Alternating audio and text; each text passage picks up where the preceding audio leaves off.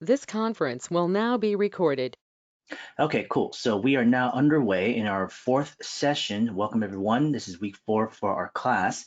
Uh, as usual, if anybody has any comments, concerns, issues, things that you guys need to let me know about, please tell me as soon as you can so we can kind of discuss that and just, move forward. For now, hopefully everyone had a good week on being able to explore their current work. Some of the things I'm sure were a little bit frustrating in terms of trying to capture a certain level of visual acuity. And of course, some parts can be interesting and fun for things like the insect and bugs type stuff. Today, we will be focusing on a singular subject primarily, and that'll be our main topic and lecture for our current session. It's going to deal with one single theme, and I'll introduce it in just a moment. Before we do so, let's just kind of quickly talk a bit about some of the news or any kind of updates and stuff that we discussed before we move forward. As per usual, talking about just current weeks and stuff like that. 24th today, obviously this week is Thanksgiving, so hopefully you guys have a good holiday. We are in session at the moment. Next week on the 1st, we'll also have a session. We'll be good to go. No breaks or adjustments needed at this point in time just yet. Once we get closer and closer to the 8th, though, which is on the December the 8th, I wanted to inform you guys about, a slight change within time scheduling because I will be flying out to DC, Washington, DC on that date in the morning to the afternoon. It shouldn't affect our time. Well, it might affect our time a little bit, but we'll have to take a look at that because when I get in, it'll be in the afternoon, but our class is at 5, so it'll start at 8 in DC. So that's 9, 10, 11. So, and from like 11 maybe to midnight is when I'll probably end, which should be fine actually. I don't think I have to change that. Maybe I'll just like order food beforehand and just stay at the hotel. But I'm hoping the internet connection holds steady. We'll test it out beforehand. We'll probably do like a earlier kind of like invite to the class, maybe like a half an hour beforehand, just making sure things are running smoothly. Maybe like 10 minutes before, if anything else. Making sure all my computer stuff is working, all the tech and the hardware is working smoothly. So that way, if there's any sort of like glitch or technical problems, that kind of stuff, I can try to find the time to remedy it if possible. And if some other, thing that we have to resort to needs to be done, we'll try to solve that. Regardless of it, on the 1st of next week, I'll discuss that a little bit in terms of like, just to remind you guys that it's going to be happening. So I might need a period of adjustment for a little bit as I then fly over to the East Coast. So the reason why it's starting later for me is because, of course, the time difference. Where I'm in LA, so it's about a 3-hour difference between that. So anybody who is in the current situation at time in international, I don't believe I'll be switching the times earlier or later. I wouldn't want to go later. I thought about going slightly earlier, but because of when I arrive, I think we should be good in terms of staying with where we are. Okay, cool. So that's this. That's the following weekend. But after that, we'll be clear again up until about Christmas week. So on the 22nd, we should be well. Again, I think we're taking that week off. So for Christmas week, and then we'll come back on the 29th and finish off on the 5th. Okay, so we should be good. All right, cool. So again, if anybody has any concerns about schedule, any issues about that, please let me know if you can. I would try to accommodate as best I can, but of course, with these kind of holiday season, jumbling and scheduling things around, it gets a bit complex. But that's just the way it works within certain sessions like this. Okay, cool. So we have our homeworks here, and you guys are welcome to submit things as you go along through the day. Let's talk a bit about what's happening in our current week's session. And also, by the way, real quickly, if anybody is going to be in the Selcat area or is local to it and plan to go to Comic-Con this weekend, I will be there. So I plan to be there on Friday, the 26th is when it starts, which goes into the weekend. So Friday is when I have an actual talk, like an hour, like 4 to 5. And if you are in the local area of San Diego to maybe even like Irvine, Orange County, even LA, if you do happen to be in that area, if you go to the show, you can always kind of hit me up directly through Discord. Just message me on there. So if you want to talk or chat real fast, I have a couple of students wanting to do that already. So there's like 2 or 3 students that are actually traveling to Comic Con this year, and they're planning to actually, wanted to just meet up and just speak for a little bit. Saturday I'll be there all day, just walking around. So that could also be a moment for me to like, meet a couple people here and there. I won't have a table. I won't have a booth this year. I don't plan to do that kind of stuff until maybe next year. But like I said, if anybody is going to do that, just let me know. Other than that show, there's another one coming up, which is the LA Comic Con, which is in December, which is the 4th and the 5th weekend of December, and that's LA Comic Con. That's I'm probably going to attend just to go as well too. So those are situations of like big groups and events and meetups that I think people can take advantage of, which I hope some of you guys will start to do in the future. I've noticed that again, like I said, this is a nice kind of like entryway into really clearing out just how logistically things will start to work going into next year. And I do expect also, predict if anything else, to see a lot more happening. And you should, be on top of that a little bit to be involved in those areas, especially within our industry and also as a student or someone who's just trying to get involved in the art community is really the best way to kind of, get started with understanding and knowing what's out there and how people do things. Okay, so let's talk a bit about today's topics. Let's write a couple notes down.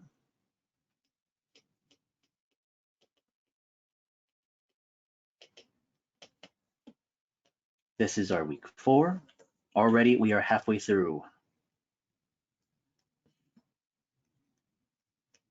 I do want to briefly mention, which if I haven't already, sometimes I forget if I had or not, or if I haven't gotten too deeply into it, which is about the current period of this week going into next week, and just being a bit mindful about your guys' scheduling, your focus, and just, physically, mentally where you are in terms of getting involved in this. Up to this point, we have now been pretty much almost a month into drawing, okay, week to week for the class, meeting up every week. Today's topic, by the way, also we're going to be doing classic firearms. So guns and stuff like that may be interesting for some of you, others may not be at all. But either way, don't consider them as actual, literal things that we're trying to look at them as, more of a sense of interpretation of form. So again, we weren't really drawing bugs and animal stuff like this. We're trying to find a way to look through that thing and try to find the constructions of elements and shapes and forms within them. Same thing over here. Even if you have no interest or ideas of how things work within the firearm, historical elements or functional things, doesn't really matter. They aren't guns anymore. They're just shapes. So if we can find a way to hone our eyes to control the proportions and the shape language of the many things that we'll look at, it'll continue to really open up your ability to observe many things and have the comfort to be able to actually absorb them and understand how to draw them. But do be careful a little bit this week because of the fact that we are hitting that period where I do find that many students begin to lose their focus and they begin to lose their energy. And after a week into this, again, I may have discussed this within certain details. And if I'm repeating myself, please just stop me.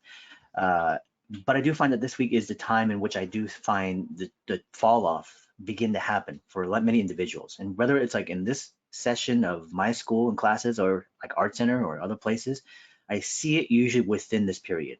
It's not only because it's near to the halfway point, but it's just this particular week because it's a month in. And a month in of weekly drawing, hours upon hours, per week as you go, the endurance is hard to maintain. And if you're not getting things like proper rest or sleep, or you're busy balancing daily life as well too, work and part-time job, full-time jobs, family, they all start to grind and mount up on you. And it becomes difficult to hold up. So I can understand how people can feel a certain way. And I don't necessarily, of course, I'm not judging anyone in terms of like not being able to do certain work or can do work. It's more of a sense of being conscious and aware of what the current situation is, because it's all about training for the long-term gain, about being able to then also accommodate and adjust to those situations and more into the future. So right now, having these kind of experiences is a good thing, because as you experience it, we can talk about it. It gives you a better understanding about what it is you're doing and not doing. So right now, some of you are coming in here thinking that, oh, well, showing that I only got to do like 1 or 2 pages. I didn't get the homework done.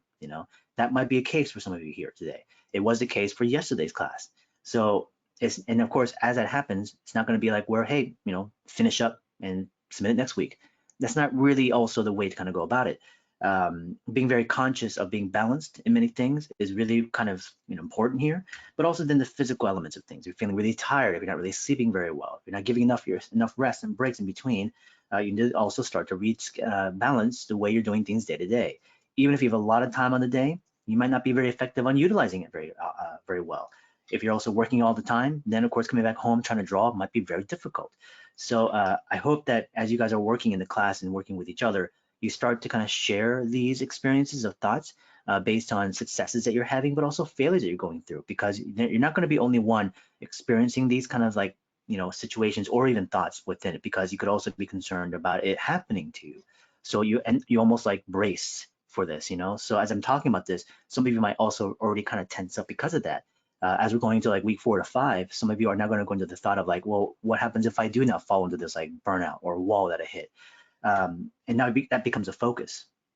So this is not necessarily a warning. This is more of a situation to say, be aware, to just talk about things. And the more you can, the more things can be cleared up, and it makes it feel more comfortable knowing that this is a very normal thing in this situation where some of you may be going through it. And some of you may have already gone through it, up to this point. In any case, so by next week or week 5, as we come back together again, it'll hopefully cover that hurdle. And if you guys are able to overcome and continue with that nice mileage in the work, and I think a lot of it is also the energy of the class, as you guys continue to share online on Discord and keep up the work and work in progress, and obviously maintain participation of commenting on other people's stuff and whatnot. That keeps the activity, the energy high. Thankfully, we have 2 classes here working together as well too, so you can kind of see what Tuesday's class is doing, and they can see what you guys are doing. So it kind of feeds into each other, so that Discord is always active to some degree, whether the general comments and sharing of thoughts and also things like references and information. I think it's all very important to see that there's not like a dead, kind of environment here. So, okay. So classic firearms will be our focus of today. I'm going to be focusing on around the 18th century within, the period of firearms and weaponry. Of course, you can be looking at, even prior to that, 14th, 15th, 16th century. And yes, you could be looking at also modern day weapons to a certain level as well too, but I wouldn't want you to start modern day weapons now. When it comes to machinery, even like weapons to things like vehicles, airplanes, cars, tanks, I normally start with the classical themes. And the reason why is because the classical ones are far more easier to visually break down than the more modern day element ones, because the modern day ones have a lot more complexity in terms of not only the parts and the functions and the roles of what they fill, but just the level of intricacy in terms of the design and also how things are made.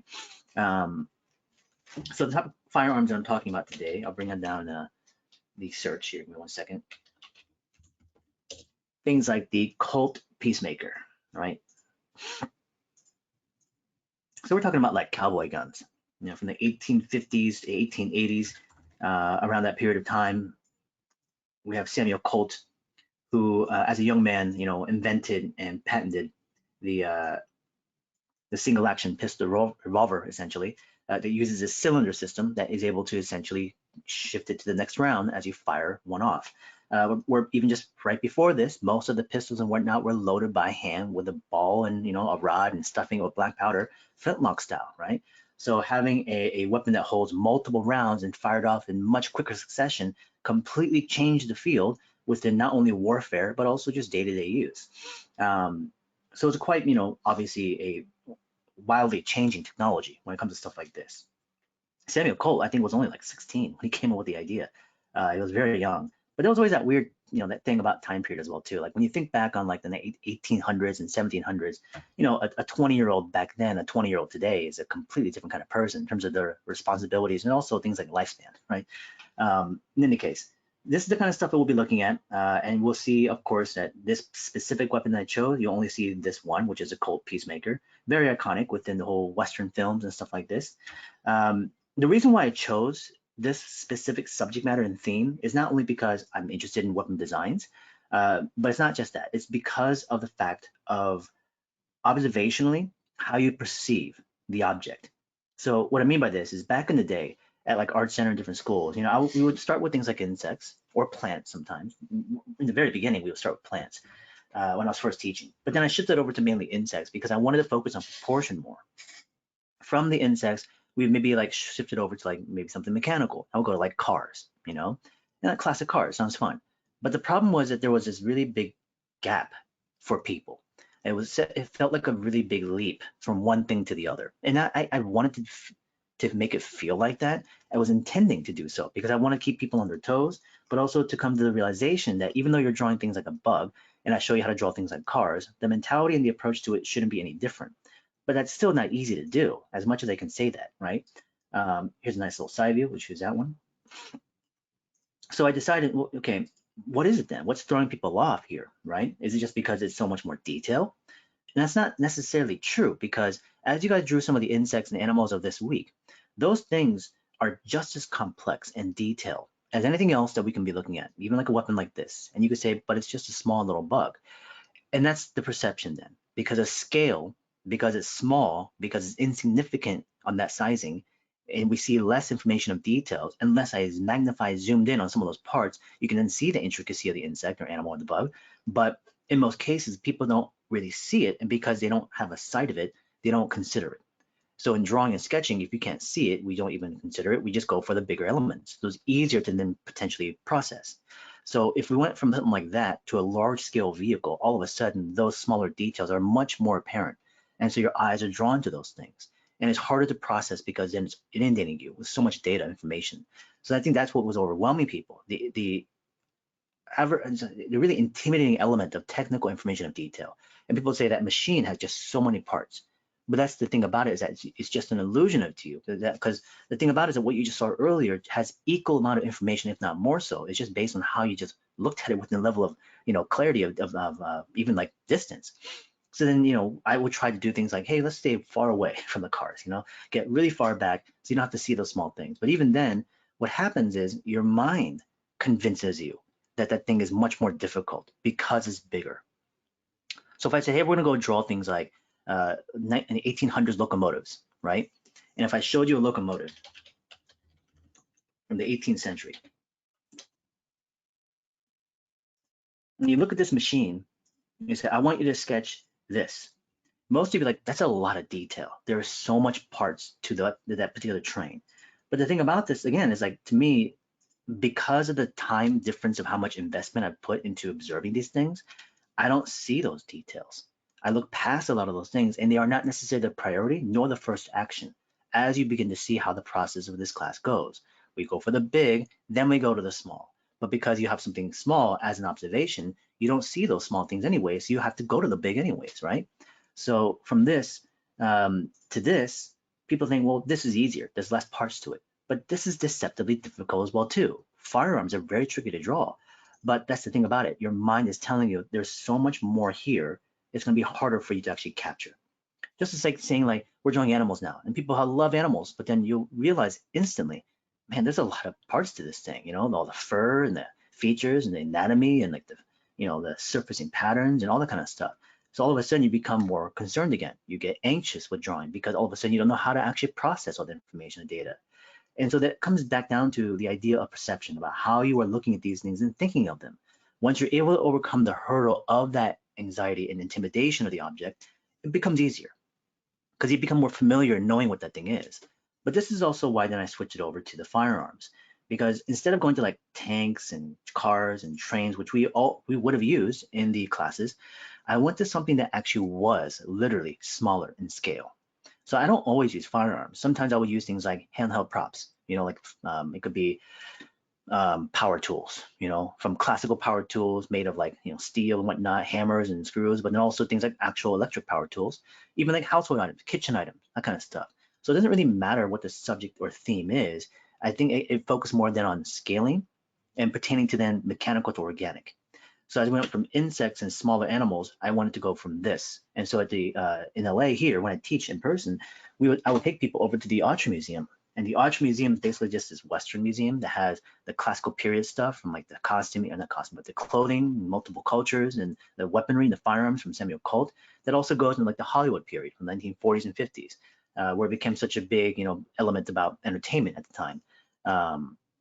So having a location like that was very handy because we can actually see these items in person. And because it's smaller in sizing, we are still practicing on mechanical elements, but it wasn't as intimidating, but it's still tricky, so it kind of like eased people a little bit into it. And then from this, we'll switch it over to like bone structure to animals. Then we go into then larger scale machinery, because as you get introduced to bones and animals, which are much more complex, but they're also organic, which mentally you're more interested in seeing because animals people like, the vehicles also felt a little bit less scary because you drew something very complex. So this is the reason why we're focusing on this right now. And the question is, when I taught online, why do you have to use weapon as a small scale anyways? Because we're drawing stuff from photographs. So a car to a train to this doesn't matter anymore because we're not in front of it. But this is why, again, it goes back to what I said earlier, which is about the perception of it. And your mind convinces you that it's actually trickier because in your mind, that the thing is larger, so you then start to get intimidated by the sense that, hey, because this thing is so much more intricate, it's going to be harder to draw within it. So even online, I've had to actually even consider that part, how people perceive things based on a subject and a theme. So it's kind of interesting in terms of like that part as an educator, seeing how people respond to things. Now, we are going to be drawing firearms today. We'll be focusing on this kind of revolver, 6-shooter at first. As you notice, I'm going to capture a few images. We have our side view, slight 3/4 view. We can also find other angles of view that are a bit more, let's say, forward turn to the camera. Things like a shot like this here. And there are many assortments of finishes and this things like materials. You'll have like wood for the handle or pearl. You might have things like ivory and horn. You get different kind of finishes of the metal, from like darker kind of like patinas to the bluing of the metal to chroming effects. So there's a lot of difference of like surface attentions that we can also now put also some time into. So being able to actually render surfaces can be a lot of fun. Even things like this that are closer in shots for callouts can be also great. And this is just a replica, but it's still great to see the use of the forms and the shapes and how we can then attend to things like these textures and scratches and marks. This is a nice little piece right there for focusing of a render. The rendering aspect of it is not the main priority though this week. So keep that in mind. When I do tend to touch upon rendering to a slight degree, that doesn't mean that everyone here has to. It's just a part of just showing a demo to give the example for those of you that do plan to go that route. But the majority of you will most likely focus on the idea of being able to just proportion this thing properly, because this thing is damn hard. We have a couple shots here though, which are great for including the hand. So not only are we going to focus on the idea of proportion, 3/4 views, detail shots for render, but also in hand shots. So stuff like this would be great. Let me grab a couple shots here. So this hand right here. This one's a good one as well too. Well, it's not blurry. Let's see if we find a better image. That's not too bad. It's a bit blurry still because it's out of focus, but I think I still use it. Somebody painted it. Let's see what else we can find for images with people with the firearm in hand.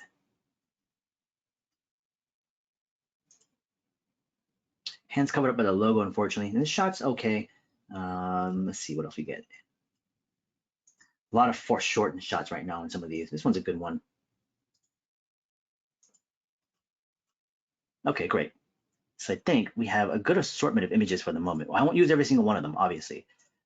This one we'll get rid of because the resolution is poor. This one I can still relatively see some of the information, even though it's out of focus. That one's a good shot. This one's good. This one's good. That one's good. Okay, cool. Logan is saying, whenever you try drawing guns, I fumbled up with just being consistent with the geometric intricacies with them, all of the chambers and crevices. Yeah, absolutely. It's a lot of components, and they're all very delicate. There is a lot of artistry that goes into these kind of weapon designs from the old time period as well too. And there's also this, very clear difference in things that are more presentation-based weapons to then combat or let's say actual, functional weapons. And we'll talk about some of the functionality of these a little bit, but let's grab some of the images. I'm going to show you and actually send you the links to some of the angles. Here's a side view if you want to follow along. Here's also the 3/4 view. Here is the close-up call-out shot. And I'll send you the 3/4 view that's more to the front. We might not use that because I think the quarter shot that we have right now would be good enough. And here's a shot with the guy in hand. Okay. Oops, I don't know if that's sent. There. Let's grab the side view first. Bring it in. Let's also grab the 3/4 view, slight front. I'm going to talk a little bit about some of the optical elements of things here when it comes to the, not just proportion, but the perspective of certain things. Now, some of you will be a little bit concerned about this in terms of being able to actually capture the perspective of some of these elements in shots because maybe you don't have enough perspective experience. So some of the jargon and some of the things I'm going to discuss today might be a little bit overwhelming to some of you. So I do apologize. I'm going to try to keep it as clear and as simple as I can, but just because it's simple doesn't mean it's going to be easy. But do also understand that this is going to be a challenging week for some of you, okay? And this week being challenging of the subject matter and theme is the reason why I was saying earlier that also this can hinder some of your rhythm and discipline and flow as you go into the current sessions in the future. So we'll try to be attentive, okay? And as I said, we can always go back a little bit and talk about a few more things and come back to it again. So don't hesitate to ask if need be. Let's grab the True Grit screenshot as well. We'll just have these two for the moment. Off to the corner. Might not use both, but we just have them there for now. This other shot we're not going to use. Okay. So classic firearms, 18th century. So if you go past before that, if you go to like Europe and stuff like this, you have the classic flintlock pistol, like the pirate kind of pistol, right? It's like a little flint rock that's attached to a little hammer, and they put some black powder inside of it and shoots a single round. Those kinds of pistols are actually also very difficult to draw. And we can go even further back before that, to like the 14th, 15th century, even like the middle of a period. There were, there's a time in which knights were also using large cannons and stuff like this on horseback sometimes as well. A lot of them were using things like the yokes, like these kind of monopods, essentially to hold them up. And they were basically just handheld cannons, I was in Austria 3 years ago. And when I was out there in Graz, Austria, I was doing a workshop out there for 2 weeks. And one of the locations I chose to go hang out and draw most of the places at was also because it was shown to me by my former student who runs the workshop. And this place was stunning. It was like, I can't remember the name of that, but it's definitely from like the 15th, 16th century. And it was an old armory in Graz, Austria. And it's still like kept the way it was. It's multiple floors, and the amount of armor sets they hold, hundreds and hundreds of pieces of armor. And they also have walls full of weaponry, from swords to spears and pikes and stuff like that, to then also firearms, large cannons, and also handheld, like more pistol-like ones. And they're extremely intricate. Tons of artistry goes into it, and they look very complex. And you think that if we go just further back, they'd be even simpler, but in actuality, they were just as complex as some of the weapons today, if not more so. It's just that a lot of the weaponry that we have now is more internalized. And so we have more casings and shells and protectants on it, where think of more machinery beforehand was more exposed, essentially, So if you look at like classic cars, a lot of the machinery and the parts were more exposed to the elements, where nowadays where everything is more kind of enclosed within protecting of body parts. So let's take a look at this side view that I'm going to start with. Now, what we're trying to do here is still marry the idea of how we approach things from last week into this week. Right now, as we moved into this classic firearm, many of you are now trying to readapt and situate yourself to get, somewhat familiar to what we're even looking at right now. And the problem is, most people separate them because to you, a gun is a gun and an animal is an animal, all right? There's no correlation between those two things. For general people, if I said, we'll draw them, if I said, let's use some of the stuff we did in last week to draw, some of you may see it, most of you may not. But that's going to be our goal right now, is that as we go to the progressively each week beyond, what we're trying to do is incorporate the lessons from before to incorporate them the week into the future. It's never singular. This is supposed to be uniform experience through each week entirely, as all these subject matters are being thrown at you. So as I throw this stuff at you, hopefully you can adapt and do the best you can. This one here, the first thing is, if I said sketch and draw it, many people, as they would sketch a weapon or any kind of object as a side view, would go to the contour and silhouette of the thing. They would draw a gun and draw the handle. But obviously, we want to control proportion first. So proportion is key, which is why we are sticking with the side view.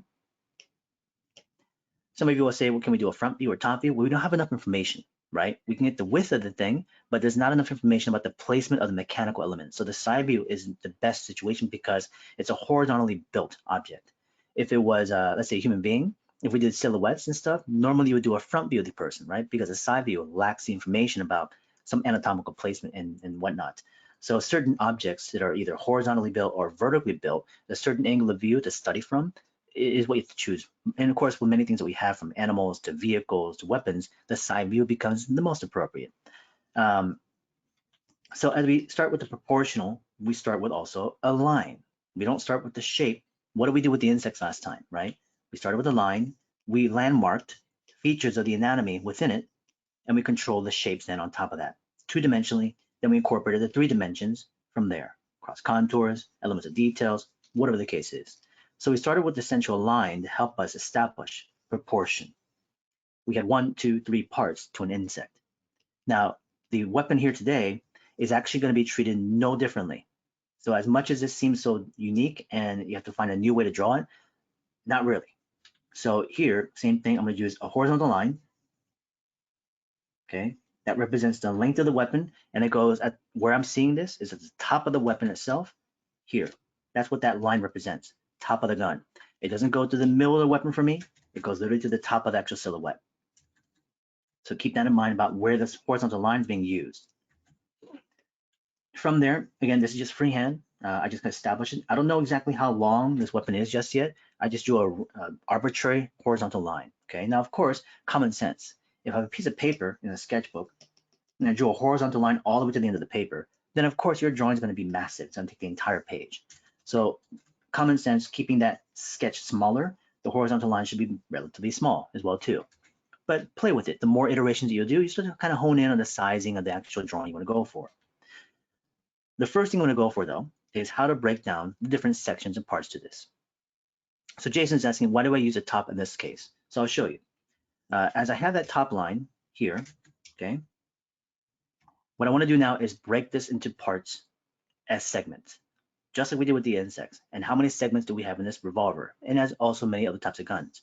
1, 2, 3 parts. We are segmented by the actual sections of the frame, to the grip, to the end of the barrel.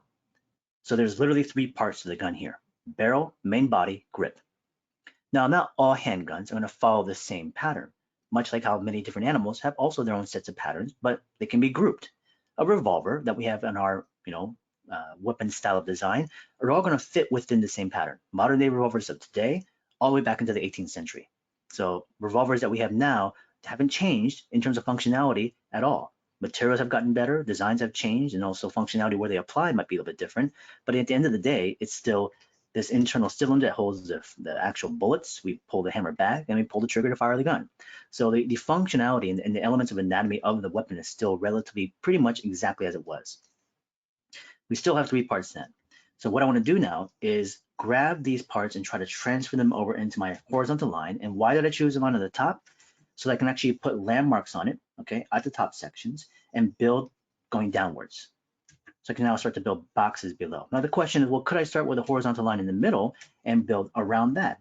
You could, absolutely. So why am I choosing this? Preference. That's all it comes down to. It's because I've drawn it in this way and it's more favorable. It doesn't mean it's the best way. It's just what I've been used to after drawing these kind of things for years. And so if you say, well, can I try drawing some other center line somewhere else? Please do. Experiment as much as you can based on shape, where you start, what kind of lines you use, how many lines you go for. If you don't, then you won't really ever know, right? So here I'm placing in now markers. The marker from here, I'm gonna get rid of that little mark right there. Here to about here. Now this end of the line, I decided not to extend all the way out to 3. I'm going to use addition to extend it. So this will be 2. So how do I know how wide this thing is? I don't. It's arbitrary, because this will now set the scale of the entire drawing, right? Let me show you another horizontal line again. Same length of line. This time, I'm going to make the 2 section this short. That means the actual weapon itself will be smaller of a drawing compared to the one above, because the width of this, arbitrarily, I just made longer because of my own decision. So now this is a scale adjustment thing. So I don't truly know still if the proportion of that and everything else will be accurate just yet until I continue to observe. So how am I going to control the proportions of this as best I can? Well, I could just eye it, which means that right now from this 2 section, which is here, this length, and then eyeing the length of the barrel. So you can see, I think the barrel is about this long. I could just say that by just looking at it, right? Well, we could do this, but let's try to use some other methods as well, which is comparisons, right? Comparisons of sections, much like we would do in the human figure. So what do we do with human figure drawings when we're on, inside of a workshop or a class and we have the model in front of us and we're drawing on newsprint with big charcoal and graphite, whatever the case is, and we don't have tools, we don't have like actual tools to go up and measure the thing, we have to eye it.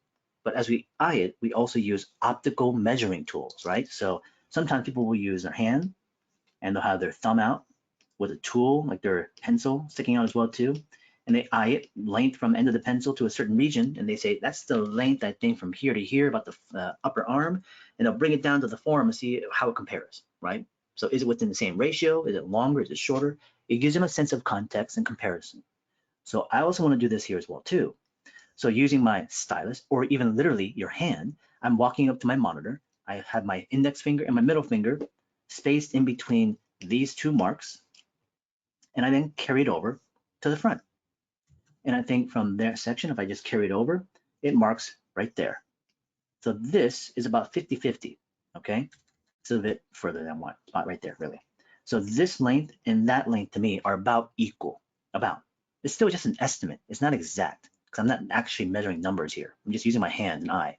So if I know that to be the marker, okay, using just this midsection to count forward by eye and hand, using the actual drawing, I'm taking my hands again, index finger and middle finger, and placing them on this dot and that dot, and then transferring that over to the front, shifting it one over, and if I mark it, it's about here, okay?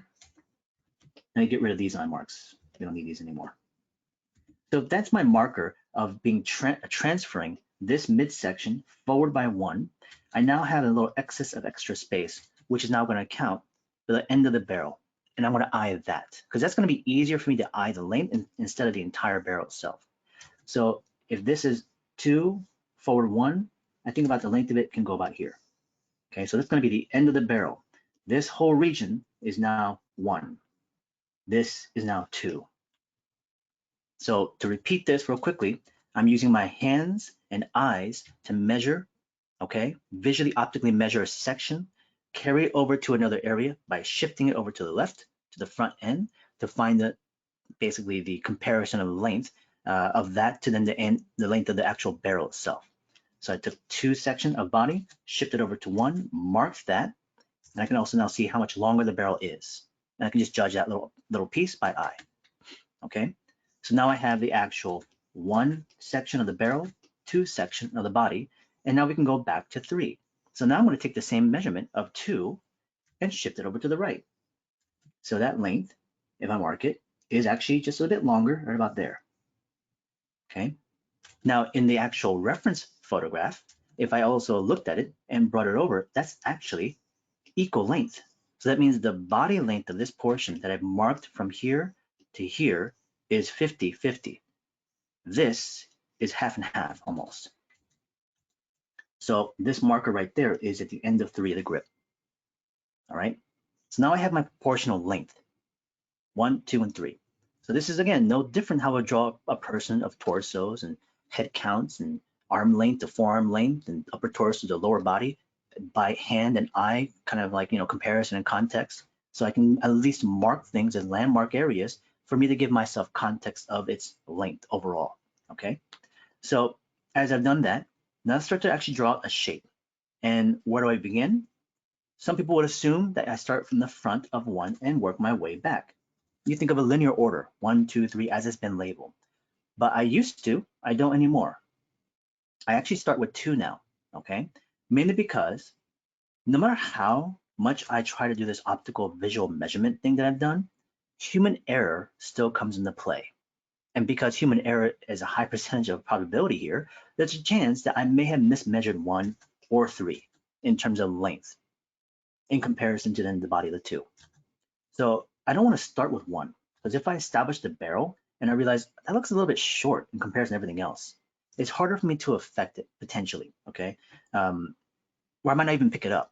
I might not even realize it. So I like to start with the core element. Basically, like whenever I draw people, humans, I start with the torso. And then I begin with the arms and the head and the lower limbs, that kind of stuff. So why do I start with the torso? Because I can proportion things easier with that in place. A lot of times when I drew the figure as a younger person and as an artist at school, I would begin with the head and work my way down. But I would misproportion things all the time because I would either make the head way too small and then everything else would be really big, I would really misproportion legs. I would make them way too long. But it's because I couldn't really see comparisons of things as work my way linearly. So I had to start with a core and work my way out from there. That made more sense. As I'm saying, this is how I'm doing things. I am not saying that you can't start with 1 and work your way back. So the order in which you work on, I don't care. You could literally start with the grip for all I care, okay? So it's more of a finding of what makes sense to you, on being able to actually compare proportion from one piece to another one, right? So with number 2, I'm going to begin with a box. Now this is just by eye now. I'm just kind of creating a square box, okay? Placing that in there. And this represents this section to that section. I'm looking for a box that encompasses this whole area, all right? So as I looked at it, visualizing it. And by the way, I'm drawing these photographs to show you what I'm seeing. I wouldn't literally do this. I wouldn't take a photograph and draw on top of it to find out where things are. Could you though? For someone who, let's say, is training for the very first time, my recommendation is first to draw from observation without these kind of guidelines, okay? And to see how well you can get close to it. And then afterwards, go on top of the image and photograph and maybe do a bit of draw over like I'm doing now to see how close you were able to match up to it. This gives another comparison. Then you would readjust. Oh, that part actually was more of a square, not a rectangle. That part was more of this angle here, not that part. So it gives you then context again, right? So I wouldn't start this way, but I'm only doing this for the demo purposes to show you guys what I'm seeing, all right? Okay, so from here, what I'm gonna do is start to add some internal components. Let's break down the actual internal cylinder. So from this part, and a lot of this now, again, like I said, is now observation. By looking at the object, I now need to basically estimate by eye where things are situated and how much volume or shape is taking place here. And this is why, of course, that first couple times you draw these things, you will fail because you will misjudge things like the type of shape you want to go for, the placement of them, the size of things. This is just like drawing a human being. The first time you draw a person, do you think you can draw them perfectly? Of course not. It takes a lot of effort to get honed in on balance of piece to sections and overall proportions and ratios, yeah? So here, as we have this section of the gun, this cylinder, this internal box, I'm gonna use lines now to also bridge over and find alignments. So here at the bottom of the cylinder, I'm gonna take this and bring it across to the other side. Now I did this because if you look at the actual weapon itself and I brought a horizontal line across the other end, you'll see that the top of the grip aligns with the bottom of the cylinder. So being able to see that, I align it. The grip will start back here. Here's another little section of metal. Notice I'm not drawing a round piece. I'm drawing an angular box piece.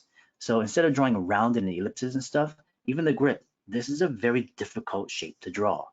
Very hard to draw it consistently and by hand-eye coordination. So what I'm going to do is cut the shape out using angular lines, cutting the shape out. Now this could be longer, it could be shorter. I'll just keep it open for a moment.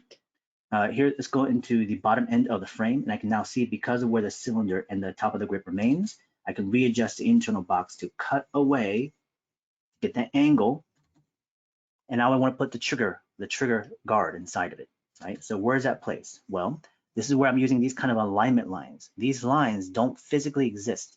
I am drawing them in there literally to get myself, again, like I said, comparison of one section to another one. So here, if I have the trigger guard, and if I drew a vertical line up, I can see that it aligns with the middle of that cylinder.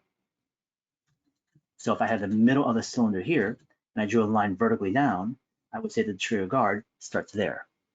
So I'm finding landmarks. So I will now draw a box that encompasses the actual trigger guard itself.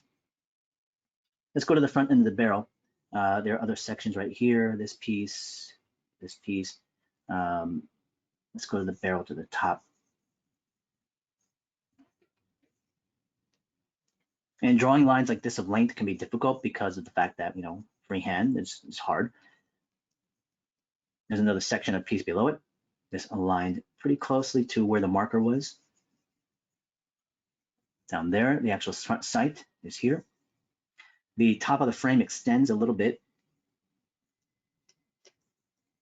The hammer is set back. As a general silhouette, we're getting closer now, okay? What I'm gonna do is also draw a vertical line from the number 3 section to align with the back end of the grip. And I can also use the tip of the barrel to draw a diagonal line to connect to the grip itself here. And what this will do is create a triangular shape silhouette. And that shape silhouette I can now compare, saying, okay, well, how much space and distance do I have from here and here? I think with the one that I have right now, it's too close. So what I need to do, adjust it. Let's lengthen the actual grip a bit longer. From here, we can reconnect, and this will give me a bit more space now. So the grip was a bit lower, and the barrel actually feels a bit short. So I'm actually even going to extend that a little bit. So now I can push this out further. So because I can see the overall silhouette now, I can make these minor adjustments on proportion. Now the thing about this is that this is our first study. If you're already concerned about but the lines are messy and I'm getting really sketchy, it's like this is all really rough. This is your first sketch. This is supposed to happen. You should be redrawing things. You should be readjusting stuff. You got to be adding things away. You got to cut stuff away from it too. Addition, subtraction, right? In week 2. On a 2D shape, we can easily do this. So as we cut apart, add things, and get closer to the proportions of stuff, by being able to visually see things like negative space of area, to things like primitive shapes and angular lines, not trying to draw literally what we're looking at, but interpreting it in a way, we can now get close to what we can build as a process, and now hold it there to stop. You should stop right here. After you've done a first sketch, let's say a study of, let's say this kind of weapon or a different one of a revolver, it doesn't really matter. Side view, first step study, marker to pen, build shapes, fix things best you can, stop. Stop right there and do it again. Repeat the process. As you repeat the process, you try to match up to the corrections that you've made, right? Now, as you then fix those corrections in the secondary drawing, you can also pay more attention to the line. You can also then incorporate more curvature, maybe more detail, but that could also happen in the third sketch. As you repeat more sketches, you will also begin to create a better overall initial lay-in, and so that the details that sit on top of that won't compete with the underlying messiness that you will consider as the sketchy part of the underlying construction. But if you're fighting that through a singular sketch and get all that stuff layered on, it's going to look quite rough. Now, in this situation for the demo, because of time's sakes, what we're going to be doing is just copying and pasting this, okay? And we'll just say that this was our first study, all right? The initial study. Let's actually get rid of some of the references. We'll put those on a different layer. Let's get rid of this one, this one, and this one. So this was 1, your first study.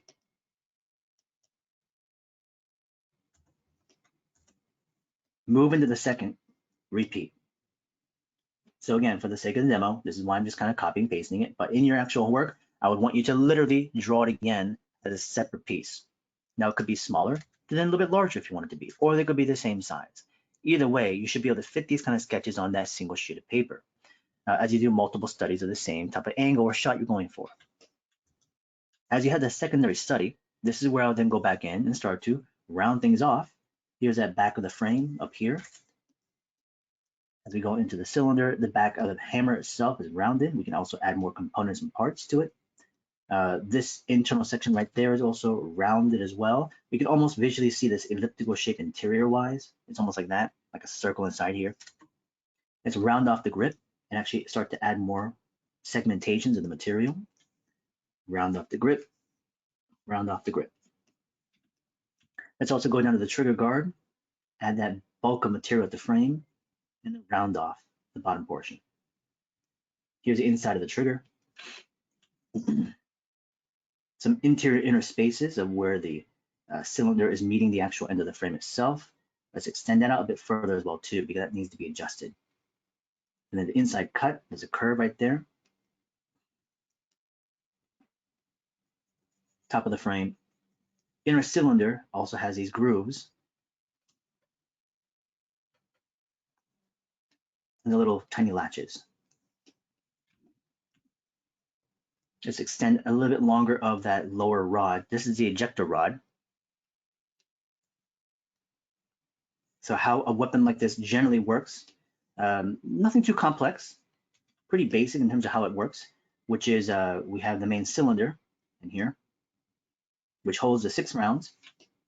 We obviously have the barrel. This lower portion is the ejector rod. Obviously we have the hammer. Trigger to grip. Now the grip itself is actually the more difficult aspect of the weapon, especially within proportion and the movement of that line. How it works in 3/4 view and also just in general construction wise, the inner portion of the frame is all metal. So you can kind of almost imagine it as a piece of a metal frame, okay? And it's sandwiched by 2 pieces of material outside. And that could be things like wood. It could be, like I said, abalone pearl. It could be, other types. And today we can use things like resins and plastics and whatnot. And that would be sandwiched on top of that. But this also makes it a very difficult shape to draw because of the flatness of the front end, which is a plane, the curvature and roundness of the outer grip, and the bottom of the weapon itself is literally a round ellipse with the metal frame right in the middle of it. So this is why it's so complex. It has a slight flare on the outside of it. And we also have a plane change here where it cuts diagonally. So like I said, difficult shape and form to draw. As the weapon is loaded, now how you would actually reload and basically take out the shells is on the other side of the weapon on this gun, you'll actually have a little latch, and that little latch is shaped like this, where you have the back end of the cylinder here. This is the top of the gun. The hammer comes out like this, and there's a little latch system that comes out, and this is where the actual cylinder is with the grooves, and this thing pops open. And so as that pops open, you have access to the actual chambers. And so you can actually eject then the empty round by pulling on this tab. There's a little spring loaded into it. And so you can pull out an eject round and put a new fresh one in, turn the cylinder around to the next chamber, eject that round and reload that one too. So it's not like in the classic movies where you have a guy like, opening up the entire cylinder, emptying the rounds and loading every single one of them and spinning it, turning it in, right? That's a kind of movie styling and stuff. But these kind of classic weapons at that time were usually reloaded in this manner. So here, as we have now side view, first study, second, potential study, which is then refine, adding a bit more detail, rounding some areas off. You can definitely push things like line weight, in some areas, and also just general, let's say, functionality or research and information about the weapon you might find out about can also be implemented in terms of even like me speaking about what this weapon does and how it works, right? Here, just a bit of line weight around some of the areas. But no render, please. The rendering should be kept into isolation of callouts, which I'll talk about later on. But the majority of you should not be touching rendering at all for the first few pages. It should only be based on studies of form and shape. But most of you will be a bit zealous to trying to get to the next thing. And even with the insects this week, I predict that many of you or some of you jumped the gun and probably did more rendering than was even allowed to, right? And it's because we want the things to look good. We want to impress on some of the drawings, and we want it to obviously present well. But keep that focus as to what we're trying to accomplish each week within the growing and also the understanding of the methods and a strong process implemented to your day-to-day. So side view study, simple shapes, convert it into a bit more control of details and refinements of line. There is no cross contour here. This is a flattened view. All right, so even though you might see like curvature on the ends of the barrel or inside the revolver because of the slight turn or because of how the camera lens is capturing it, despite that, flatten it out into a two-dimensional image of boxes and just shapes. All right, side view, flat view. Hopefully everybody understands so far what we're trying to do. Pretty basic, and most of you will actually stay here. A lot of you guys will be doing a lot of side views of multiple variations of weapons, so that way you can get really accustomed to the process of building them in good proportions. Now, of course, yes, you might want to also then move into a couple of shots where you practice on 3/4 views. This is where things get a bit tricky, but try to follow along as best you can, and I'll try to explain this in multiple iterations if we need to. Perspective does become an aspect here, okay? And it's something that we have to consider, and it's something we'll kind of lightly touch upon. Now, this is not going to be like extreme perspective. The first action of what you have to be conscious to is before you even draw, the image you select. The reference image you select of the weapon or any subject in the feature, choosing an angle of view that can be, you can make it more difficult for yourself because of the perspective and because of the camera. So as you go from side view, and we say, well, we want to see now a bit more volume of dimension of form. Well, obviously you want to turn the thing within an angle of view that you can actually see those planes, right? So as you now turn the weapon more to the front towards the camera, we now see the front end of the barrel, the actual front plane of the cylinder, and the movement of the actual grip itself as well. But this is not a very severe turn. It's enough to see a 3/4 view of it, but it's not turned so front into the camera itself. So then the perspective is also not very strong. But there's a couple other things that are going on here. This has to be shown more in a way we can kind of see it visually. Just seeing the one photograph like this is not going to work. So let me just grab Sketchfab.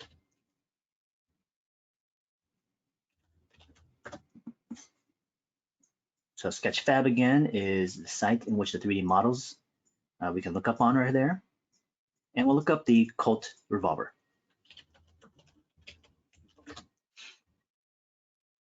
And at the bottom, usually you can find a couple variations, and some of these are like the 1851 navies. You might find some peacemakers. You might find some dragoons.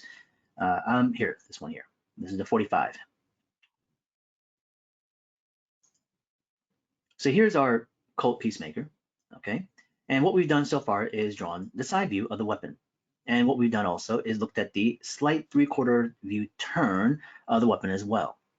Now here's the thing. I'm gonna actually grab this image right now, okay? And I'm gonna line it so the top of the line is horizontal, just like the side view, all right? But this is still in perspective, okay? Because you can see the bottom of the grip, you can see as it recedes back up an angle towards the horizon line, which is the top of the weapon.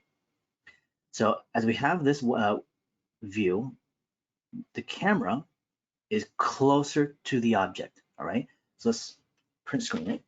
Let's grab that shot. Let's bring in the Photoshop. Let's extract this image. And this shot and the one that we have slightly above is relatively close, relatively. Now, what we're gonna be doing, the same angle, okay, same weapon. Now this time, we're gonna step away from it. Now as we step away, I'm gonna make sure the top of the line is also more horizontal. So I'm gonna just shift it upwards a little bit. So step back. So I've only just stepped away from the weapon. I haven't rotated it more or less. I had a slight tilting just to make sure the top of the line is also horizontal. Let's print screen this one.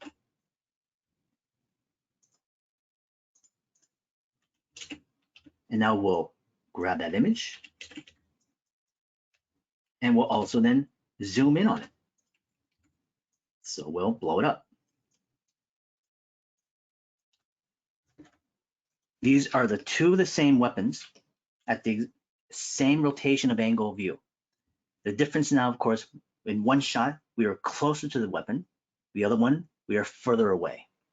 To be able to see the weapon that's further away, I grab the image and I blew it up. The effect of this, let me explain real quickly, okay, in terms of what's going on. First, we can even just look at the perspective of this thing. Top of the line, okay, horizontal. Top of the line, horizontal. Relatively flat, if not completely flat, as well as a shot to the right. So this top line, I want to establish reason because of how I started it here. This will help me establish the anchor points to measure proportion. Anchor points to measure the proportion of the weapon. 1, 2, 3, 1, 2, 3, okay? So that's pretty clear and obvious of what we'll do. As a similarity of the side view to 3/4 view.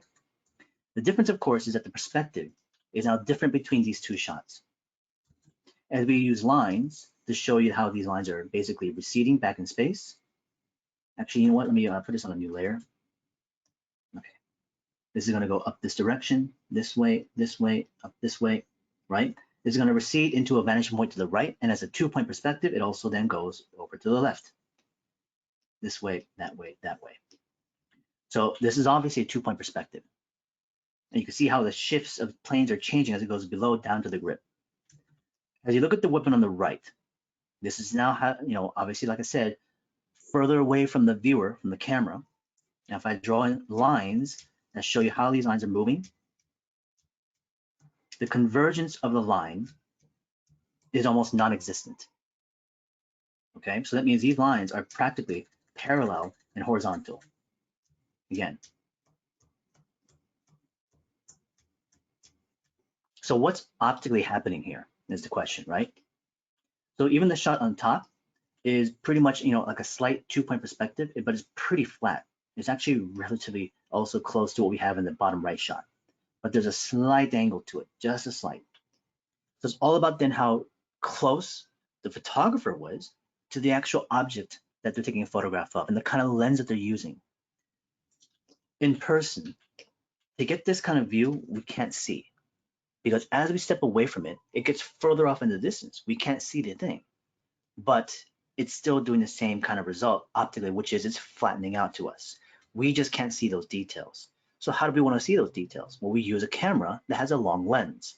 A telephoto lens, it can shoot from far and distance. And as we're able to zoom in on the actual subject matter, being farther away and take a photograph of it, we can clearly see the image in frame, but the perspective will be flattened. This is a flat 3/4. Okay. Now, again, optically, what's actually going on? If I was to show you in this way using actual perspective grids, here's a horizon line, okay? Here's a vanishing point, vanishing point. Here's, let's say, a corner of a box. And this line, obviously, is going to converge to the top. converge this way, and we can create a box in perspective, right? So it's 2-point perspective. Now, the one to the right, with the horizon in place, we can put the box, all right? It could be, again, right in the middle of the horizon line. The box that you're essentially seeing is this. Going back to the one to the left, let me just actually replicate a box that's similar to the one we have on the right. Put it right in the middle. So here's now a perspective.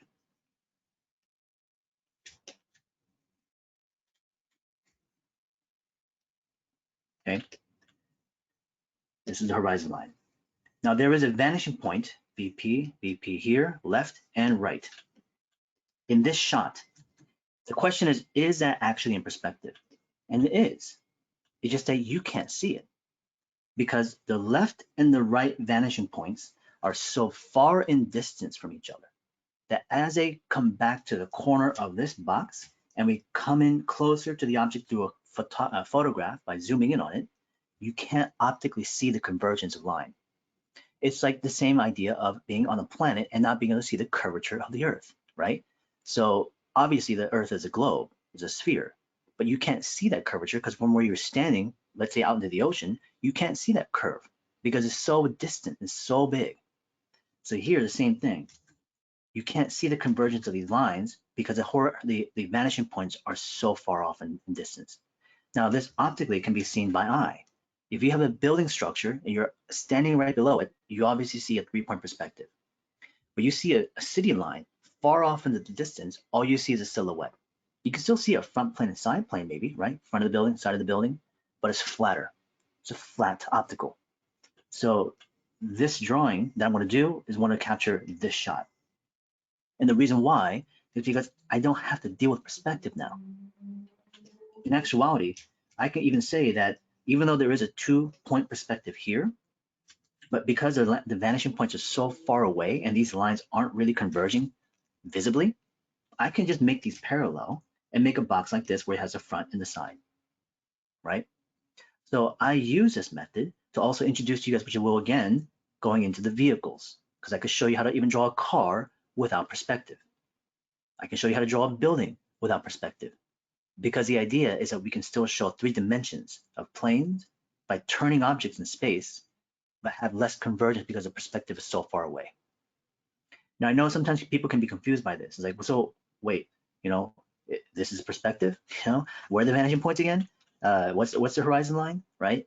And that question pops up because you're trying to logically organize the process and steps here to make it fit to the understanding how perspective works, which is having a sense of space and depth, using vanishing points, horizon line, we have boxes in space, that kind of thing, right? But what I'm saying is we can draw objects within space that don't actually even incorporate perspective very severely. So if I use this understanding of proportion, right, and I use an angle of view like this one over here, now it's giving me the tools and also the setup of a proper reference that I can now move into a shot that obviously is in 3/4 view, but is not going to use a heavy amount of perspective. And that makes it much more handleable, balanceable, because I don't have to think about other things right now. I just have to focus on proportion, the form. That's it. So let me get rid of some of these guidelines and I'll show you what the drawing will look like then. So same thing, as this 3/4 view as a flat 3/4, these are not the kind of shots we're drawing, okay? So that means if the weapon has any sort of foreshortening, any sort of receding of tapering or convergence of line from the top of the barrel down to the grip, don't use those images, all right? Going back to the references on Google real fast first, before we go into the drawing. As we look at some of the weapons, let's take a look at some 3/4 views again. Actually, you know what? Take this one real quickly and this one real quickly. And then also a quick shot of a weapon. These kind of shots right here, don't want to use them. Okay, it's been tilted. The perspective will be going back, and I don't want to use it because it's not going to apply the same way. This shot right here, same thing. It's a 3D model. We can see the convergence of the line going down from the barrel, up from the grip. The horizon line is somewhere in the middle of the gun. Okay, because the line on the top of the barrel is going down angle. So that means the horizon line is somewhere in the middle. So this is a 2-point perspective, but your camera is closer to the object. Visually seeing these kind of small changes within angle, changes and shifts of perspective are difficult to capture, difficult to see. And it takes some time for your eye to train yourself to actually notice those things. But I'm telling you that those things exist. And now you have to do is just basically draw these kind of shots I'm showing you and train it to see those things within them. Here again, flat to the top, 3/4 view, but you see at the bottom of the grip, slight up angle. So this has a little bit of convergence as it goes upwards, a little bit. I'll show you again with this image.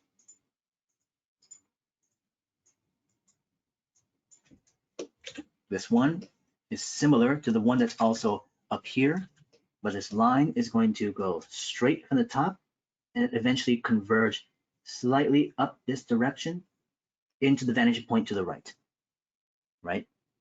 So this is slightly converging, but it's so minimal, most people won't see it. Where this shot right now, bottom of the grip, flat. Going back to those images of the people that I showed you guys real quickly, there's another case of comparison of this weapon to this weapon. And this is one, again, that confuses people. Because you look at this stuff and I say, you know, the difference of perspective here. And it's hard for people to actually see it. This is actually more foreshortened, the one at the bottom. Okay, the line is converging where the one on the top is a lot more flat. Because this is actually further away. You can still get overlaps. The object could be still turned in front of you, but you could be further away from the object and you still get a flattened view. So the front end of the barrel to here is not very large. So in the bottom over here, it's larger, but then tapered back to a smaller barrel. Here, the barrel on the front to the barrel to the back end of the cylinder is relatively the same size. So the convergence is less. This is where the idea of drawing through and seeing through the object takes a lot of training. This can be conveyed as something simple, break down to simple shapes and forms. It sounds easy enough to do, but this is the difficult thing to actually be able to perceive. And so hopefully as you see that, you're now starting to mine for it, right? We're searching for this thing. And as we go through the techniques, repeating it over and over and over again, at some point, all of a sudden it'll click and your brain will start to actually notice things first.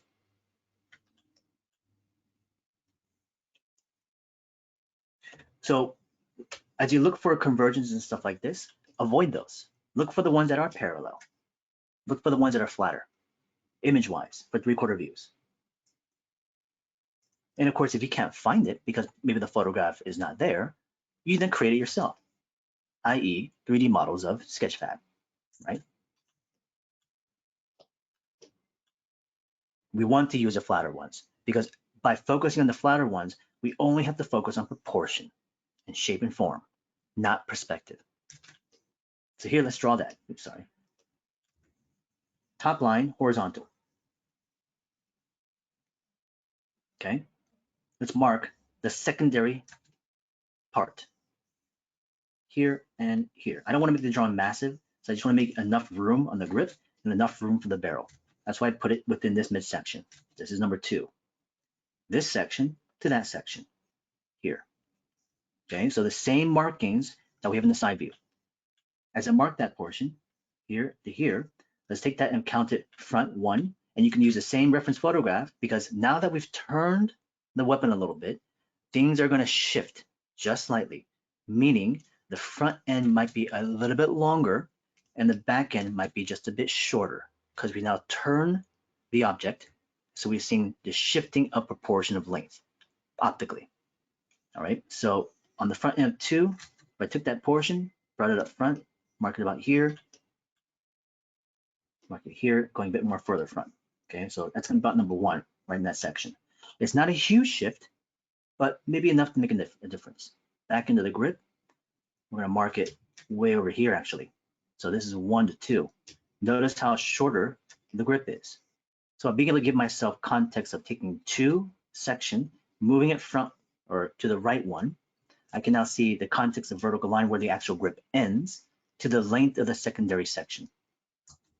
So showing here number 2 of the drawing, this length right here, I'm measuring by hand using my index finger and my middle finger. I shift it over to the right and I marked it about here.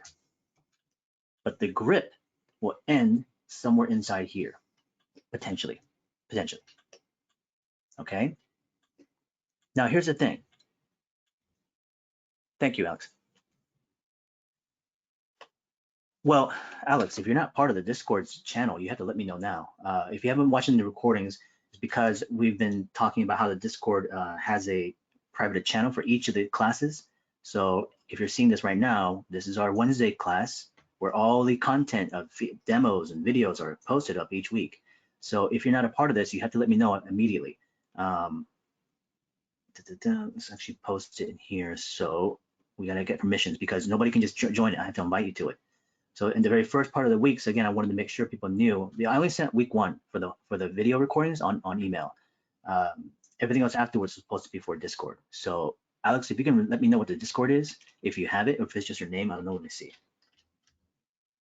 I don't see your name in there. So let me see if you're actually even part of this already. No. Okay, so if you're not a part of the Discord at all, then yeah, you have to contact me very soon here. Oh, you can see the homeworks? So you're a part of it right now? Hopefully you are.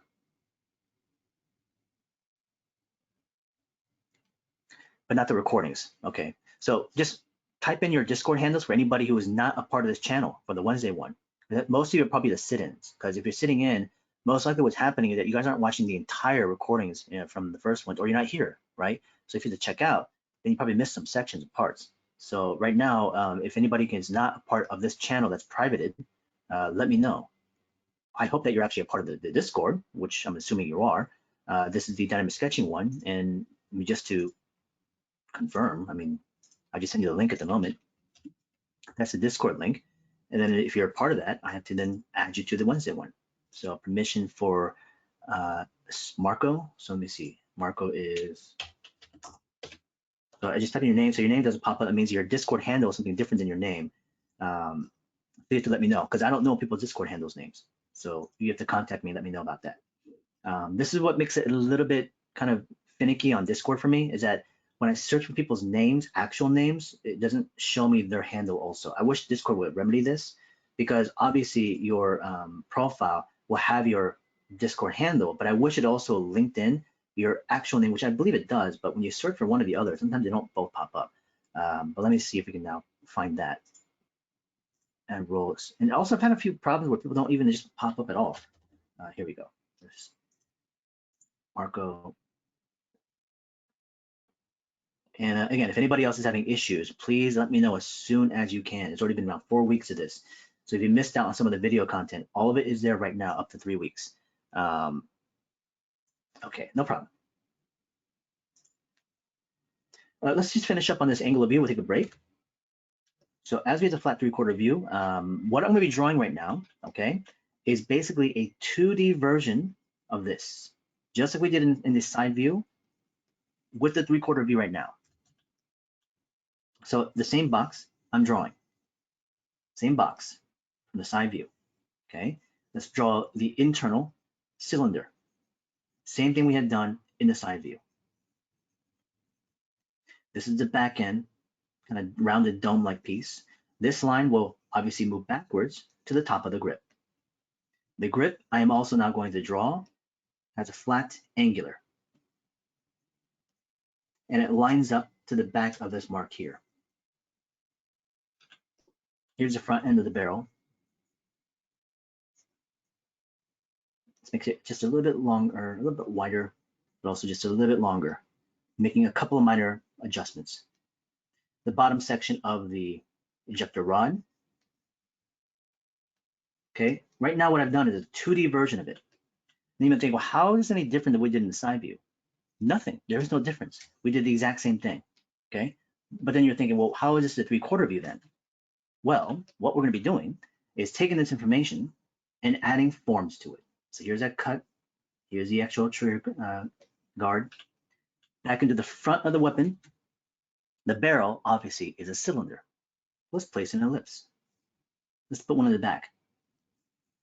We can also now add ellipses for these internal frame portions. The cylinder itself is a half cylinder. Let's add some additional components and pieces to this. Now drawing through, adding rounds, we can add cross contour now. The cross contour communicates that sense of 3 dimensions to the wire frame. The frame will also widen up. Width is now been established. Here's the top of the weapon above slightly. Round this to the back end of the cylinder, rounding off to the back end of the frame. Here is actually the hammer itself. As we go to the bottom portion of the weapon, angles down, trigger guard, widening up the actual planes. Let's round off that angle. Additional parts of the weapon. The grip, this is a center slice, add width. As we do so, cross contour to the side, let's curve off to the front end, flatten it to the bottom. Here's the front sight.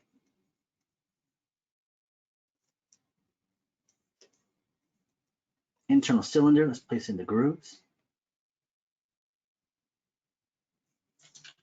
From a 2D drawing, okay, that was using the exact same placement of landmarks, but adjusting the proportion because the length of the back of the grip was a bit shorter because of the turn of the weapon.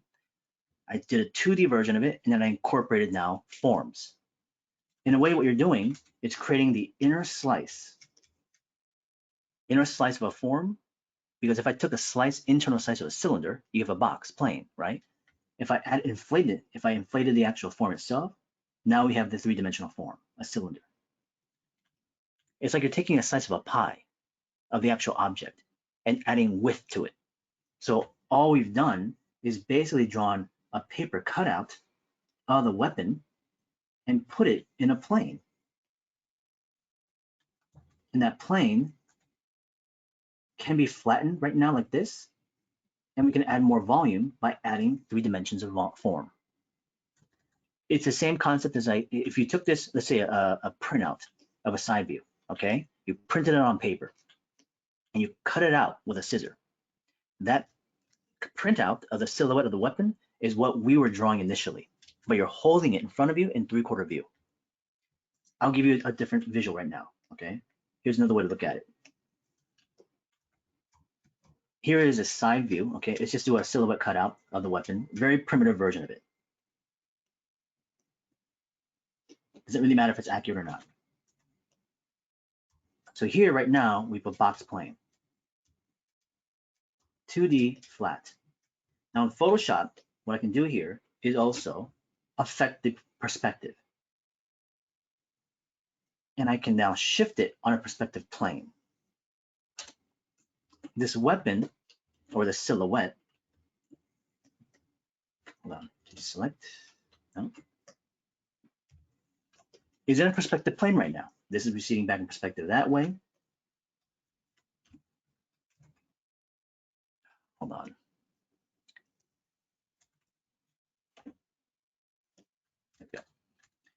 Sometimes, I don't know why, but this is not, why is it not undoing? Give me 1 second. Photoshop is giving me a bit of a problem.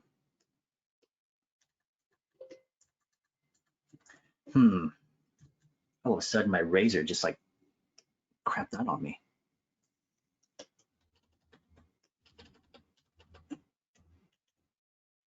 I think it's Photoshop. Hold on 1 second, you guys.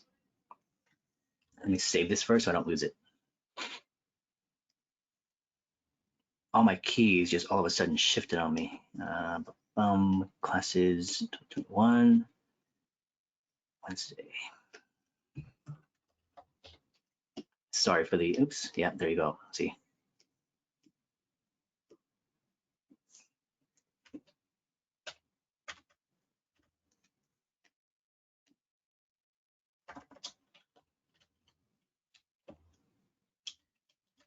Weird. I pressed something and now it's giving me all the, not numbers, but what's that? It's shifted over to the other side of the key, like a different section of the keyboard. How do I get rid of that part?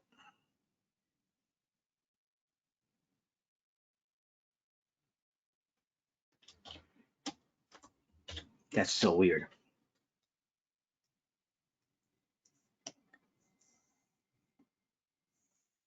Let me do it like this. Okay, that's not working either.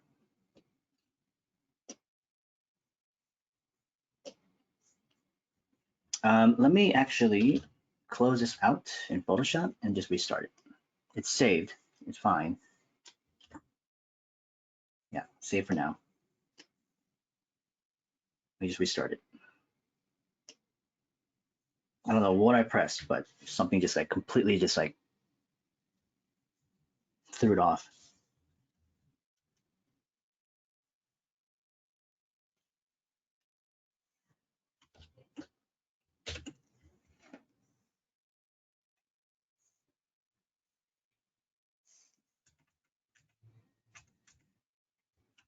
Okay, that seems to have worked. And it also then completely just reset everything. Okay, so going back to pencil, hard, opacity, flow, 100%. Yeah. Adobe has been really weird on me in Windows too, this last couple of weeks. This is fine now. Okay, cool.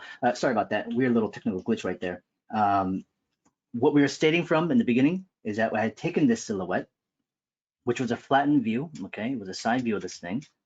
And what I did was I took it and I put a box around it. And I then used the transform tool in Photoshop. Okay, and I put it in a perspective. So I used a perspective on transform. So as I did so, we now have this, basically this, I'm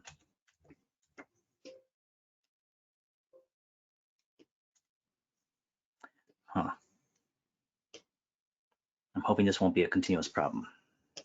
Okay, is that we have it on a perspective plane as such. Here's the actual horizon line.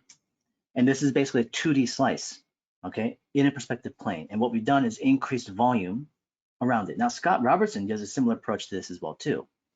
Scott Robertson will do this when it comes to vehicles. He'll actually take an inner slice of a car, like a silhouette, and put it in a perspective plane on a grid, on a ground plane. And then he'll incorporate the use of the cross contour to wrap forms around it.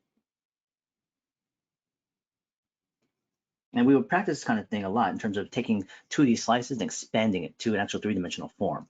So the idea is that you can actually produce a reference image for yourself that basically what it does is incorporates a visual equivalent to this. You took it, let's say you print out the silhouette of this weapon and you pasted it onto a piece of cardboard and you cut that silhouette out.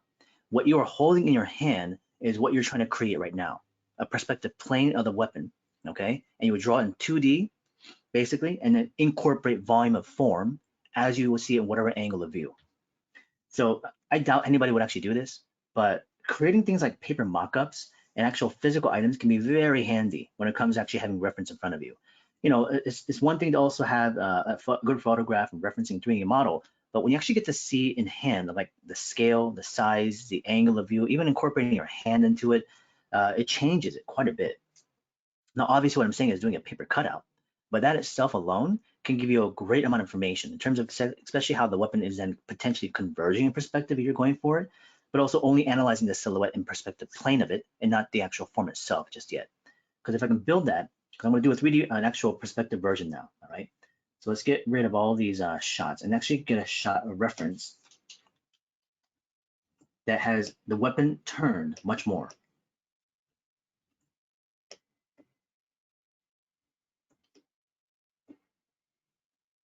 So let's go with the reference shot of this gentleman, this actor from True Grit, and draw this angle of view of the weapon. And this has more foreshortening, a lot more perspective. You'll notice again the convergence of the lines from the top of the barrel as it goes back. So this one in particular is a bit trickier, okay? But still, if I draw this shot, and I'll even incorporate his hands, because some of you guys might want to incorporate figures and hands and arms and stuff like that, which you can. I'm not going to draw this weapon by incorporating first like a cylinder and ellipse and the perspective and finding the vantage point. I'm not going to do this, okay? I want to draw the 2D cutout of that weapon in that perspective. So the first thing, of course, I need to know is where's the horizon line? So as the weapon is being held up, these lines are converging, and the horizon line is somewhere towards the middle, you know, around this area, okay? Slightly below the weapon itself, maybe somewhere near the cylinder. So having that understanding of where the horizon line is established, I'm now going to draw the top line of the gun, okay, the top line. And that's going to be a little bit above the horizon line. And what I'll do is use that top line to then landmark things. So middle of the weapon, back in piece there. I can do the whole process of like counting, or not really counting, but taking 2, and I can measure up front, and it's gonna be somewhere like maybe around here, and it extends a bit further off. So these are the marks. Take 1, this whole area here, of 2 to 3, the back of the grip, which you can barely see. So I've counted of section 2 forward once, and then extended the barrel a bit longer, landmarking it there. So this would be all of 1. This is 2. So I can now develop the shape of the pistol frame, and let's make that a little bit lower. As the line goes up this direction, you'll see the cylinder as it recedes back that direction as well. So the horizon line sits near the middle of that cylinder. Let's create the shape internal of that cylinder itself. We have the angle on the bottom of the weapon slightly down. The grip aligns with the bottom section of the cylinder. The grip is disappearing, so I'll draw in the hand in just a moment here. Let's draw in the front barrel, which is now also going to converge back down in this direction of angle to the perspective point somewhere off in that distance. So the vanishing point is somewhere way over there, okay? I don't know, somewhere way over there. So now that I have the actual shape in place, there's also the ejector rod placed in here underneath. And I did a 2D version of this right now, okay? So also the trigger guard here. And the hand, I'm gonna block in as a 2D drawing, just a silhouette. Big box. Angular forms and all that parts. So I'm not drawing in there like individual fingers right now just yet, but just cutting out 2D shapes. 2D shapes. This line right here represents the front knuckle, okay? This line represents silhouette of the actual thumb. This line right here represents the outer knuckle. Okay, now that I have that information in place, I can incorporate the volume of the weapon itself. Cylinder, cylinder. Create cross contour. Here's the ejector right underneath. The tab. Then we go around the weapon's frame and incorporate more of that volume. Top of the gun rises up a little bit higher. Then we have the actual cylinder.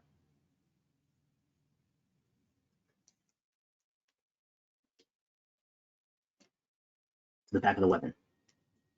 Hammer is hidden slightly behind that.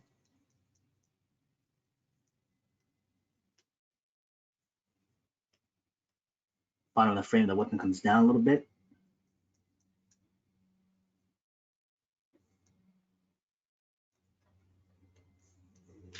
So as we also incorporate then the hand, we'll draw in the index finger. Here's where the thumb sits. Middle finger is grasping the actual grip itself. And usually the bottom ends of the fingers, like the middle finger, ring finger, and pinky, I actually just basically collect together into one form. Because this is not about drawing the hand right now, okay? This is not about trying to control this anatomical element, which is difficult to control. It's just more of a mannequin. It's just a stand-in for scale and for interaction. So the focus of the hand is there mostly for incorporating that information of function, interaction, certain elements of details and whatnot. So focus on focal point within the gun itself. If you do any kind of detailing, it goes in there. The hand is just blocks. Think of it like a mitten or a mannequin. That's all it is, all right? The forearm comes down this direction, just shape and form. Shoulders behind that. So as a basic form construction, even in perspective, establishing the horizon line, getting the lines in perspective that way, it is much more complex. There's many more elements of layers there. Now, again, some of you who are more comfortable observing these kind of things of perspective and whatnot, you are welcome to explore these kind of shots and attempt them as you evolve through your drawings, from the side view, flat 3/4 views, then into perspective views from there. The majority of you who are not really comfortable yet with the perspective parts, because this is not a perspective class, it's about building forms and being able to retain proportion and shapes and being able to actually approach things in a manner to actually deconstruct, that you're not going to focus on shots like this of heavy perspectives. You'll go for more of the flatter shots. These ones here to the right-hand side. So of course, even though I've spoken about it, it can be still confusing. And what you might want to use is actually the referencing of demos here to replicate and draw again by just looking at what I've done. right? So just copy these demos directly first, just to get used to what we're even talking about, and to listen to things again on the video later on. Maybe you'll actually get more of the information to kind of cycle through, because right now you're trying to just keep up. You're just trying to absorb what's going on, and it's going so quickly that it's hard to even understand what's even going on. So you might need to go back and listen to it again. And in most cases, like I said, you'll stick to a certain parameter of an area that you know that you can relatively control, because the importance is about the weapon's proportion, shape, and form, right? Perspective can always be implemented as you further go down the line with more experience, with more practice, trial and error, and whatnot. So this is not about trying to complete all this stuff in a single session. This is a long-term game as you incorporate other classes in the future, from things like perspective to composition to things like design, storytelling, painting. This class of being able to just observe and break down form and shapes will always be part of that system, hand in hand, as you go through the entirety of your career. And it has for me. And I didn't understand all this stuff in the beginning. There was no way for me to, and I don't expect that for you to as well. But do know that these are the things I'm showing because there are ranges of people inside the class that can do certain things and can't. So I do have to show the whole gamut. So here is in hand, okay, and we have the weapon in the sight perspective. I've actually upturned it more than it weighs in the reference, but I wanted to show more of the perspective of anything else. Let's actually do a detail shot and call out of this one here soon. I want to do a render of that as we actually call it out. Before we do so, it's about 11 or 6:50 our time right now. So let's take our first break. Let's take our first 10, 15 minutes just to kind of like take a breath, step back a little bit, stretch, kind of regroup yourself, and then we'll come back and kind of finish off on the rendering of this particular piece. I might do a study of the guide down over here, potentially on time, but either way, you can kind of gather your thoughts, and if you have any questions, you can definitely ask me. But do take your first break and step away, and like I said, get some to drink, use the restroom, come back in about 10, 15, and we'll settle back in and go into this again. Okay, guys, thanks. This conference will now be recorded. Okay, we just had a slight break. Hopefully everyone's back and settled back in. Just always take those moments every now and again to kind of stretch a little bit, please. Every time, even if you're drawing, breaks are truly important. So here, we're just going to finish off on this next portion of the demo, which moves into a bit more the surfacing control and the rendering aspect of this, and incorporates and uses a lot of things we've been using in the past week. So the hatching techniques, a bit of texture indication, the focal point grouping of things. But as you'll notice, we're going to focus on a specific area of the weapon. Now, callouts are something I would recommend you guys do heavily into the future. For one thing, it breaks the monotony of drawing the same kind of object over and over again. And as you focus on specific parts, that specific form also requires then your ability to observe and break it down. I think it also just kind of gives you a different perspective on how and what you're seeing within this thing. And like I said, with objects that are potentially actually larger in scale, and those details are much more observable, let's say like in vehicles, then those parts can be extracted and observed in their own independent ways. The observation call out also enables you to then focus on more of the surfacing because you can see closer into the object. So here, as we get into the main weapon, and this is not a real one, this is like a replica or something like that, we can still see like the seam lines on that. It looks a bit rough, but it's still giving us an equivalent to what we can go for. And we'll just build it out in terms of just base forms first. We're gonna focus on this area as the entire thing primarily, and we'll render out maybe some more specific sections. So the first thing I wanna do here is just kind of basically build out the plane that represents the secondary element of that body part, right? And within this, I can see how some of the lines are moving in that direction, but the perspective is not very strong again because we're so closely zoomed into the actual object. The convergence of lines, if they're there, they're usually probably further down to the grip, and so it's not very apparent nearer to the main body of the weapon. So for now, a lot of these lines, I'm just going to convert into just flat parallels. So here's internal sections of the cylinder. Let's build out a cylinder section over here. Let's block out just graphically the shape of the back end. Let's also get that top frame. And then of course, any additional slight angles, degree changes, the back of the weapon. And again, like I said, just to cut out. So now that I have that information in place, I just want to add a bit more volume. So I'm going to go into this and develop the actual 3 dimensions of the form within the front end of the gun. So of course, drawing our ellipses out today will be a pain in the ass. So ellipses will be the bane of your existence going into the future. Freehand drawing them will always be difficult, and you'll mess them up all the time. So just kind of accept that and basically move on and practice again. And hopefully you get closer and closer as you practice further on. for me, again, same thing. I don't necessarily draw these ellipses perfectly. And again, I'm already off on this one a little bit, so it needs to be a bit higher. So I just make a couple of minor adjustments, and we'll move that up now into this section.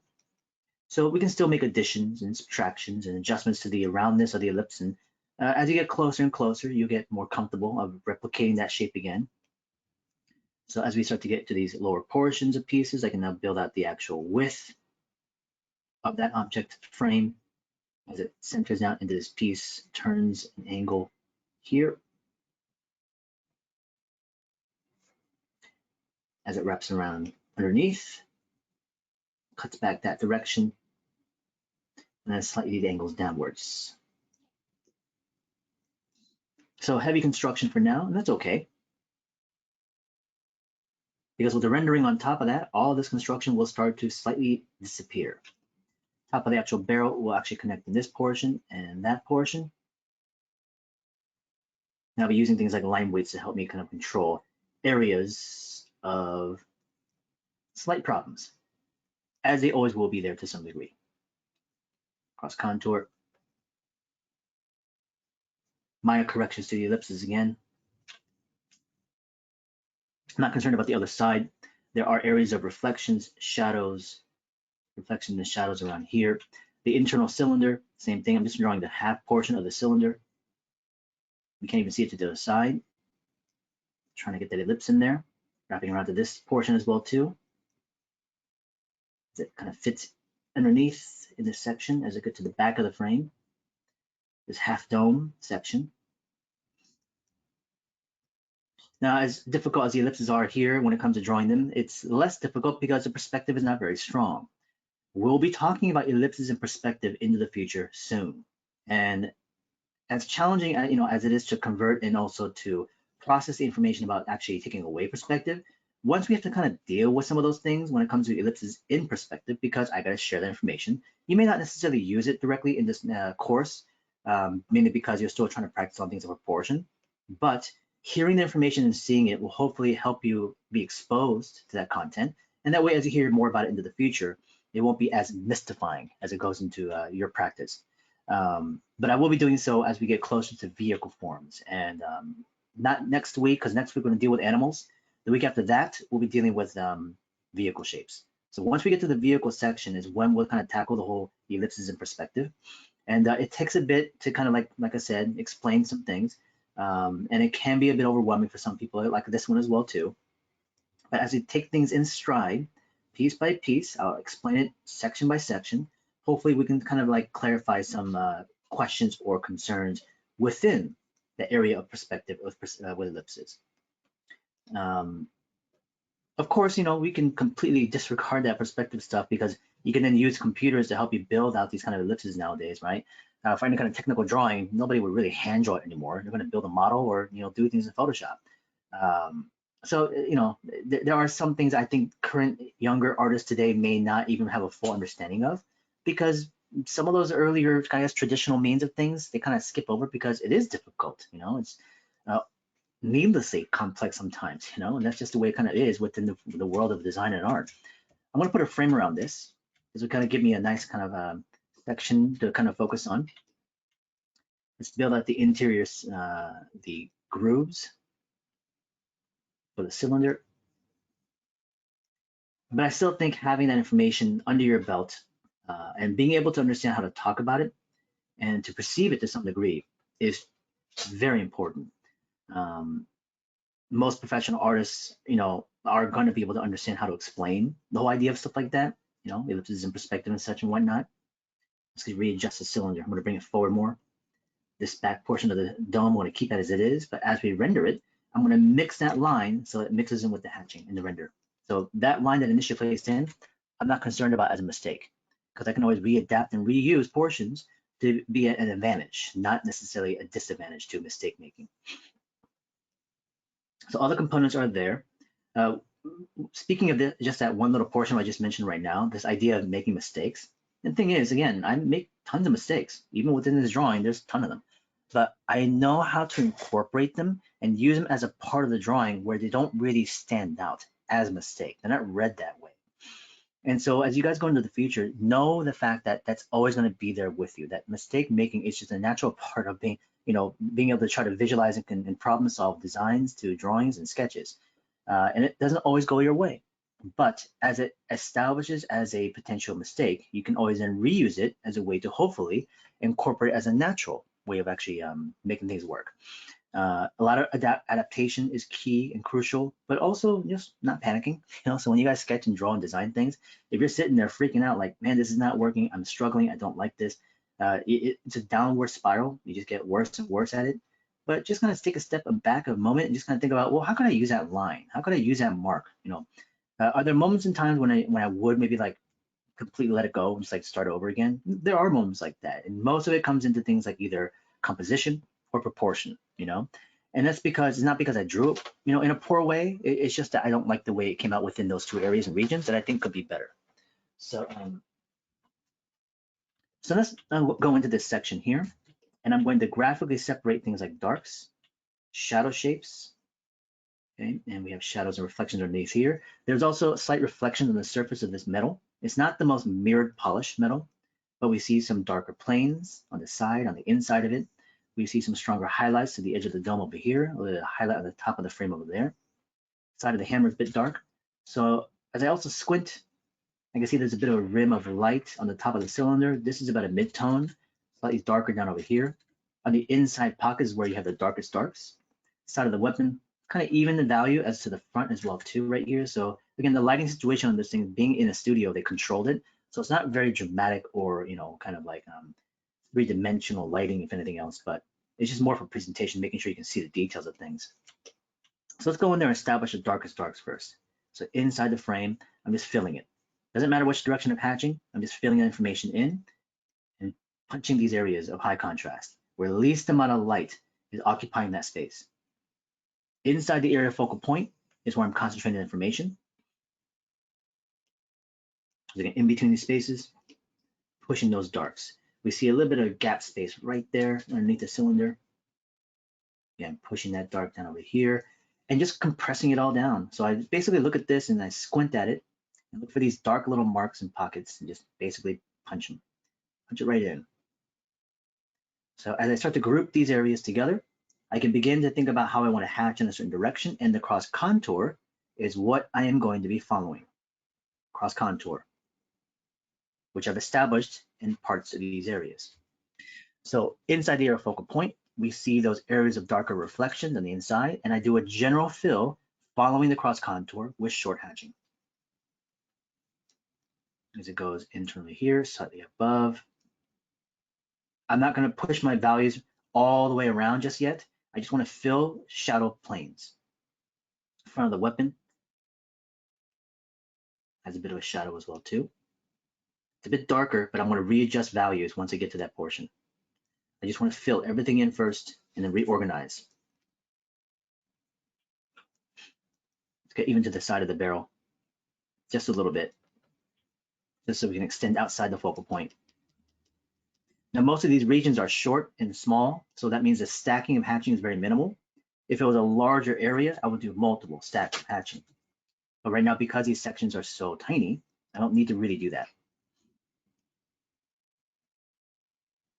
And fill bottom portion of the cylinder. The cylinder is where I would definitely be stacking some of the hatching. The front plane of the cylinder is going to be flat. So it doesn't follow across contour, it's a flat plane. So just vertical hatching, just to fill those regions. Inside the grooves, follow the cross contour, concave.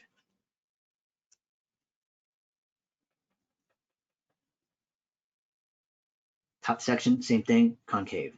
Follow the cross contour. To the side of the weapon, as I continue above the cylinder, I'm going to keep moving up with my hatching, stacking it upwards or downwards in the same level or range of value. So everything is very even now, okay? Very evenly placed in. The back end dome, again, there's going to be a section here that I fill in with shadow because the edge of that portion is going to be in light. So the mistake, not really mistake, the adjustment that I made of the line by bringing that cylinder in a little bit, this was the original line for the cylinder. I brought it into here. This line I can now use as a shadow line or a darker value line. And this will now be a light. So I've incorporated that line that could have been seen as like, I don't like it, that's not working. It was an adjustment. It could have also been seen as a mistake. So now I've used it and I'm not concerned about it anymore. And now it seems purposeful. It seems like it was done by intention.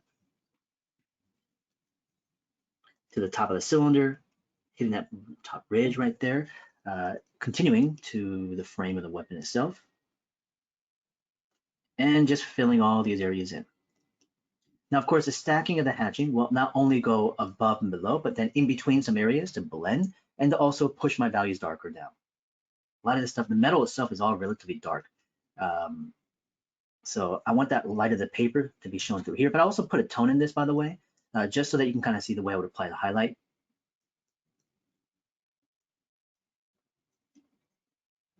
Something over here just to show a bit of roughness. And that metal is a bit kind of roughed up. It's got some scratches and stuff like that on it. So I'll definitely put those kind of markers in there later on. Outside the focal point, I'm not really going to touch it too much. I'm keeping that concentration right into the cylinder in those midsections. So let's go back in and readjust values now. Inside the area of the cylinder, there's a darker value as it goes dark to light gradation. So I'm now adding more hatching, and I want to make sure that the front plane to the side plane of the cylinder have a nice separation, a plane shift to them. So I'm just moving the same direction, just adding more lines to the inside portion of that concave groove, adding a darker ridge of this reflection there to the inside portions in here. And it's all like really rough metal too. So I'm just going to add a couple of additional marks inside to the other groove above that one, pushing that value down darker as well. Just looking at the reference photograph and just kind of responding to areas that are, dark and light essentially. I'm going to go back in again, just continue to push this one down on the bottom region here, darker as well. Same movement of hatching, just layering on top of another row. And in between them, I'm going to just kind of blend by adding more hatching above, in between sections to smooth out some areas.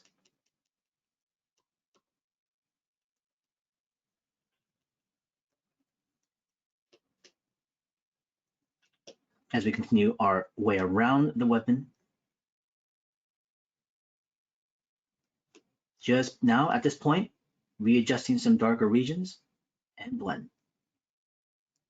Small little scratches or dents and stuff like that, I'll make like pock marks and nicks and indications of edges or wear and tear. And this will give it a little bit more of a rugged look. Usually on the edges of the frame is where you start to see that kind of like beat up feel. And then the hatching can also, alternate to give it that roughness. It doesn't follow with the cross contour, and that's because the surface is rough. If it was a metallic like sheen of chrome or satin, and it was pristine, then of course the hatching would all stay uniform. I can incorporate just a bit of line weight to help clean up the silhouette just a bit.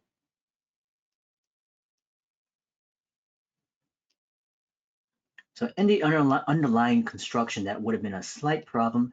I'm not really focusing on it as a issue now. Because that was just an underlay. It was just a construction, just to give myself an idea of where things are.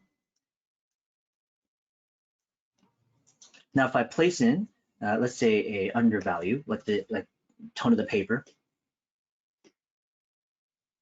kind of like what you guys might have, if you're using ground tone. If you don't have tone, don't worry about it, okay? Just use the white of the paper and go darker values by using just hatching only. From this, I can apply a bit of highlight, but because this is not super reflective, I'm going to be using the color pencil first, primarily. The color pencil will be there to kind of slightly, softly kind of blend things in to the top, on the edge of the back end of the roundness part as well too. Here on the edge of the cylinder, edges of things, I'll use a color pencil to kind of lightly place in. That color pencil is going to be enough of an opaqueness to really capture some light. So if this was like mirror polished, then maybe I would bring in some gel pen. And maybe I'll bring in a little bit in the gel pen in here just to kind of give it some edges that are catching some light. But the surface of it is not going to be that bright or shiny. So even with things like satiny looks, color pencil is more than enough. Semi-gloss as well too. But with a bit of the gel pen now, a stronger line, let's use, let's say, this one here. I can go in there and start to kind of place in some really strong spots that catch edges of light. What the ridge of this kind of like rim here on the edge of the cylinder right there too. Inside that little concave section of the grooves. And these will make them much more lit in terms of highlights. Just enough to get it going, you know? But we don't want to go overboard with the highlight tool. We want to keep it relatively controlled, focused, gradations as it moves outside the focal point. Rely upon the construction, and from there follow with the form. Don't get overly fancy with things like trying to do multiple cross-hatching methods and heavy texture, that kind of stuff. Slight indications is all you need.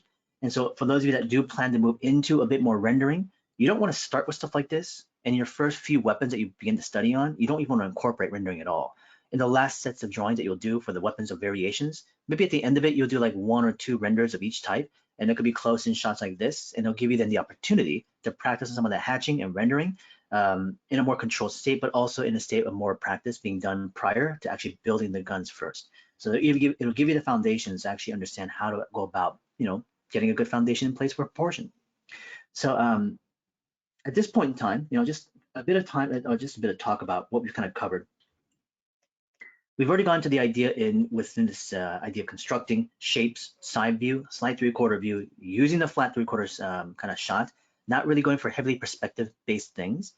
Using a 3D model and photographs, all great. Even doing things like paper cutouts on cardboard of weapons and firearms that you can print out can also be great to help you understand how that plane will shift by your view and observation. You can stand it up on a piece of table, shift it to a 3/4 view, and see what that plane looks like. You can even put a grid on the actual printout and just put in an angle and see how those lines are moving. So actually having observable physical things in front of you can be awesome, because again, not everyone here has maybe like a museum you can go to view these kind of things. If you did, I would even recommend it, because maybe there's some location you guys can maybe consider soon. I'm not sure all of you will. Some of you, the weather could be turning sour. Others might be okay. But we might want to start researching here at some point, because we have coming up right now, we have animals. Okay, so animals, of course, like zoos or natural history museums would be great. Things like taxidermy is also really awesome too. So animals are next week. Week after that, we're going to focus on a vehicle. And the vehicle that we're going to focus on will most likely be cars. Okay, as we go into cars, looking for like a maybe automotive museum, classic vehicle like that could be also fantastic. From there, you know, we'll continue on with the other subject, most likely going into the costuming of human figure. So if you have traditional or classical costumes of like, you know, your culture or where you guys come from or your countries, that could be also another good place to consider looking at. So that's pretty much the whole gamut and what we'll focus on. People have asked about like, you know, what about other subjects like, you know, airplanes and things like this and tanks? Like, well, you know, I wish we could cover all those subjects in single sessions, but we just can't. So I have to be really selective as to what to go for. And the ones I choose are there to also expand on some of the information that we have, but to also use as an archetype, you know, as an archetype to be able to incorporate from many other things. There are some things I might switch out last minute though. You know, as much as I like to draw cars, maybe I'll switch it out to something else, the vehicle, based on then the overall, I guess, consensus. Everybody here might be saying, well, we really want to draw airplanes, you know, actually we really want to draw things like trains. I don't know, nobody really ever wants to draw trains, but maybe there's something else there. And as you guys suggested, I would always consider it, and we might adjust a few things here and there, okay? Anyways, we had these angular views, and we all of a sudden called out things like perspective shots, maybe, you know, having hands in there as well too, to a slight degree, just mannequins, shapes, forms only. Then call out for renders is where you can kind of initiate much more top surface level stuff. Okay, so let's write down the homework. Let's see what we can actually do here for this week.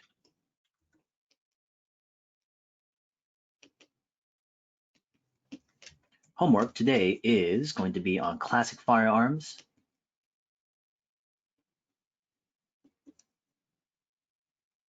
Starting off with, you know, the cowboy guns is okay. It doesn't have to be only revolvers. It can be different sorts of firearms. It can be rifles. It can be shotguns. It can be derringers, miniguns.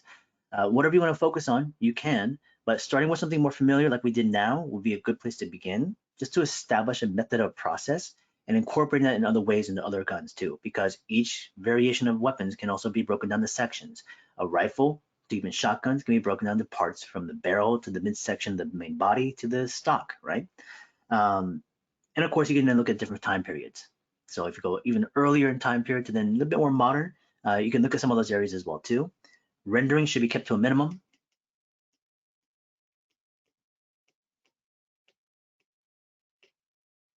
Minimum render.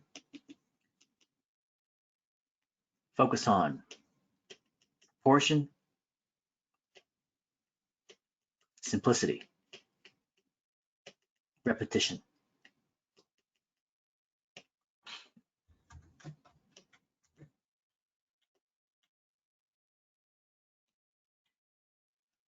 And process. I would like to be able to see a total of 7 individual models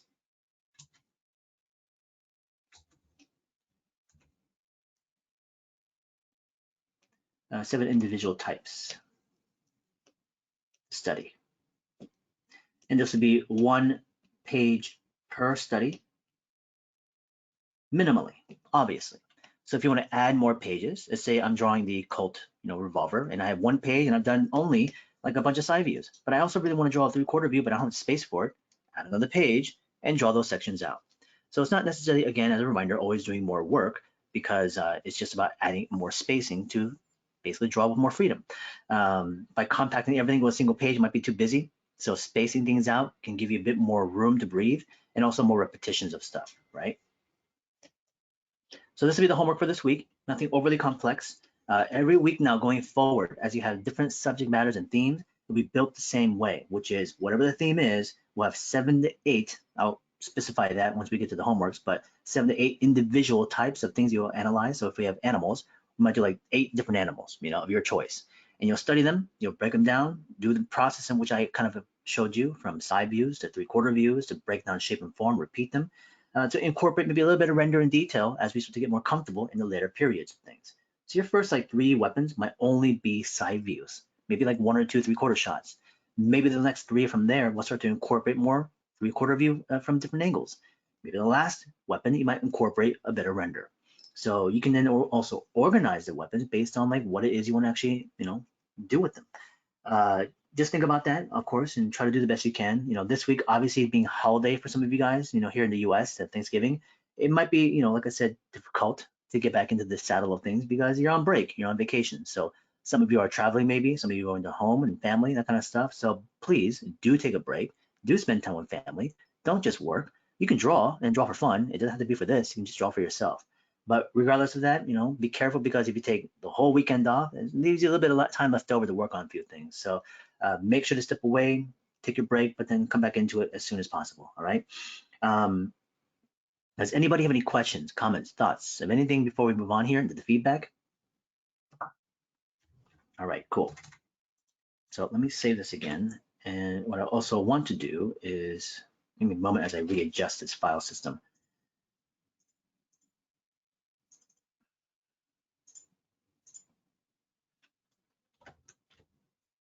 And now it works.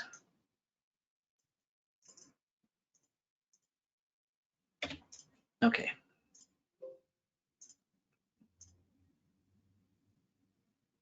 To put that away for the moment, let's bring up the Discord. And we are now going to jump into the feedback of the homework for this week, which is down here. We also have our roll sheet I have up here. And I will be starting from, I'll be starting from the top of the list today and working my way down, I believe. Correct me if I am wrong, but I believe we're starting from the top today. So we will start with Rachel. And of course, I'll be talking to the people that are present, that are here. And if anybody is not here, we'll just skip them over and push them to the end for feedback for recording. Before I do so, let me actually just, no, we'll just keep going. Okay, let's go to Rachel. Let's just do a quick search for Rachel's stuff. I'm gonna jump into the work over here. We have some of the insect and animals on the very top, but I actually want to start with a little bit of the render at the bottom, which you have a page of. It looks like we weren't able to get all the hatching done at the moment in time, but we'll talk about that as to like how to move forward here. So let's talk about the actual the piece of the render first, and then we'll go into the animals after that. So we do have the piece over here that does have the textural indication. And correct me again if I'm also not seeing everything. If you maybe posted it separately, you have things like hatching and stuff like that. And if you have it there, please inform me, all right? But I'm assuming this is all we have at the moment. And that's, you know, like I said, we can talk about that now. It's like, how do we now move forward, right? Okay, so I was getting a private message from a student here. So just saying thank you to them. All right, thank you, Jay. Quickly, just seeing how this is. Everything right now is based on, of course, first impression and just noticing what I have, what's going on, and adjusting stuff. No problem, Rachel. And should you try to make up for some of those lost pieces? I would hope so. Should you try to do it by next week? Not necessarily. And we've already talked about that to a slight degree about the idea of how to space your work out. So definitely, as a reminder, incorporate that now, which is as you continue on to the rest of the term, I don't want to just run you ragged because I could, as an instructor, say, well, next week I need to see all the work made up. And if this was graded, you know, if this is a school like Art Center where the grade does matter, then of course I would control that with much more severity. But here, this is all about the idea of finding a path, understanding your process, working together, being able to understand the ways of being able to incorporate this as an everyday kind of thing. So I'm not here to be a slave driver of stuff. That's not also my intention. It never really is the way I teach. But I want to make sure that we are also considerate to the idea that we want to incorporate the experiences of things that everyone else is doing. So the best thing to do though is to make sure that you incorporate the exercises that you've done in or the things in the past for this particular week as a regular thing you do week to week, bit by bit, section by section. So the main present focus, of course, is on the firearms. You try to draw them as best you can.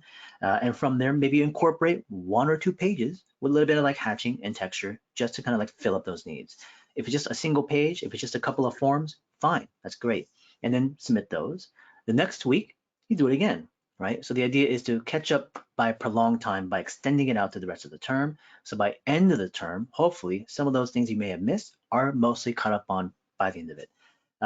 Of course, do understand that for all of you that this is a long-term effect. So even after the class is done, the continuation of these exercises should be, you know, kept towards it. So that means even the stuff you didn't completely finish, you would do even after the class is over, right? So don't go into this mindset of all of a sudden you have to catch up and always finish things and try to get it done for the class, because if you only try to work towards working on these things to finish it from me, you will never really focus on a way to actually incorporate it as a method for you. So the first thing is we have one bit of texture here, which I do like. The focal point is quite strong. Line quality, I like a lot as well too. The actual intensity of some of the darks and the range of value, excellent. I like the small little indication of the basically the swatch of the texture itself. It's a good start. The shape and the form is excellent. Some of the stuff is quite heavy amount of information, which, you know, with more time, it makes the information that much more and has a good quality to it. But we're also trying to find the balance of how much we push and how much we don't push. I really don't really actually have a problem with the way the texture looks here. It's more about the process in which how you began it, okay? So even though it's only a single image here, it'll help other people to see this. And it's just a reminder about how you might want to work on this stuff into the future. Because if you don't see it, you'll just repeat the same thing again. Everything's about the setup, you know, the setup of how we establish this as a foundation to now start to work into the primary intention, which is to render. And right now we have one that's like this kind of octopus squid-like tentacle suction cup thing. Great, it's an awesome one. And so we established the form, you know, shape that is, and we do have a center line that I incorporate. And right now, no center line is being used. So we have the cross contour, but no center line. Now, I can understand that some people don't want to use it because it might mirror mix things with other stuff. So you can or you won't. That's the choice I leave up to you, center line. But for me, I'm going to incorporate that. So here's another cross contour wrapping around the form. So it gives us now 3 dimensions with a wireframe. Within this, the first thing I want to do also is establish a light source. Now, no light source has been established here. So without a light source, you don't know where the form shadow is because no form shadow has been established. So the form shadow is down here now. Here's a cast shadow. Form, cast. So now I've also established groupings of darks. Now, because you don't have that, You have to go in there and problem solve it as you go. And as you're doing it, you're going to get lost, and you're also going to do more than necessary. So as you indicated this texture of the tentacle, you're focusing on more what the tentacle looks like, less on where it needs to go, right? So if I have a sense of shadow direction, I'm going to group the shadow side and indicate the texture that's necessary there. But because you want to show the tentacle suction cup, because those details matter to you, that's all you're focused on. So that area of intensive detail is not really going to help you to incorporate the rest of the information.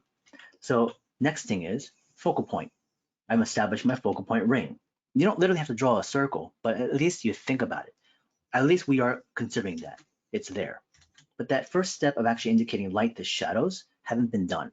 Most of you may have forgotten about that. So now you're applying texture all over the place, top to bottom, front to back, right? Where it could have been incorporated to the area of form shadow, a lot of the region could have been left very open.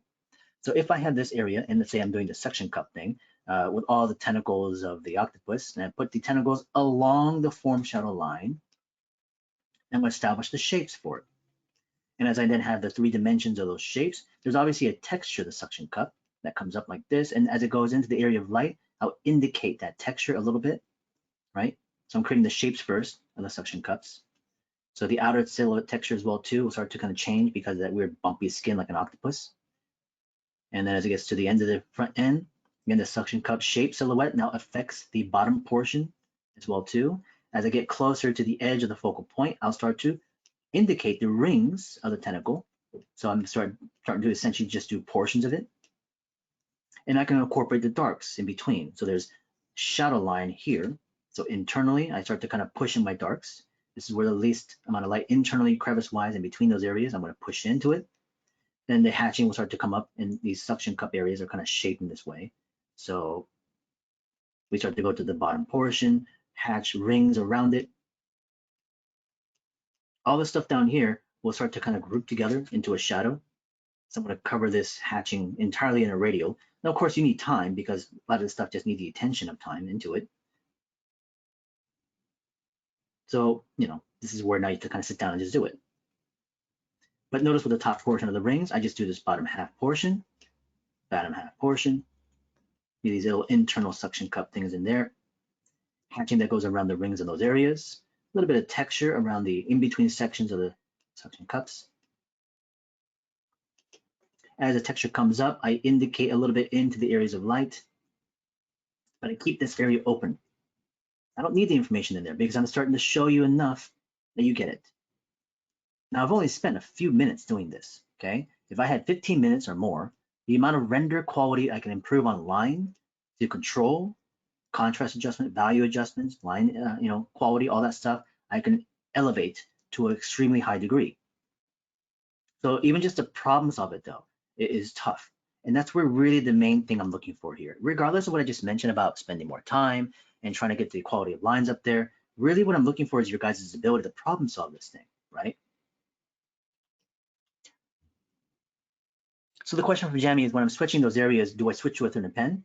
That's up to your discretion. So could you do this with entirely with one pen? Sure. Could you do it with multiple pens? Absolutely. I don't control that part. That's your control. You're the one drawing it, so you choose what tool you want to use within those tools to produce a certain line that you want, either for a thicker line or a thinner line or for more detail or less detail. That's your choice. And there's no right and wrong way of doing it because each of you work with a tool and write with a pen in many different ways, pressure-wise, speed-wise, even the tool that you're using. So here, as I start to place in some of that information, let's make that focal point just a bit closer because I don't want to fill the entire thing in right now. We're going to keep moving forward. That cast shadow, drops into here. And I push, that high contrast underneath the actual area where the tentacle kind of like shows the least amount of light. I stack my hatching, move in the direction of a perpendicular of the actual plane. And all of a sudden, we have an object that was a blob that incorporates every single step that we've used in the first 2 weeks. Nothing was skipped, nothing was assumed, nothing was guessed.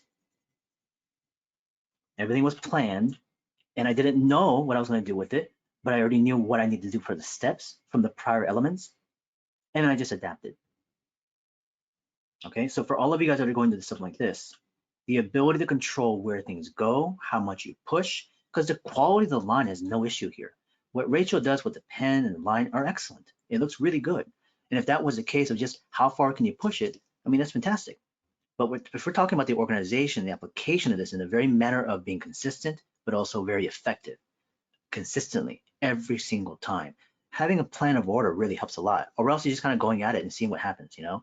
And sometimes you lose your place, and sometimes you don't know what you want to go for, and you get lost, and all of a sudden things crumble apart. But if I give myself a bit of a strategy in terms of what I want to go for as a setup, it gives me something of a consistent level that I can reach, and then it can fluctuate within that. But at least it's something I can somewhat plan out, right? Because I know how I can just begin. And if I can just begin, I can now start to find my way through. Anyways, so keep that in consideration. Let's take a look at some of the animals now. Go up to the top. And here we have coconut crab. Very nice. It's cool stuff. I like the drawings a lot. Lines move well. Some good draw through. Internal shapes are excellent. I see center lines. Cross contours are a little bit minimal. I would use a bit more of them every now and again. It's a bit sparse on that part.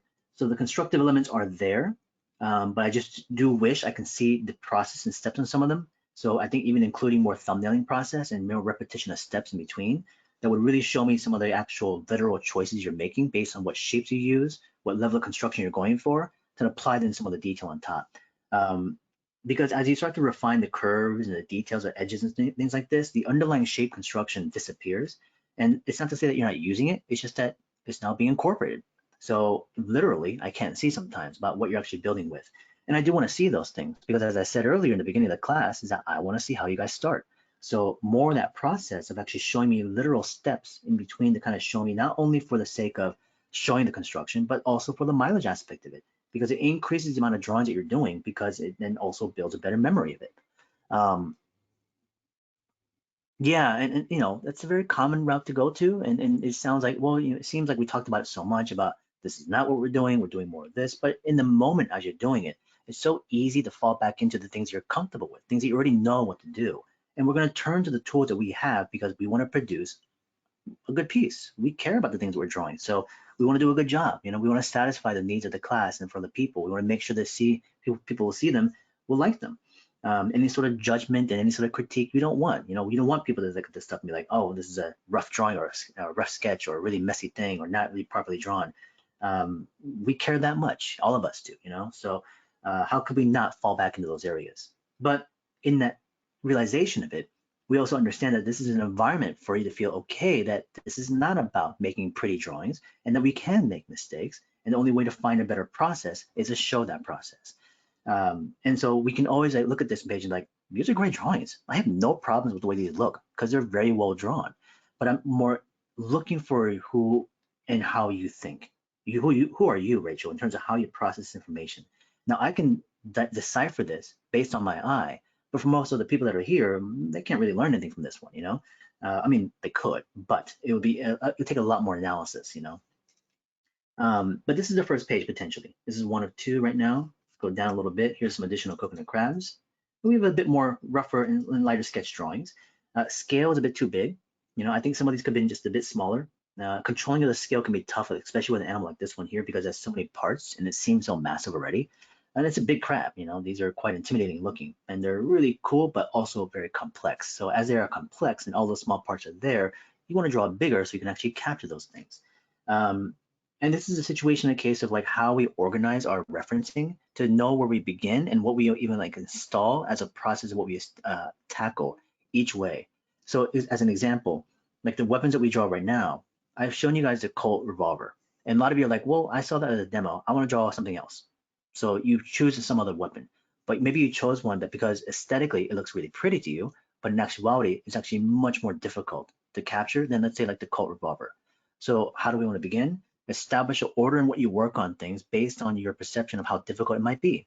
And maybe you won't truly know, but at least you can still somewhat think about it, right? And as you encounter it, you realize, oh shoot, this is actually really tough. But at the very least, you're still giving yourself a moment to just step back a little bit and just think about that portion. And so most of you will hopefully start off with just the revolver, right? Just the cowboy gun, and then move into something maybe more complex or more interesting to you visually And that will give you then the mileage and the experience prior to hopefully build up to it. But this coconut crab is tough. There's a lot of parts to it. So if I had the choice, would I have wanted you to start with this animal? And to be honest with you, no, I wouldn't have. But is it a good animal to draw? Absolutely. But I would have done it later on, So giving yourself a bit of mileage. Again, this is not to say that these animal drawings are bad. This is more for the idea of overall for the class. If you guys approach this kind of thing too, what you choose to draw with is important. And Rachel's been able to draw it very well. But for the other people that are looking at this and be like, man, like I should have started with this also. Maybe not though, So just be aware of that in the moment. And Andre is saying it's preferable to choose all the model before starting the homework. Absolutely. You should always be gathering your references and setting it in establishment as a organization to your folders and all the referencing, and set it there. And don't add more or less. Keep it the way it is and make sure they're satisfying the needs of what we needed. And it's already been established for you in the demos. What do we need for referencing of each weapon? Well, we only need a side view, a flat 3/4 view, one in hand, one reference shot and call out. That's it. It's just 4 images. It's really what you need, right? So how many actual images did I use? This one, the top one, the one down over here, in the middle, the one with the guy holding the gun, and then of course the call out. Even though there are more images, I only really used 4. I have those other images just to talk about it for the demo, but if I was to use it for the homework, I'd only choose 4, right? So scouring through images and spending maybe the first hour or two, really just establishing all the references initially, in my opinion, will be actually important. But you can also, I'm not saying that you have to be so, let's say, it's not written in stone. So if you looked at them again later on, be like, you know what, that reference actually, I don't want to use it anymore. I want to get rid of it because whatever such and such. So you can do so, right? But at least establish all of them so your brain can process it prior, right? So yeah, even the 7 types of weapons, find all of them, all 7 weapons. Choose the ones you want to draw from the very beginning. And as you choose them, establish a couple images, 4 references at least for them. Organize the folders, make sure they're in mood boards if you can, and keep it very organized. Don't spend the time before you draw to look for the reference. Make sure they're all ready to go. Spend just a day even doing that, right? Just a reference collection. But that's so much time to spend on that. But if you spread it out and try to do it before the actual work of drawing, then you're going to spend the time looking like half an hour for referencing. And by the time you draw, you're like, you don't even really want to draw anymore. So you want to take out that process immediately and do it in the beginning. Okay, so any sort of processing that we do in design, referencing always comes from the beginning. It starts in initial establishment of mood boards and things like, the whole collection of the path within design and aesthetics and culture and functionality. All that stuff starts right in the beginning, right? Anyway, sorry. We have some additional drawings over here. Here's some basic, this is a cicada.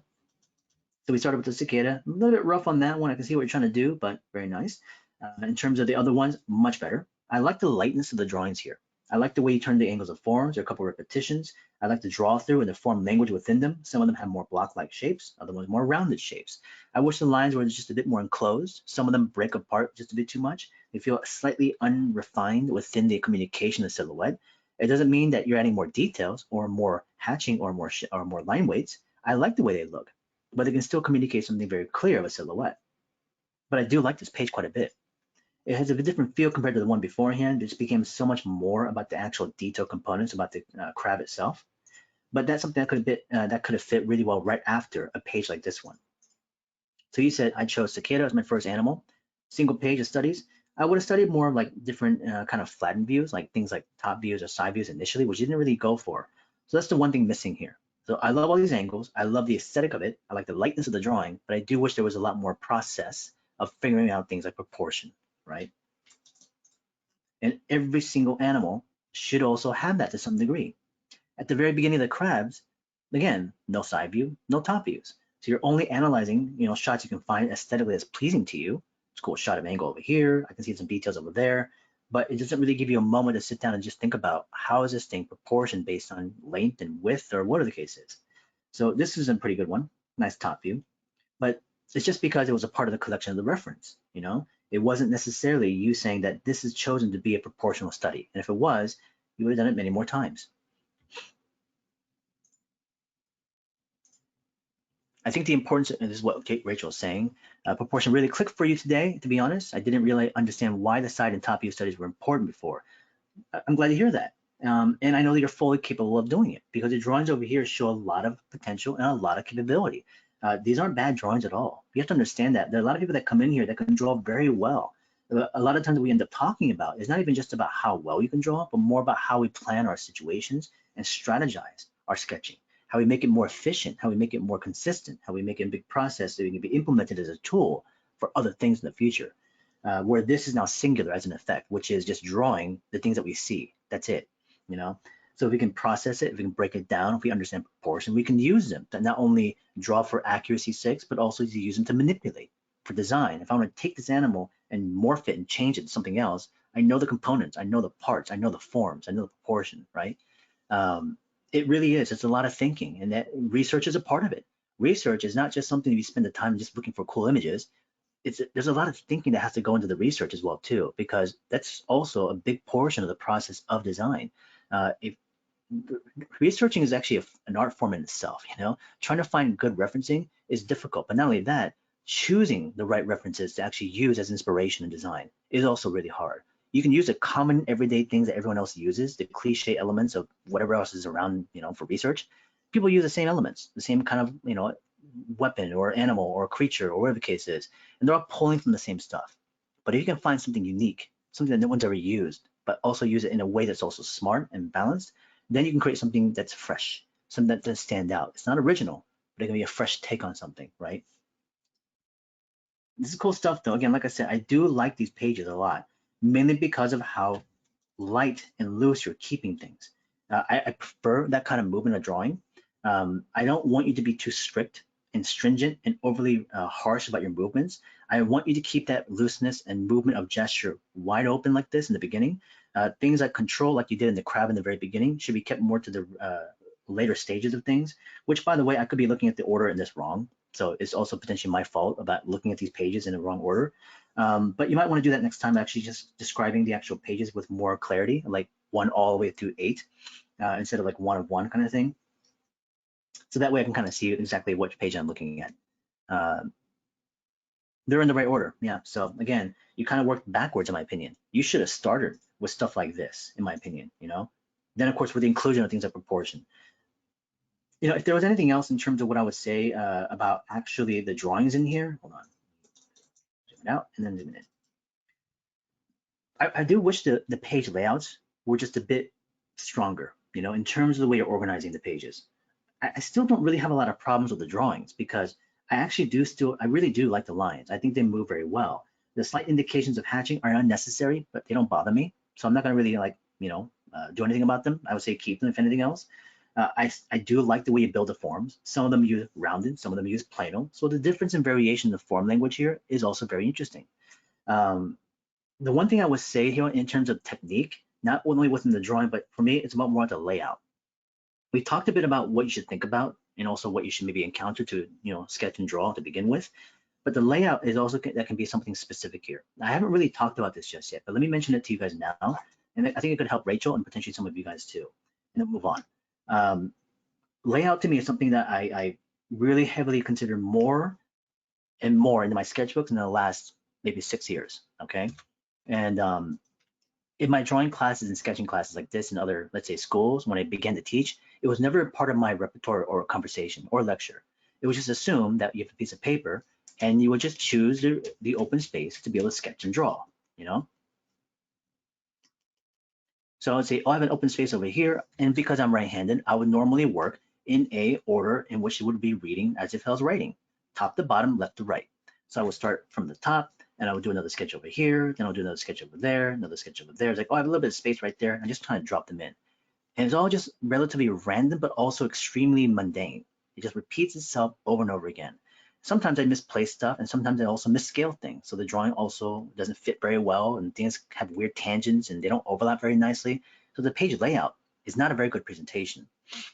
Does this kind of thing matter into the future? I think so, because again, professionalism is not just about how well you create and design and draw things, but it's also how well you can present it in a clear fashion and manner for understanding for the other person. So presentation is a huge portion of the work.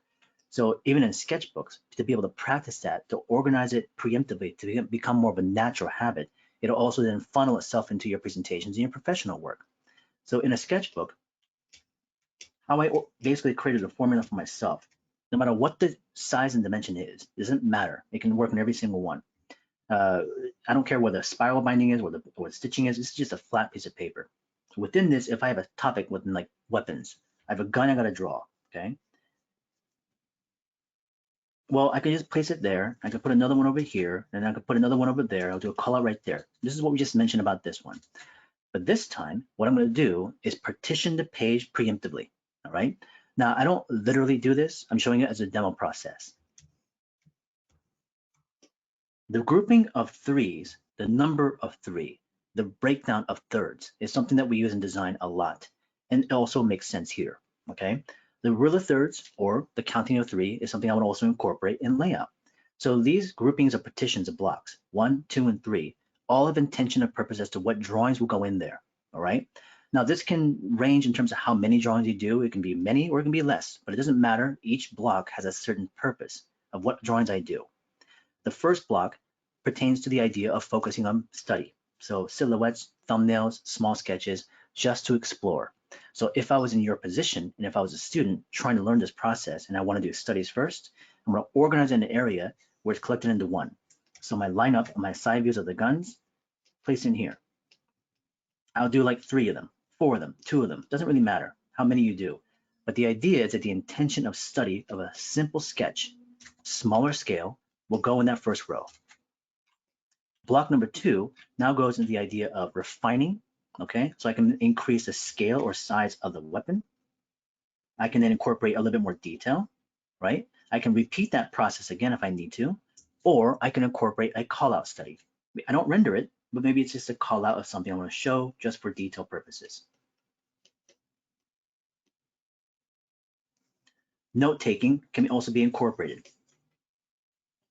The third section is where I can incorporate even a larger piece. And this is where I start to refine the line drawing even further, maximize my details. Maybe I turned it 3/4 angle view.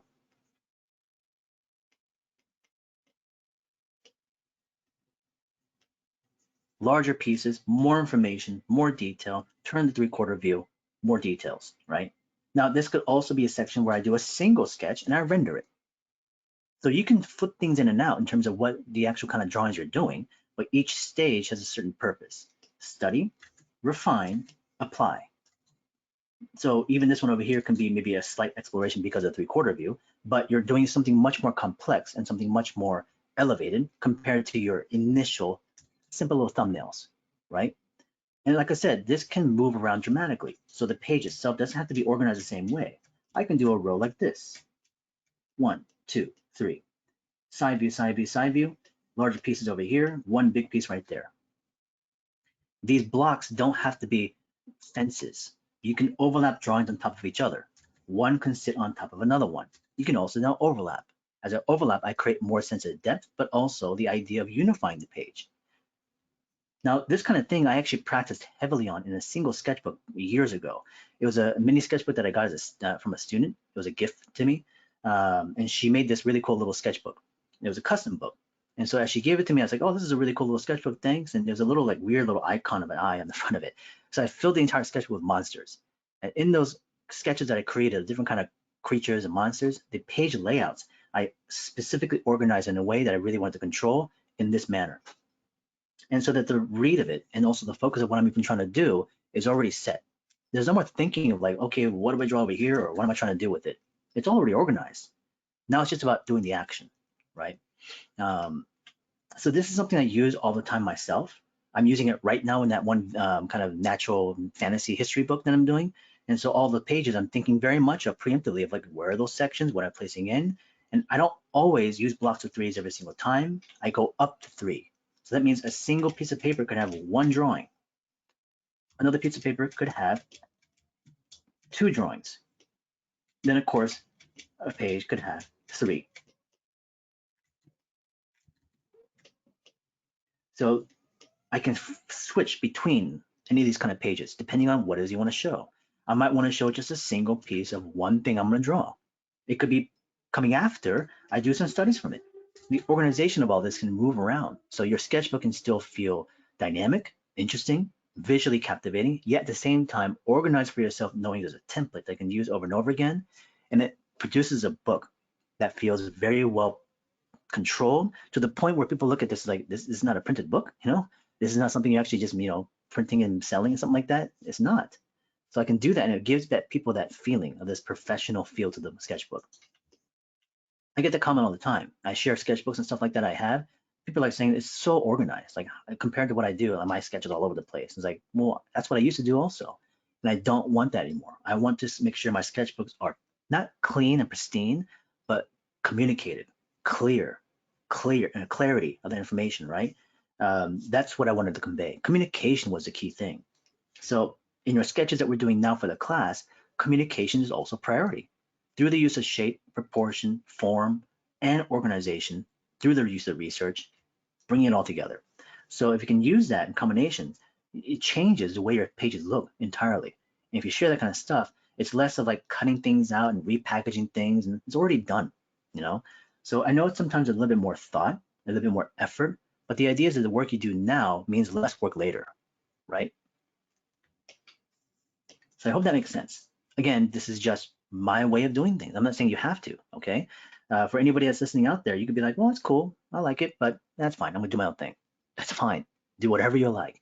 So if you wanna use it, I have no problems with it. And if you don't wanna use it, fantastic, go forward. But do know that sometimes your drawings can feel a bit cluttered. They can feel weirdly tangented, like aligned together. Things are colliding. Things don't really make sense in terms of placement. Scale is kind of mundane and also similar. Nothing's really changing. Angles and views are changing, but all the drawings are the same to me. So the page then has a less, I guess, pull in a direction. I don't really even know what to look at. Like, which one do I look at first? And which direction do I go? Like, what's it trying to tell me? All that stuff I think about as I'm looking at sketchbooks. So if I have people coming up to me in like classes and also, let's say, like feedback critiques and like conventions and shows, and they say, well, can you give me feedback? I analyze all those things, not just about how well did you draw it, how well did you paint it. I'm also looking at stuff like this, down to the very point. And I will scrutinize it. For someone who was actually looking for a serious feedback like that, I'd be actually breaking it apart in that way. But I'm giving you that information now so that you can actually incorporate it sooner, okay? Great drawings though, it actually are. Rachel, again, do understand that I think the drawings here have a lot of potential. Slight reorganization, a little bit more inclusion of things like process and understanding of proportion, it'll be bang on, So let's keep moving forward. Okay, thank you. Let's go down to Ryan. Is Ryan here? Ryan's here. Let's see, let me do a search. Ryan, could you also update me on your Discord again, please? I must have not have written it down. If you're there. And I might just do a search if I can, or just scroll through if possible. If I don't hear from Ryan, I'll probably just like search for someone else initially because I'm not seeing Ryan's name popping up, or I could just not be seeing it. Let me see again. We see Brian. Okay, nope, I don't know these people. What about Lippy? Oh, not be it. Nothing here just yet. So Ryan, if you're there, just mention to me if anything that you have a question-wise. If you want to share me your Discord, because if I search for it wrong, if you have your homework up here, let me know as soon as possible. But we're going to keep moving forward. We're going to go to Andre next. Okay, so let's go to Andre. Apologies because I didn't get your Discord name on my roll sheet. So Andre Lacoste. Here are the forms. I'm assuming this is today's stuff on Google Link.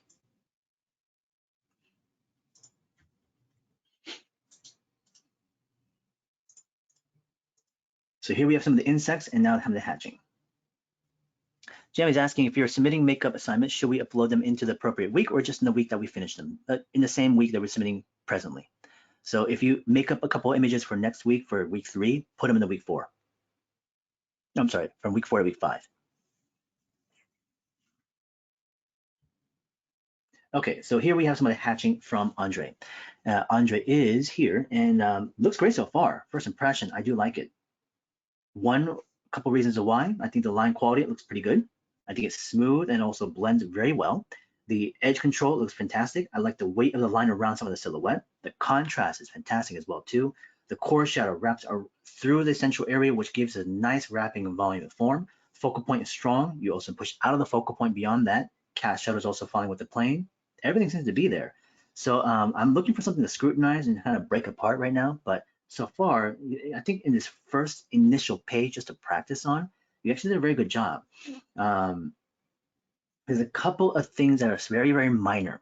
They're small stuff now. So usually I look for the larger elements of problems of issues, things like process of steps, things like the use of like volume or light or whatever the case is. Most of that seems to be pretty attentive and well placed in, Andre. But the one issue that I do have if it's small is some of the lines being used to help blend to the top of the form shadow. So what I mean by this is that there are lines, oops, let me zoom in this way, right above here, where they just don't feel as soft and as well applied as it could have been. And it works and it happens within most of your forms. So even over here on the top of the sphere, a lot of your lines, what they're doing is they're tapering. They go thick and thin. So I can see where you're putting your pen down and you're putting a downstroke into it. So as soon as you touch your pen, the ink coagulates or builds and it hits the paper and it soaks in and it creates this blotchy mark. So as you put pressure into it, it creates deep, it's not a heavy thing either, by the way. This is all small stuff. So this is just looking for something to talk about. But as you have that mark and you streak it down, that thick and thin it pops in. Now, it's not a huge problem from a distance, but over time, that can accumulate and it can also continue to become a slight issue where you start to show very inaccurate looking lines where they start to hook, where they start to kind of blotch, and they don't really feel very as high enough of quality as it could have been. Because you can actually increase this in quality more because of that kind of stuff. The small things do matter eventually, So what are some things that you have to consider in this situation? It's a combination of pressure and it's a combination of time, right? So with this one, as you put the line down, a lot of times people are putting the pen on top and then stroking it downwards. So that creates that taper look, but also the line kind of warbles a little bit. It's a bit different than the way I normally move because when I normally move on my drawings and hatching, if I go back to Photoshop real quickly, is that right now what's happening from Andre, and for some people I'm sure we'll see, is that the line is doing this. It goes thick to thin, thick to thin. So in a form, in the form shadow, as we're hatching below, okay, and we hatch above, as we place in the dense line, it creates these little blotch marks as it goes thick to thin, thick to thin. So it makes it very heavy to the top end. And we want to actually gradually smooth out the other way. Some ways of remedying this is actually to rotate the piece of paper all the way around. So as you rotate the paper, instead of a downstroke going this direction, as you turn the paper upside down, you're going in a downstroke that direction. So you finish off with a taper of the line above here. That could be one remedy, which is to rotate the page. The other part is, of course, pressure. So for me, instead of putting a line down on the pen, touching it and then stroking it, I already move. My hand is moving and I stroke it so that the line produces a sharp end on both sides. There's a little bit more pressure in between, but both ends are going to be sharp on equal sides. Now this is just a pressure thing, but the thing is I'm not touching the stylet on the surface and moving the stroke. It's moving and then grazing the surface. You're literally just skipping the surface on top, right? It's like skipping stones. That's all you're doing.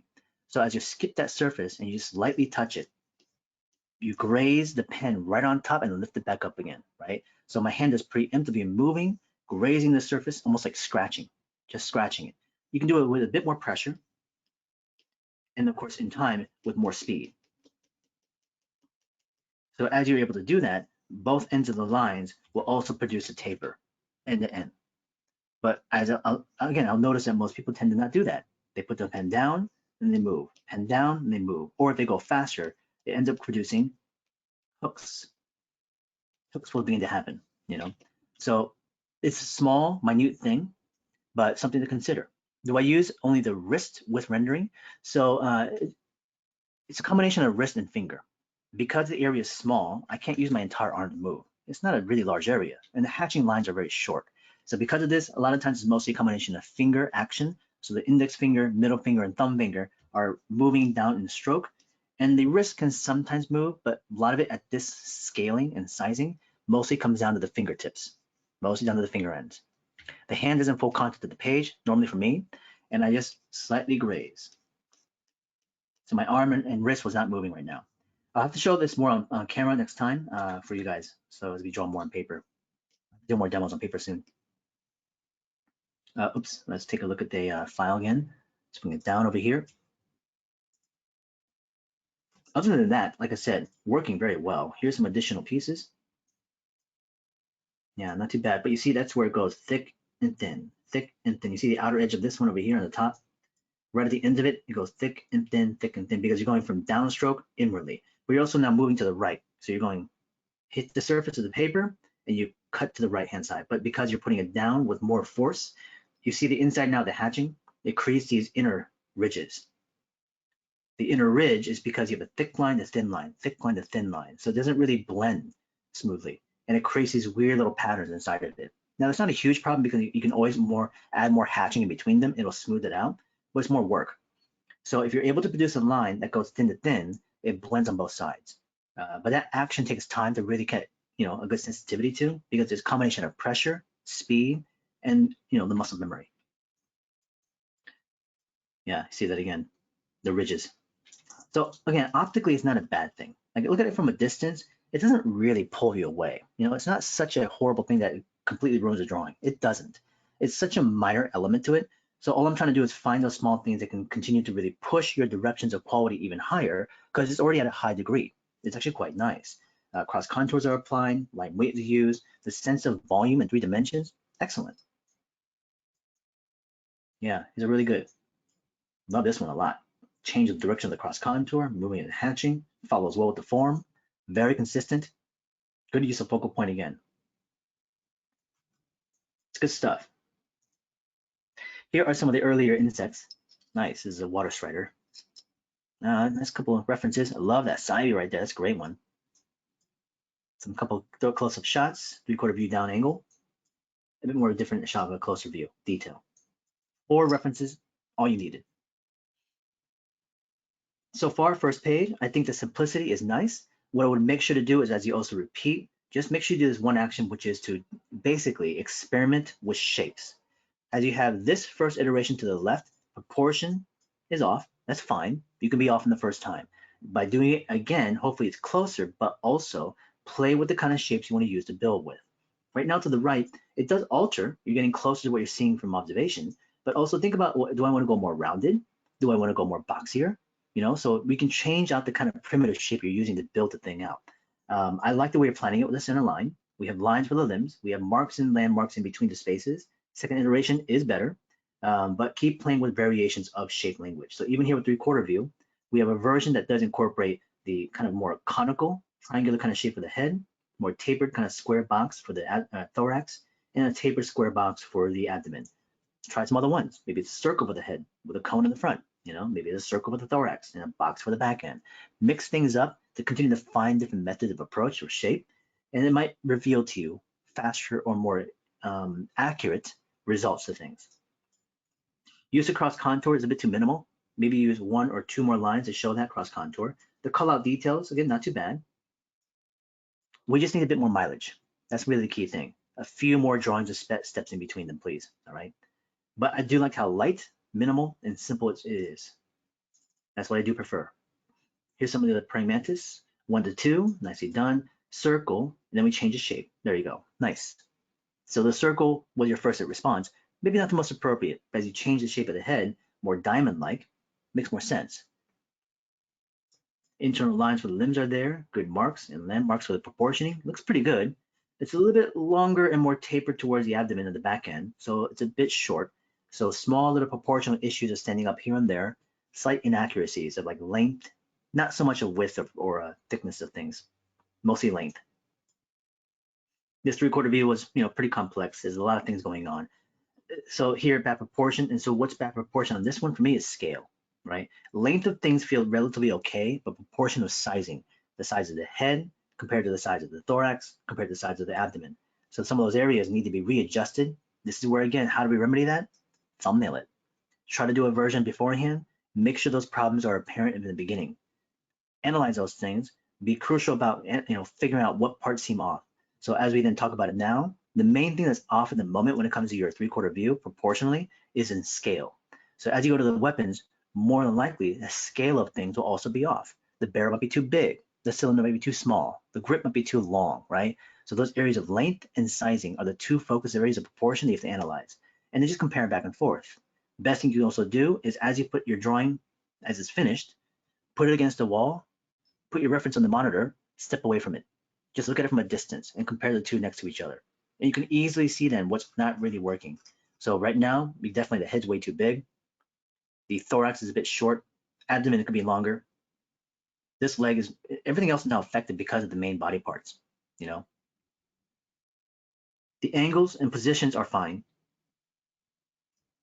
We don't really have a lot of cross contours. A couple more here and there with the limbs will be fine. Line quality, no issues with. Shape building over here is pretty cool, but watch your proportions. Okay, that's the key thing right now. You have, again, a good drawing ability because you're showing us how well you can break down elements. So the shape breakdown part is kind of well established, and that's a good thing. But if we can't get a wrangling in a handle of proportions, that becomes a huge problem. And it will be always difficult, but at least we can always continue to really analyze it and talk about it.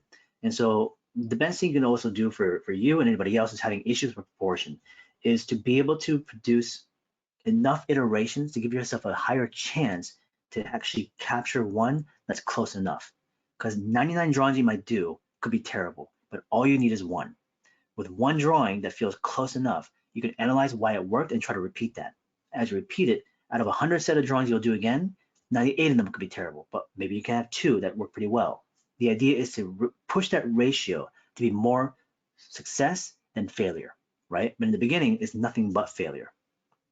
So for now, do know that there's nothing wrong with having bad proportions, but show me the follow through. How are you going to change that? How are you going to make it better, right? Can you even notice those problems? And right now I'm telling you that the problems that I'm noticing from the last one to this one, proportion wise, is length and size. Seems pretty obvious, but it's because you over lengthen things. Things don't feel overly compact. People can sometimes sway to one direction to another proportionally. So for you at the moment, it does seem to be more of a length thing and a size thing that goes larger or longer. I tend to do the opposite. I make things too small in some areas and things too long.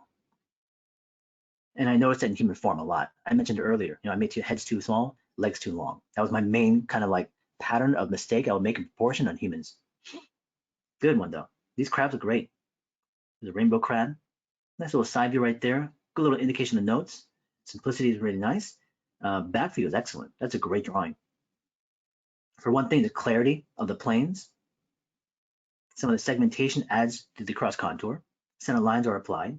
It's simple, it's easy to read. Yeah, it's good. More thumbnailing would be nice, necessary. So, I know some of these might be taking you a bit of time because as you're talking about speed right now, I mean, if some of these were taking 10, 15 minutes or more, it's a lot of energy.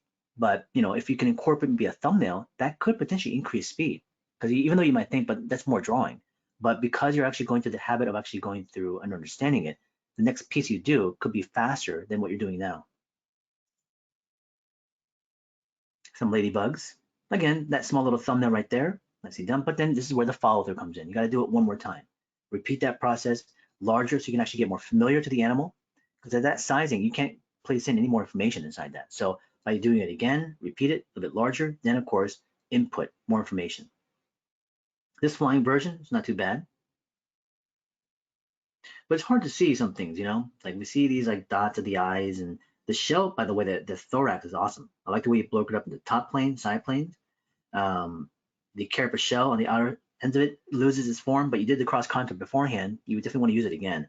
There's a couple of small things you just have to remedy in the future. And a couple of things are slight proportional control, which here I can kind of see a couple of things like the head again is too big. Head should be a bit smaller. Length, it feels okay generally, but sizing, scaling. But then from there, the consistency of use, So I like that you're actually changing out shapes and forms to try other things, but then sometimes you do actions and then you don't. Like you'll do the cross contour and then you don't use it again. So be a bit more consistent on that. Line quality, I have no issues with. So it's clear enough. Yes, there can always be clear lines. There could be more information, but we're going to move towards that, okay? So I wouldn't worry about line quality right now. I think it's okay with what you have. For the moment, those crucial areas of proportion and process the steps. Repeat as much as you can. More mileage, please. That's really the key thing at the moment. Here's a bit more hatching and texture. These are great. That one on the right is fantastic. You do a very good job of sense of volume. You have a great visual for capturing density of information, collecting and grouping things together. Your value understanding of volume seems to be there. And the thing about this, I feel like a lot of your drawings are like the bugs that we just drew. If I allowed you to render them out, I bet you those drawings would have looked really nice. Because I see many students sometimes that can draw, but in a manner where the construction is very weak. I'm not saying yours is, I'm saying some of the students are, but then they can finish it really beautifully. And so they spend all that time on rendering and trying to control all the details, but the underlying structure is not as strong as it could have been. But because they resort to the idea of sight by observing and just kind of transferring things over, they rely upon the reference heavily. So that if I ask them to just draw it out of their head, of building a form, they can't do it, you know? So right now, your understanding of form and shape is there. Slight proportional issues, you know, small things like that. But I do feel like that your ability to actually render things is quite strong. And if I allowed you to do more of that, I bet you with this week also with the weapons, with a bit of inclusion of rendering as I allowed it with like callouts, I bet you we'll see some really cool stuff because these are working very well to me. So again, everything's there. The center line, shape, form, cross contour, focal point, shadow line, good. Yeah, no huge problems here in this particular situation. But definitely the insects, just watch out for some of the small things that I mentioned now, okay? Excellent, nice job. Thank you, Andre. Let's keep moving forward. We're gonna go down to Logan L. LaRoe.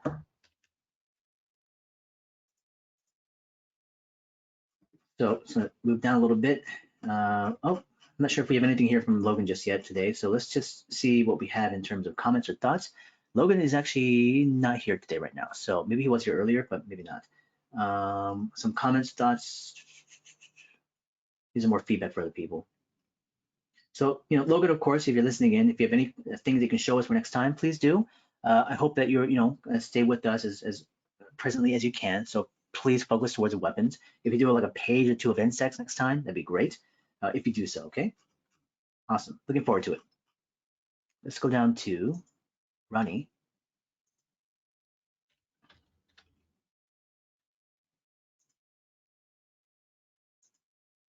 So here we have our single page.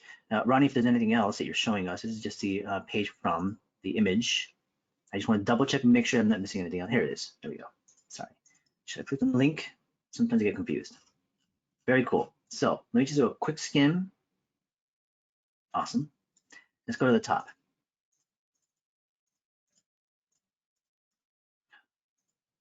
Come on. My mouse is so weird sometimes. No, you're not gonna click out of this. Let me try again. There we go. Okay. So first page is over here from Ronnie is, well, actually, is Ronnie even here? Let me double check that. I don't see Ronnie in right at the moment, so apologies. Ronnie, if you're listening at the moment, we're going to bring yours up again a little bit later on. I'm going to open this up and keep it here and put it up to the top because I want to make sure I talk to the people that are live right now first. So apologies again. So let me go down and work towards Kyle. Kyle is also not here, but let me just double check and see if anything is here from Kyle. Kyle M, I don't see a Kyle M, but let me see if there's Kyle S, no. I'll scroll through it later on for Kyle. Urias is here, Iruser.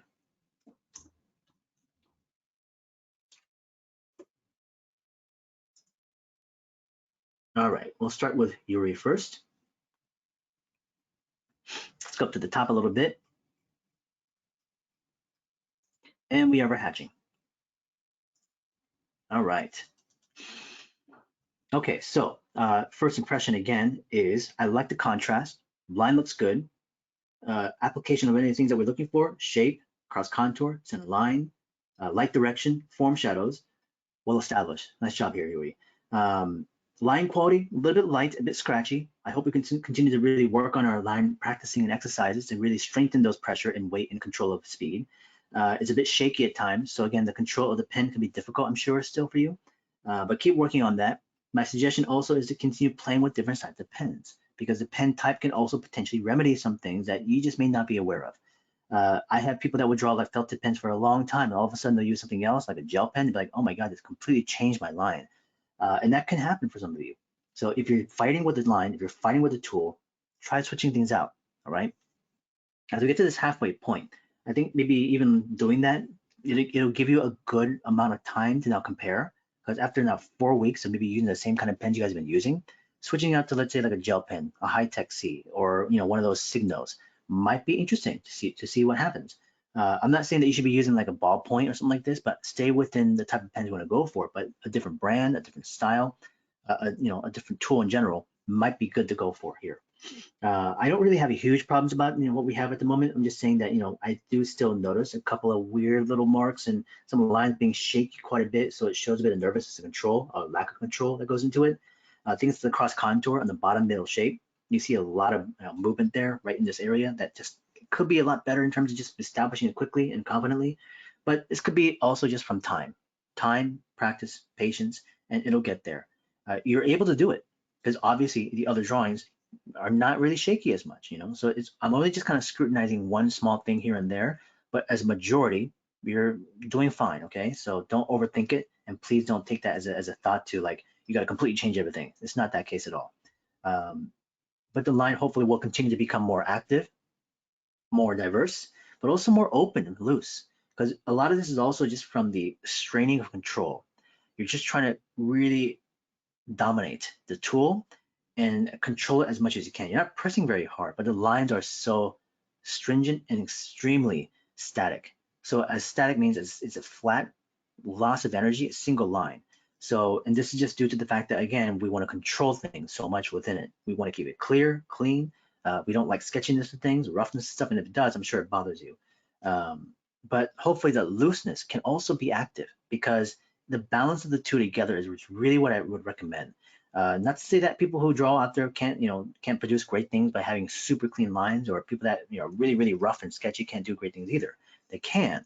It's just that in the beginning, being able to explore that loosely from one end to the other, is something that hopefully you can do.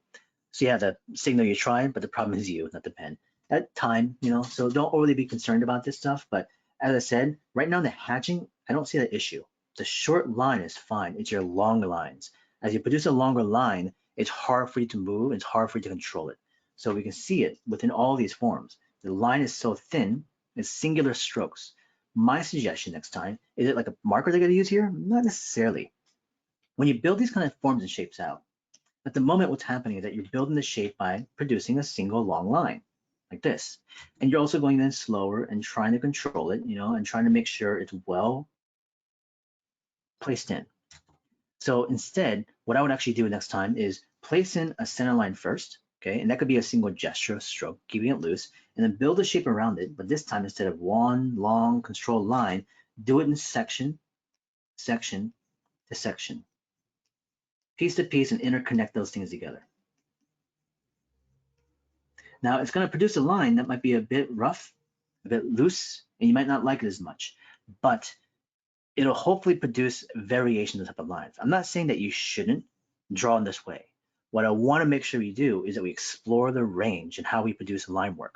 So you can then always turn to what you did before when necessary. You can also then break that routine and try other things if you want to also introduce that. So we want to have full control of this, but not in a controlled manner of actually forcing it, right? So if we're able to do so, then of course the cross contour around it, keeping it loose as you have. And so if we place in line weight, this kind of drawing, it can also still refine and produce a nice clean aesthetic by going by section to produce that line weight. Again, I don't do this super long line around this thing to get line weight. I go by section to section, and I fluctuate the thinness and thickness of line from edges to corners to strong straights, but a lot of short action and medium lines, right? So it gives me a bit more activity of line work and movement within the shape, even as basic and abstract as something like this. So if I see some of your insects using this kind of line, they can also feel lifeless, very flat, very dead, and the line work doesn't move at all. But it also creates a lot of stiffness in your work, and you have to be careful because I'm not sure if your hand is hurting at all right now. If you're pressing really hard, I can see some down action strokes where it goes thick to thin. I can see where areas of endpoints are meeting, and you also push a little bit hard on those areas too. I'm not sure if your hand aches at all at the end of each session. If it does severely, watch your pressure, okay? So the grip might be a bit tight.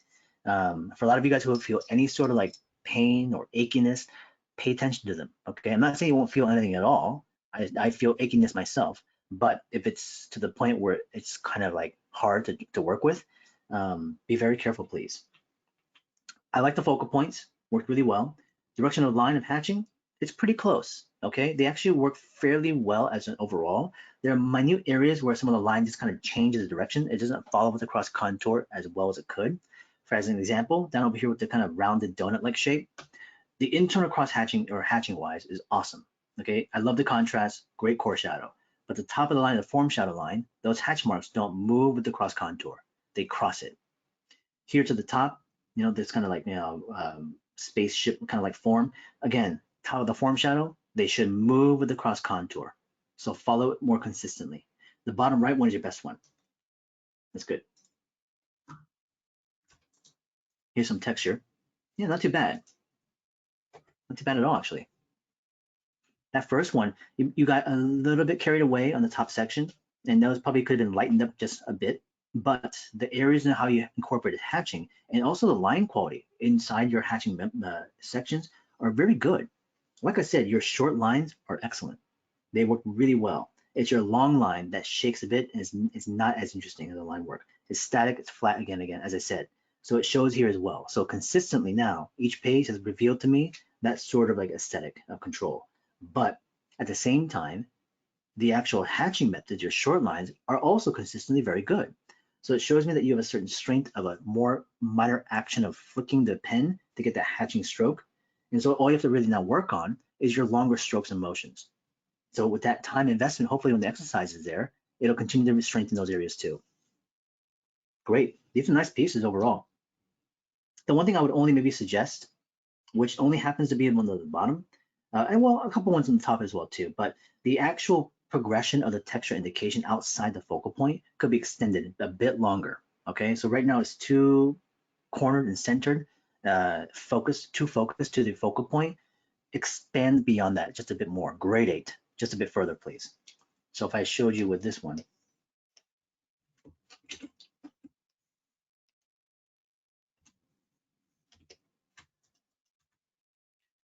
this little, you know, kind of rock type form here, same thing outside the focal point region. I would take that rock shape and start to extend past it and begin to just indicate edges, but let it begin to gradate out and suggest that information further out from the focal point area. It's not that much more work, and you're already doing a great job of doing that on the edges of things. So all you got to do now is just carry it through.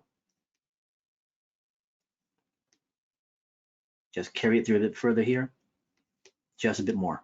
That's all you need. Maybe internally here, just a bit more hatching to kind of show that core shadow and shadow grouping of all these rocks. So just a bit more hatching internally. Plane shifts, different angles are fine, just like you had done up here. So with this one, it kind of feels a bit more like a work in progress still. Like you're still working on it and getting it done. But if that's not the case, you can definitely do this. Push it out of that focal point. Keep using hatching to blend in between sections of areas. And you'll be good. Everything else, nicely done. Oh no, don't worry about that. I can understand why.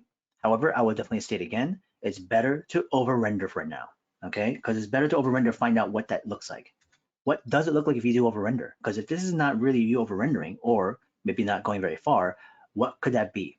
And I want to see it too, because if you can take it that far, we know how far or how minimal you can push it, because this is not, you know, this is a good level, but we still have some room to grow. So we want to be able to see then the upper ends of things, right? Because somewhere in the middle might be good for you. And that middle could be maybe what this is. Nicely done. Some additional texture. Yeah, there you go. Just a few more indicative elements into the area of light. Some of the stuff, again, like I said, is that you kind of hug the areas a bit too closely. So just expand just a bit further, please, okay? A slight more indication in the area of light, move past the area focal point further. Keep using what you have. Those areas are working. You got to use them more, okay? So don't be afraid to kind of take it into a bit further of information. Keep testing it, okay? Keep pushing that boundary just slightly. Love the callouts, and especially the way you did the swatches, the bars. Those textures are great. The patterning, the shapes, you know, the way you kind of progressively, you know, increase scale. Nice stuff. Here's some insects. We have a cicada to start with. Yeah, nice first page. There you go. Number one, number two. Side view, shapes, second page, a bit more information of detail, refine the line. These lines, like I said, you start to see the cleanup happening with the weight of it. The initial line being put down for number 1, for the side view, the top view, the other molting version of it, that line weight again kind of is so thin and it shows a bit of hesitancy there. I think that slight fear of messing up that shape is apparent. And I hope that we can find a way to continue to move past that. The reason why I can tell that's also you're afraid of messing up and don't want to show bad sketching is because you're also throwing in like these little, I'm not sure if you're doing that on purpose. I'm not sure if that's even what I'm looking at, but I'm not sure if these white parts right here, is that you trying to actually correct some of the lines? Is it like a whiteout? I'm just curious because it kind of tells me a few things if it is. If it's not, then yeah. So the idea of trying to present something very clear and as, like I said, as high enough quality as you can make it is part of the concern. So when something is not looking very good for you, I can tell that it probably bothers you quite a bit, to the point where you're literally taking white out and using it on toned paper, and it stands out even more. It's one of those cases where you're actually like picking at a scab, and it makes it worse, right? When you get a scratch, it heals over, but you scratch at it. So it makes it worse and worse and worse. So here, you made a wrong line and it bothers you. It's a scratch and you're trying to fix it. You're trying to correct it. And you put the white on there. In actuality, it just made it worse and worse. And it stands out now. We're going to get into the practice into the future, Yuri, which is like what we did today, which is those lines will still happen. Those mistakes will still be there. It'll happen again in the future. But instead of trying to disregard it or to correct it using things like this kind of whiteout process, we're going to use those mistakes to our advantage. We're going to make them work. And you might think it's going to be hard for you to do so, but the only times, again, when I would not move forward to correct the thing is because of proportion. Most of these proportions are okay, so there's no problem there. What's happening here is some of the lines are slightly off an angle. Maybe the line's a bit kind of rough, a bit sketchy, so you're cleaning up edges.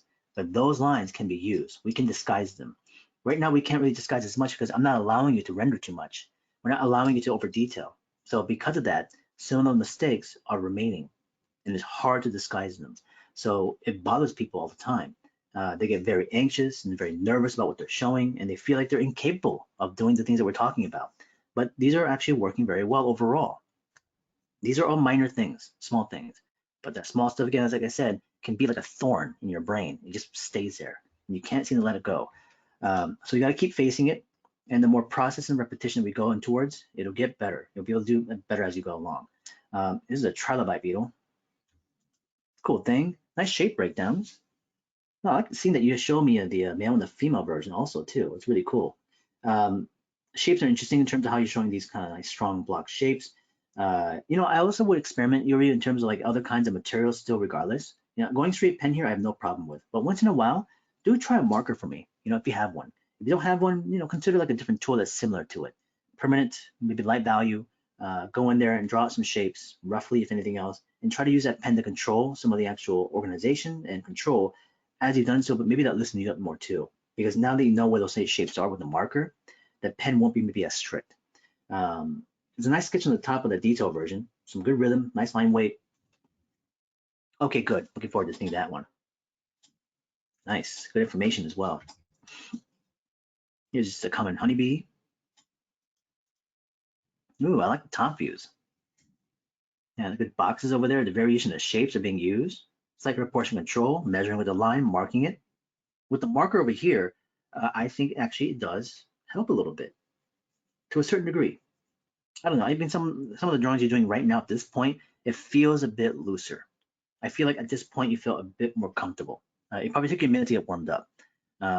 But I think this has a nice page. I like again, that vertical organization. A couple more drawings around the larger piece, like a thumbnail or two, would have been helpful.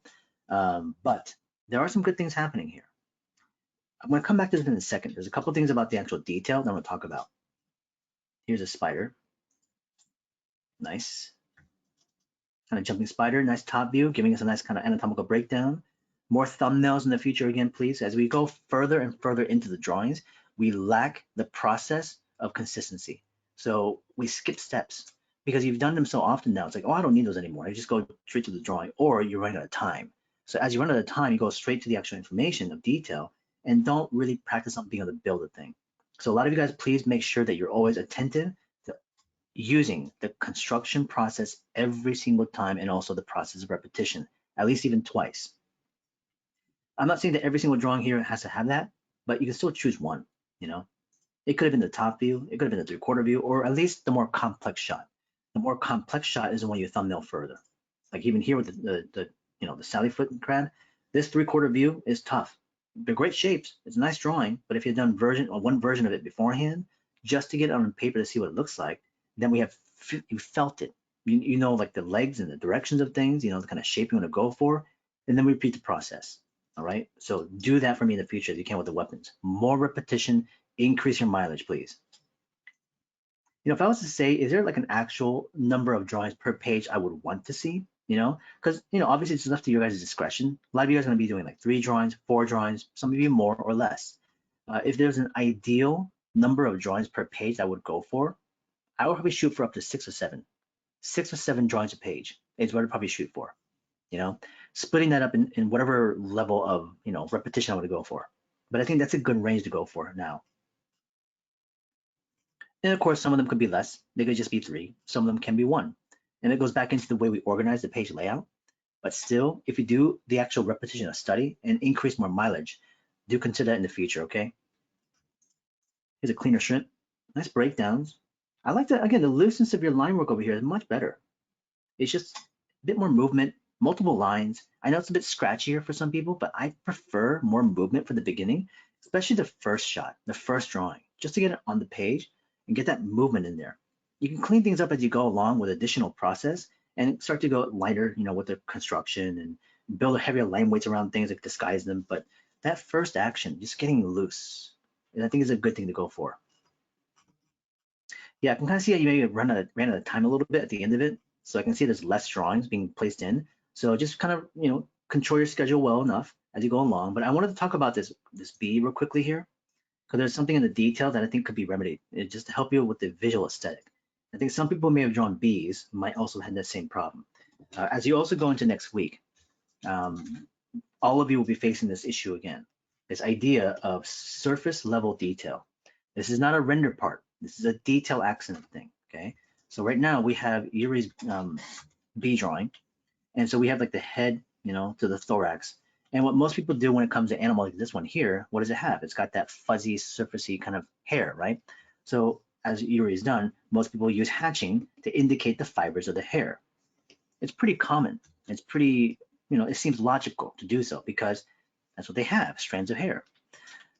Now the problem, of course, is we're talking about, quite a bit of hair on an animal here. Now, as we move into an animal like something else, let's say like a mammal, maybe like a lion or some other type like a horse, and we have all these longer hairs around things, it's really hard to control using only just lines of hatching. And it doesn't really give you a strong visual as a silhouette to read from. It feels very noisy. It also is not enough line to give you the sense of the flow and the capturing of that information in detail. So the way I would have done it differently is that the key answer to anything in the situation of detailing is in shape, okay? The shape of something. So if I have that, let's say the shapes of the thorax and the head, and this is where the eye sits on top of here, the antenna comes up this direction. And so obviously the legs are sitting below, there's a wing construction attachment over here. Legs are gonna come down, whatever direction they go into. Focusing on the thorax, instead of now saying, I see a bunch of hair now, right? First thing I want to do is consider the shape of the silhouette. So on top of that lighter construction of the circle, I'm going to go on top of this and move and communicate a silhouette of the fibers of the hairs grouped and collected together. Below, there could be longer fibers, but think of them as grouped pieces. And on top of the head, and I'll give you the hairdo. Essentially, is what you're doing. Now this silhouette communicates something now that we can easily see. Now in between this, considering the light direction, I can now think about a form shadow if I want to, and I'm going to move with the hair fibers internally with the hatching. So that means the hatching now is kept inside, not outside. So now I'll move with the fibers, not with the cross contour, not with the form, because I'm moving with the fibers of the hair. But I can concentrate this now internally into a certain region, and usually the shadow shape is the best way to go for it. Instead of randomly spacing it out everywhere, simple action of there's a light, there's a shadow, but then now there's a bit of rendering there too. But this is not so heavily, enforced in terms of like trying to control render the light and shadow. It's just an indication of surfacing. So you can still keep it very minimal. For instance, I could have done another iteration using the silhouette, using then the hair fibers that have been grouped together on the outside, then just using a bit of hatching on the internal, and it's not like doing a render of a shadow. So you can range in terms of how much you push on this. So on the inside, like I said, is where all the fibers of the hairs are being communicated using hatching techniques, and the exterior retained is a simple read what's going on. It may not be as simple as you want it to be, but still, instead of a bunch of fibers of hairs, and if you can't produce enough of them to produce that sense of flow and collection and grouping of all the fibers of the hairs that are there. But by doing it together as an actual shape, it's as if you're taking a bunch of lines that are hairs and grouping it, and then from there breaking the ends apart and then changing up the scale.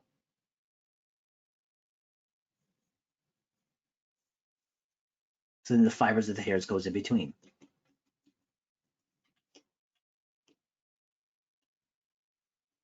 Looking for a shape, finding a way to interpret, breaking the information of scaling, and incorporate the hatching. Okay, so once we get to the animals next time, we'll cover this again because we'll have animals that have longer hairs and stuff like that, and that kind of stuff needs to be dealt with. For now though, nice job, Yuri, thank you. Okay, let's keep it going. Let's go down to our next person. Let's go to Stephen.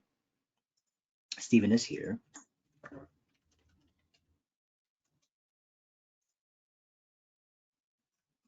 We have a link. Here's week 3 stuff.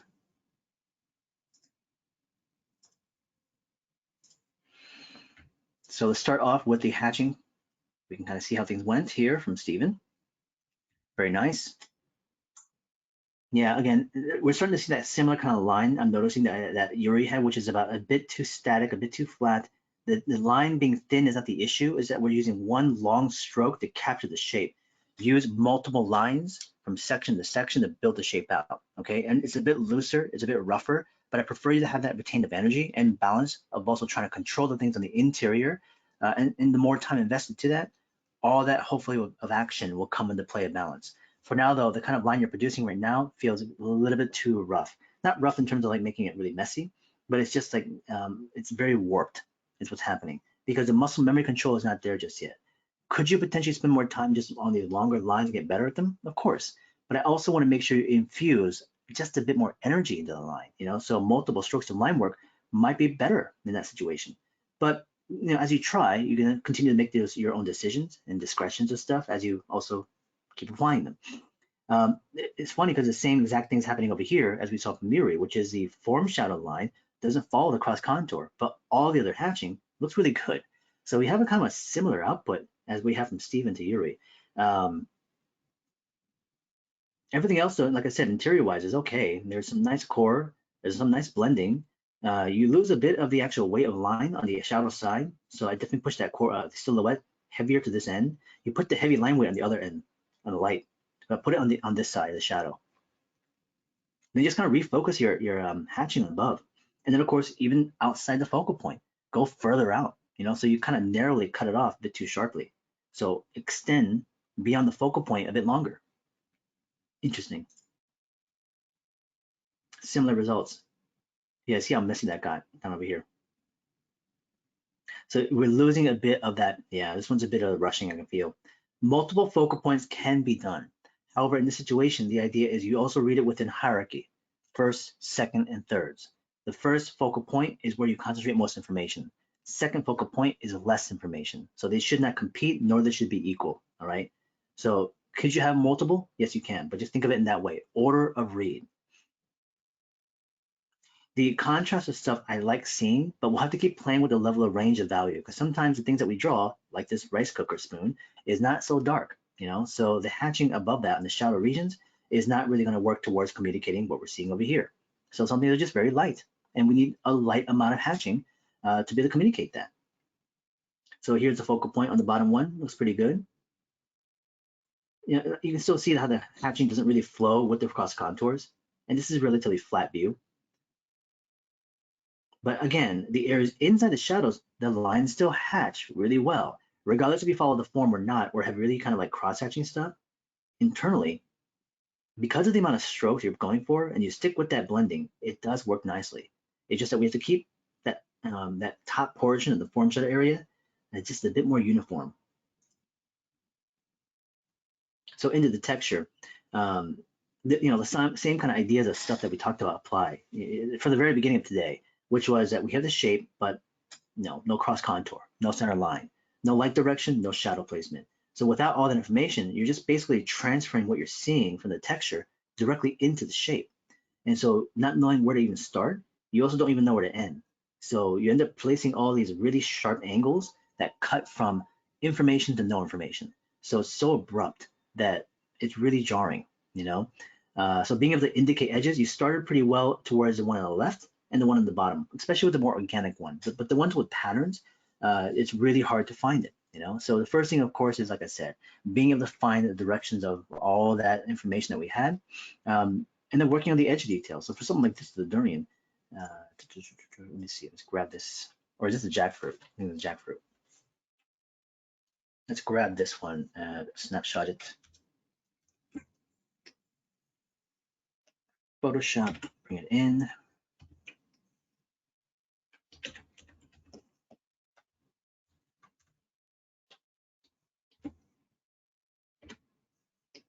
Oh, it is a durian. Cool. It is an interesting fruit. Actually, let me bring in just a bit more, just to center everything a little bit.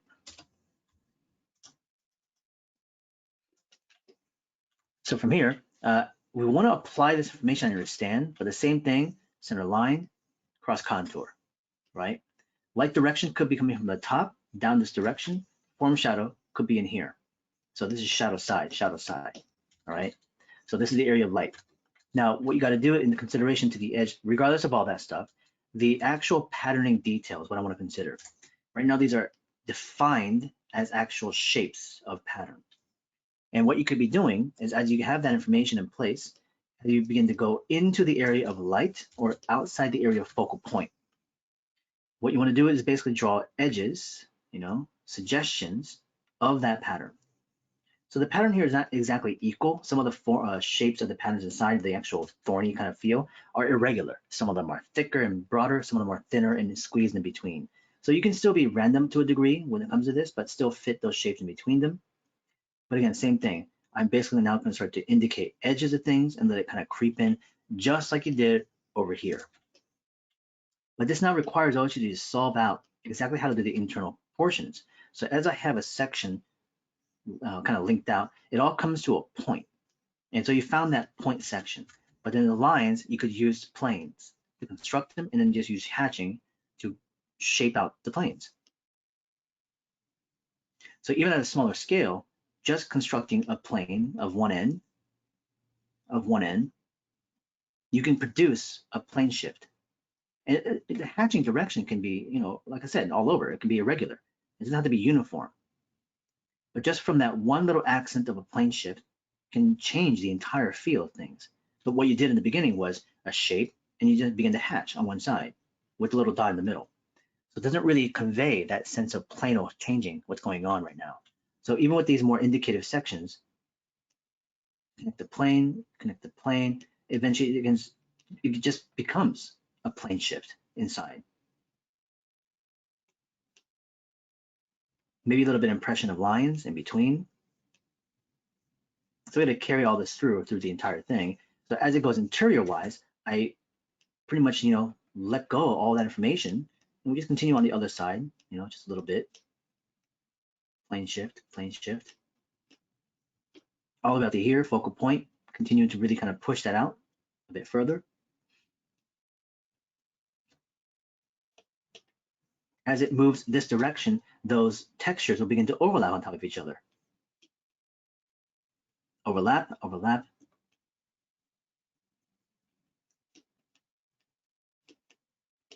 So what you see here is not what you should be putting up here. It should not be a flattened shape. It will be a shifting of an angle, so you start to see the actual thorns rising. So we have an overlap now.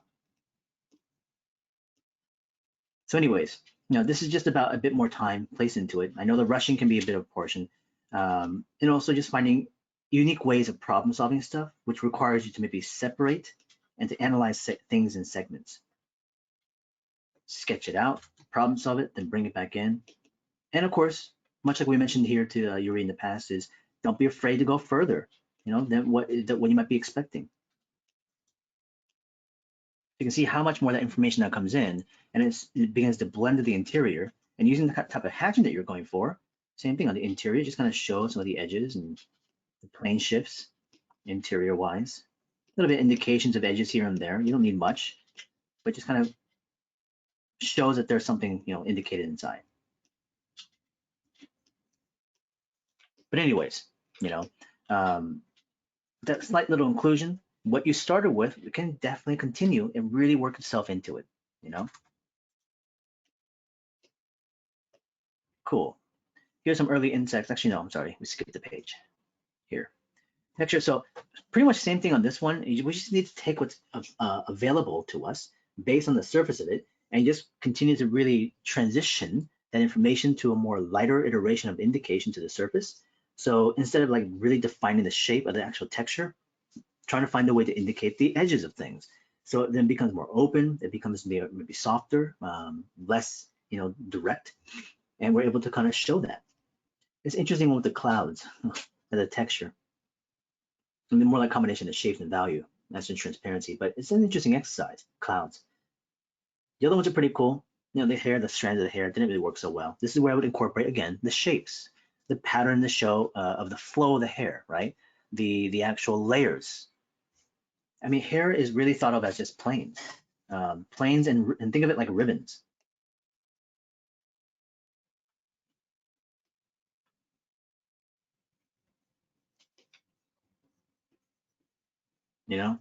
Shapes, ribbons.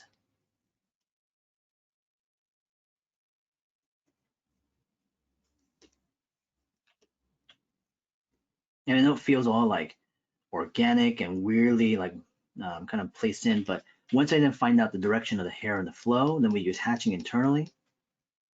I'm not really using the whole like focal point kind of thing. I'm just kind of using this as a way to demo the individual shapes of hair.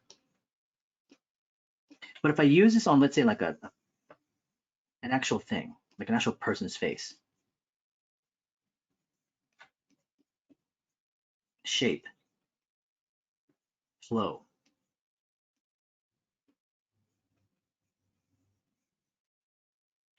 then we show the internal hatching using groupings of values.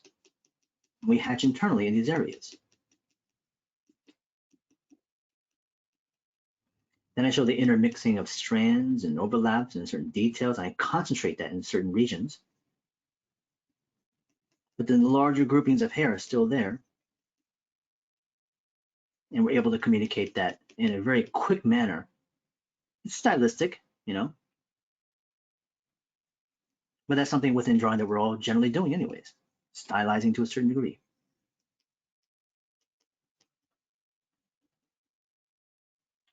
So trying to find shape and direction. So with this, with line, it doesn't really convey things very much. So it lacks information, even though you place a lot of lines in there. It's funny because you can really do a lot of line work, but it can lack communication, Some nice drawings of the walking stick. References are really interesting. Man, the colors on that one, the middle and the top are really cool. I've never seen that one before. That's really stunning. I have a stick bug as a display, but it doesn't really have the kind of colors like this. It's crazy. It's got to be a young one too. We don't see the wing development just yet. Usually this carapace shell and the wings are tucked below, and they do grow them. So I'll see a younger version. But nice little combination of things like top views, small little thumbnails. You gotta watch your lines a little bit. The use of the marker, I think, could be really good. I keep doing it. You keep using the marker. Oh, I'm sure. I very much think it is for sure. The smaller iterations like this over here, like I said, not really concerned about line, but just keep pushing more mileage. The scale of the front of the top view over here is a bit too big, so size it down just a bit more, please. Create more room for more indication. Like this head study, same thing. You went straight to the render. and it shouldn't have done that at all. So hatching, light, direction, none of that stuff. Shape of the head, construction of the actual forms, repeat it again, include details, but try not to render stuff in the beginning. Jumping spider. You see here, that's a lot of fur and fuzz. So the kind of fur and the fuzz that were incorporated here in this indication, same thing, grouping of shapes, and it's not a lot of strands coming off of them, you know? So, and the ones that are singular fibers, yeah, you can definitely put a couple lines in there for hatching, but generally it's gonna be about more of building out shape language. But this is also showing me how you construct the forms underlying all that stuff, behind the fur and behind the hair, you know, the shell itself, what is it built by? This sketch on the left on the bottom is actually well proportioned. I do like the form on it. It's a bit overly worked with render. The top version on the right-hand side, the shape and the form proportion-wise is not working so well. Length is too long, too squished. So building out something of structure with a bit more 3 dimensions of planes will be something we need to see. So same thing with this one as well. If I did a quick sketch of a study of the jumping spider, which are all very, very amazing little bugs.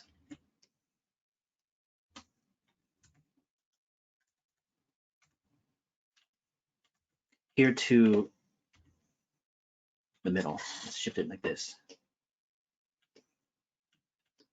This particular one over here, same thing, like you started off with a kind of a round shape or a blocky shape around it. Same thing, I could definitely do that, but I see a top plane and I see an overall shape and form, cross contour on top of that. The eye clustering is over here and over here and over here. From there, I know that's hard to understand, but the actual fangs are below, and this is called a pedipalp. The pedipalp has a little extra limbs that come out from it, and they use it for communication and also for sensory organs as well too. The back end abdomen, just a big round orb, as you have done right now, and that's fine. Cross contour around it. And the legs all connect to the actual cephalothorax, right? So the form itself, even here in the side view, and this kind of side view, it's a 3/4 view, but still, if I do an overall shape, cut out the thing. So instead of doing like this, you know, rounded, narrow kind of structuring, trying to find angles and planes.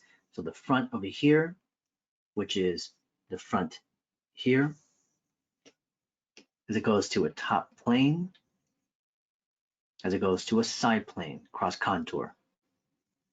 The eye, main orbital compound eyes are in the front right there with another row of eyes at the side.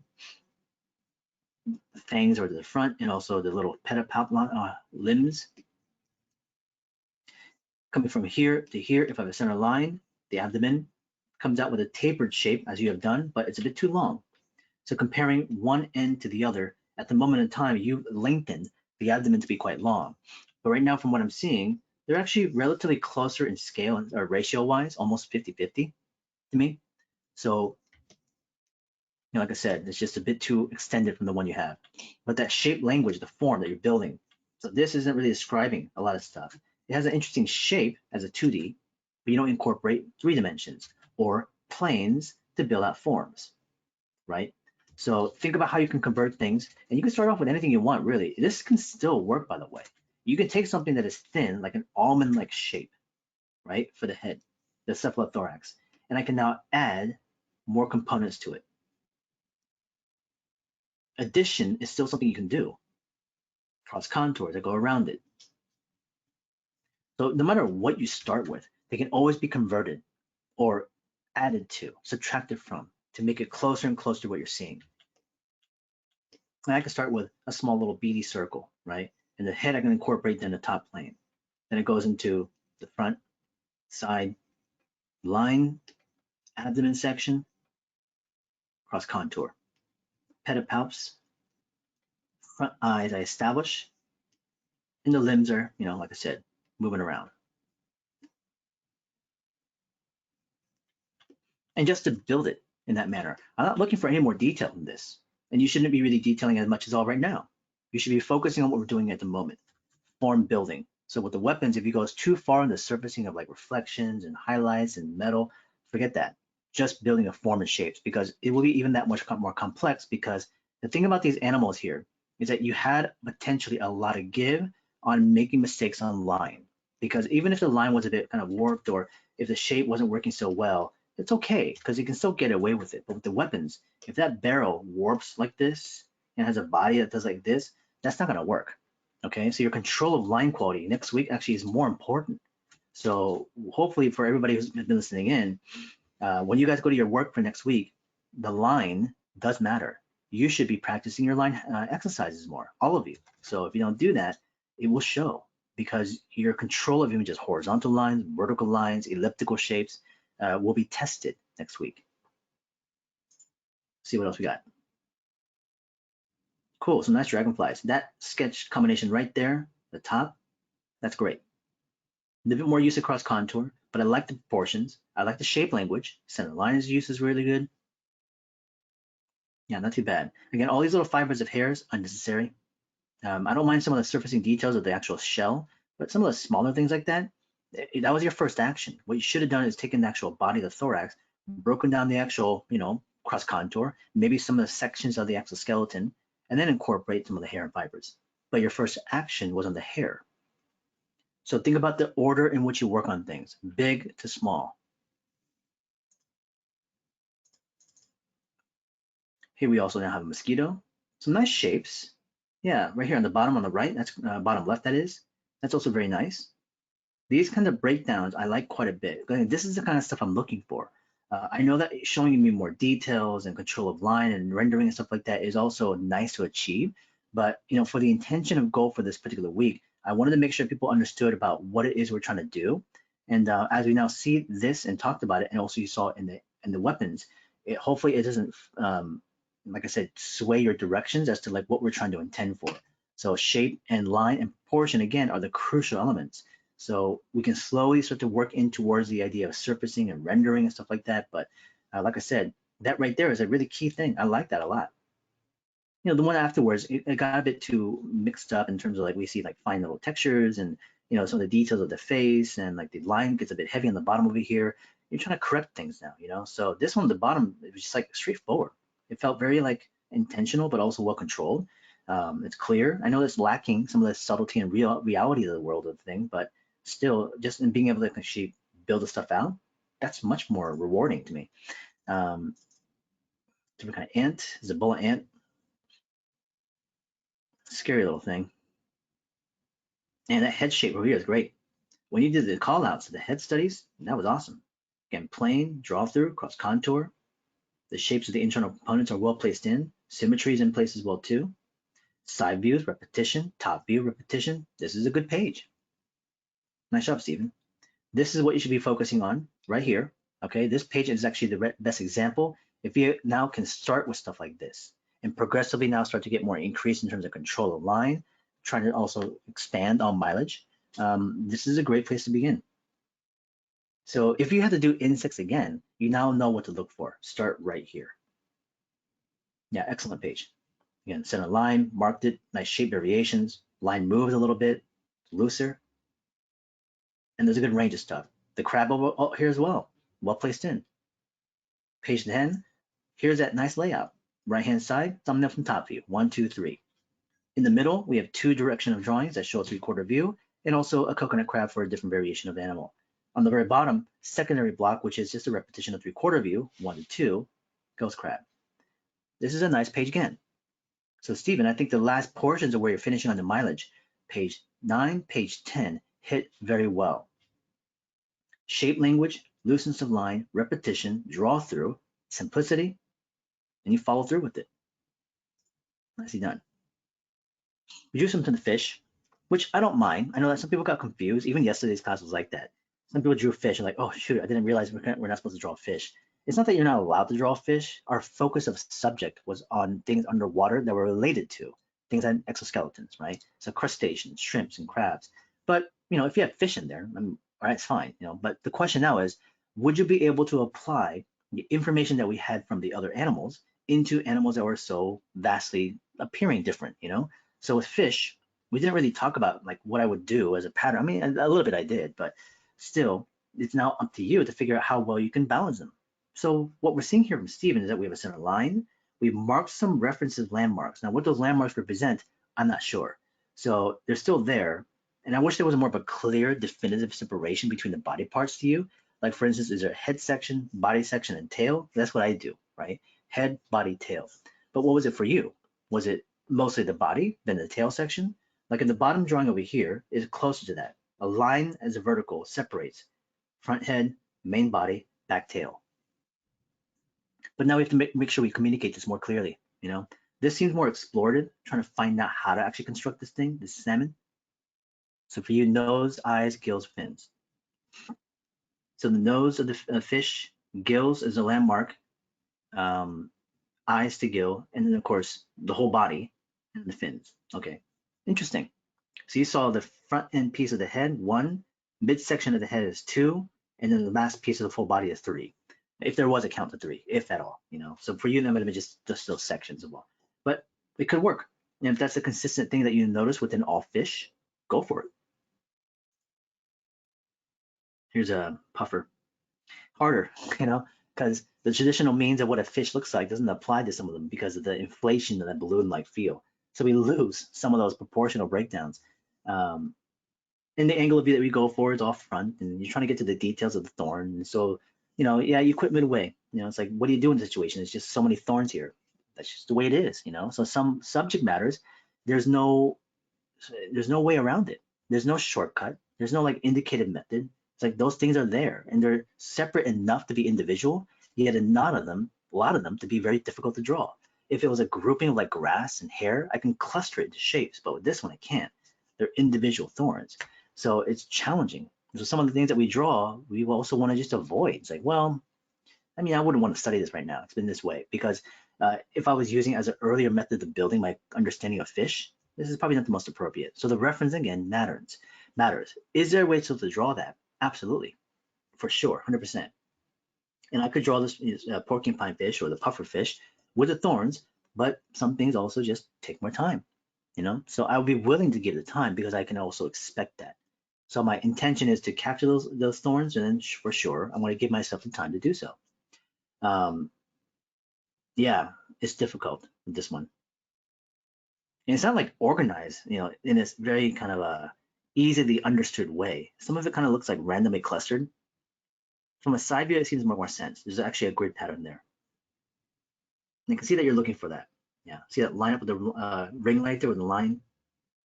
The 3/4 views of the body, you know, the breakdowns here are not too bad, but, you know, it was a bit randomish, yeah. Still not the easiest fish to draw. Oh, here's some thumbnails. Sketchpad, just roughing it out. You know, these are nice. I do wish next time when you submit your work that you actually include these as a part of the lineup. So, you know, collecting it together all like this is I mean, I can understand that because you're treating this as if it's like a behind the scenes, you know, kind of sketching page.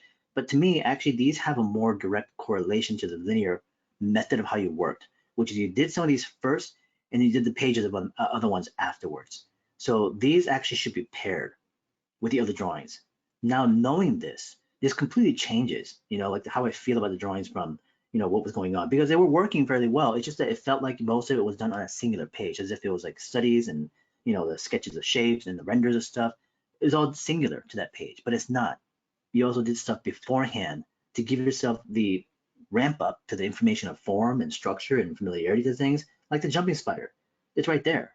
You know, everything I mentioned about the shape and the plane, the draw through and center line, it's right there. So that information is crucial to know that you actually did it because it shows me that you're thinking that way. And if you're thinking that way, your brain is now fixated towards looking for that stuff as we've been talking about this last number of weeks. And that's really important for me to understand it because now that I know it's working for you. The one issue that I have with it is not consistently placed in. So the information that's being shown over here isn't also necessarily hybrided to what you're doing later on. Some of the parts are, you did a much better job with the bullet ant, you did a much better job with some of the fish, you know, but there's some areas that don't work so well. But the numerous amounts of shape study and form that you can do within these areas got better as you went along. In the beginning, again, some of the stick bugs were big and, you know, large drawings that weren't working so well. But as you got more into the idea of exploring multiple shapes and iterations, that was nice. So this is a very important section of the page over here, the very last end. And next time what I would do is literally take a capture of the photograph of the individual pages of these and pair them with the more refined, quote unquote, pages that you have later on, okay? Show them together. So I think that will be much stronger as a support because it tells me now about how you're working from the beginning, okay? So Stephen, these were really important to me. These sketches are equally as valuable as the other ones you show me right now. And like I said, you have some really, really powerful stuff right here and right here. Look at those as a way to keep moving forward in terms of how you did the layout and what you focused on, okay? Nice stuff, thank you. Let's keep moving forward. We're gonna go down to Jamie. Thank you guys for hanging out and being patient. I know that our feedbacks go a long while, but sometimes you can't help it. Here are some of the actual shapes and render, and I'm assuming this other link is the insects. Oh, this is combination. Okay, so you think it's the insects. All right. Well, if you have bugs and insects and you do a couple studies in by next week, Jamie, like 1 or 2 pages of them, that's all you got to do. Okay, submit that. Then the following week, just do like 1 or 2 more pages in from there, and then continue that for the rest of the weeks to keep making up for some of the stuff you missed on. And that could go for other stuff in the future as well too. All right. So combine them together. Hopefully you don't get more behind, because the more you do, it stacks up on top. If it's only insects, then it's easier to handle. As I said, it could literally just be 1 page next week. But focus on the present, focus on the weapons. So here we have some of the exercises.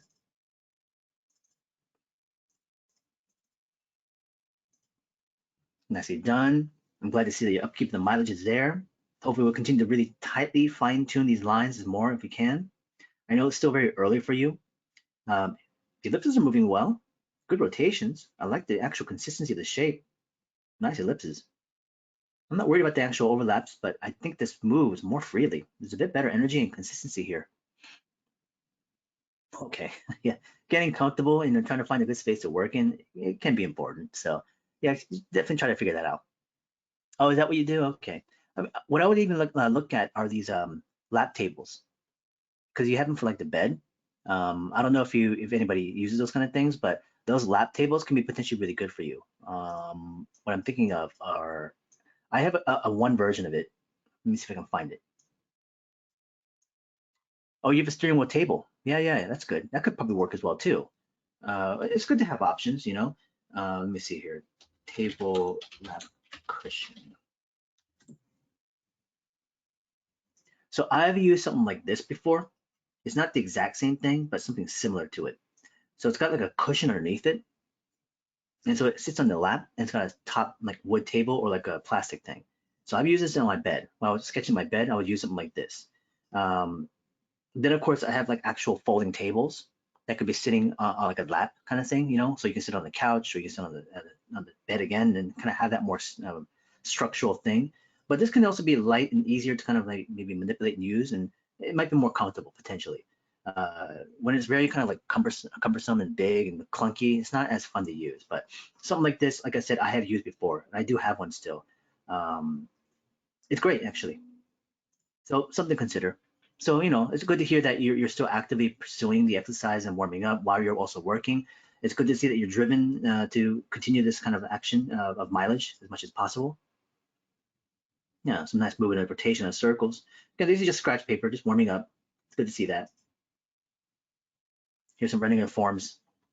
Yeah, the lines are not too bad. There you go. This one has a slight issue of just the lighting. You know, I think the photograph is what kind of slightly affected the visual of this. The right images are fine. It's the one on the left, because of the way the light is shining on the ink, it kind of blows it out. So it's hard to tell like some of the value shifting that's going on. So all you have to do is just kind of make sure you kind of adjust the lighting again next time. Be careful of direct light. So try to see if it's like off light or just kind of a side light, and that might be a little bit better. With direct light, the ink, even on paper, can reflect things.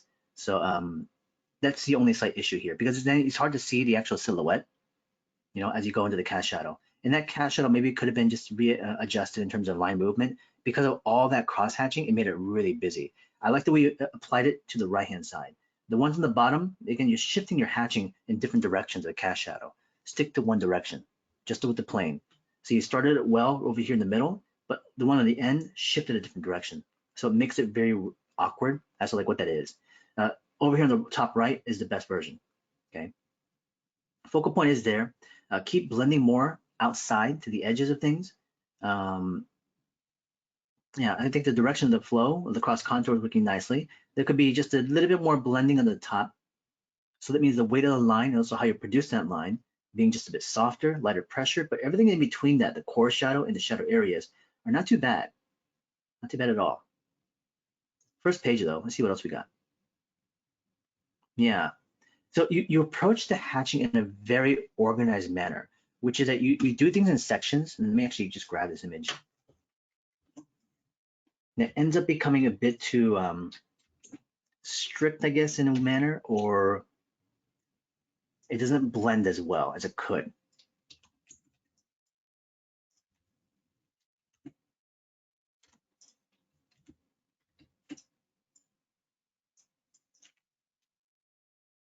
So if I look at like inside these areas, the hatching becomes so partitioned in sections like this.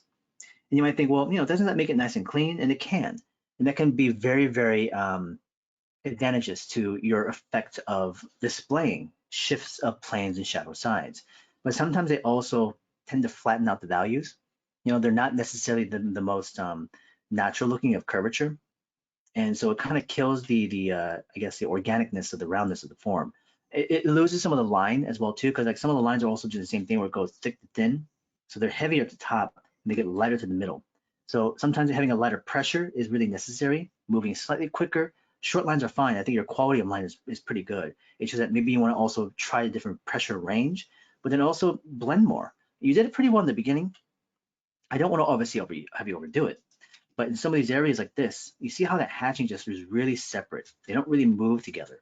So it just needs a bit more unity within the blending.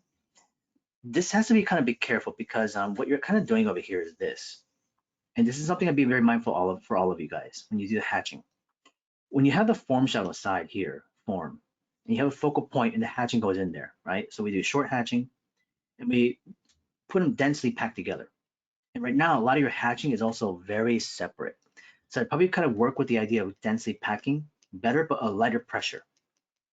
So obviously if you go really heavy with it, then it can just be quite too much. So I want to be more of a general average covering a value as it goes through the entire thing underneath. And I'm stacking it, but I'm slightly overlapping. So hatching and slightly overlapping. So as I overlap, it works its way down. But as I go up, what's happened here is that your hatching spacing, okay, got wider. And then it got wider from there. And it made this very kind of like broken kind of hatching where it wasn't blending into each other. I don't actually do this kind of thing. When I hatch above into the form shadow, the action that I take when it comes to the hatching is actually the same spacing as before. It's just that my pressure is lighter. So the amount of hatching spacing in between it is equal. You can change the pen size, that can help a lot. But as I go above, I don't change the spacing. I just go lighter with pressure. So light with pressure, it starts to become small, tinier marks, much finer in detail. But as I go to the top layer over here, I then also add more layering in between. So this is what I see a lot of times with people from the core shadow. They'll hatch it and then they'll place these longer lines in between them like this to blend the softness, but it doesn't really work because it spaces everything so much and it breaks the routine, it breaks the flow, and it doesn't actually blend into each other. So the spacing in some of your hatching from here to here, up on this section, from here to here, down to here, is so different that once you get up to this area, because you can't blend it, it breaks apart, basically. So if I can retain the closeness of the hatching, but control more of the pressure and the movement, you can start to produce lines that hopefully are, like I said, lighter in value, yet at the same time blend more smoothly to the form. So you see the spacing up here compared to the spacing down here. Yours is not as bad though. Like it's not as bad, Jamie, because I've had people that would literally do this.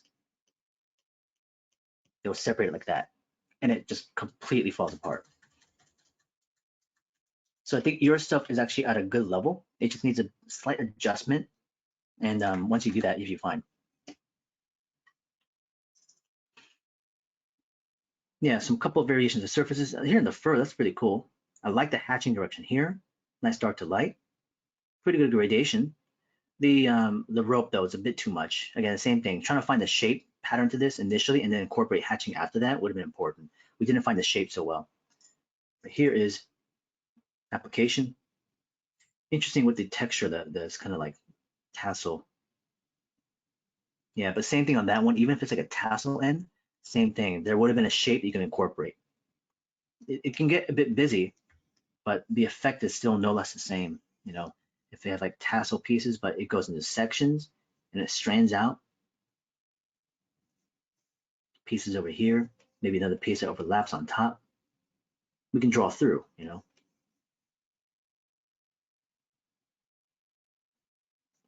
And as you do so, the hatching now goes in between these areas or on top. It flows in the direction of the tassel and the line. Internally, that shows then the multiple strands of that tassel inside. But finding a shape first to communicate this. Then we can range the value, you know, in between the spaces, and that can show overlaps, and that can show things like depth and whatnot.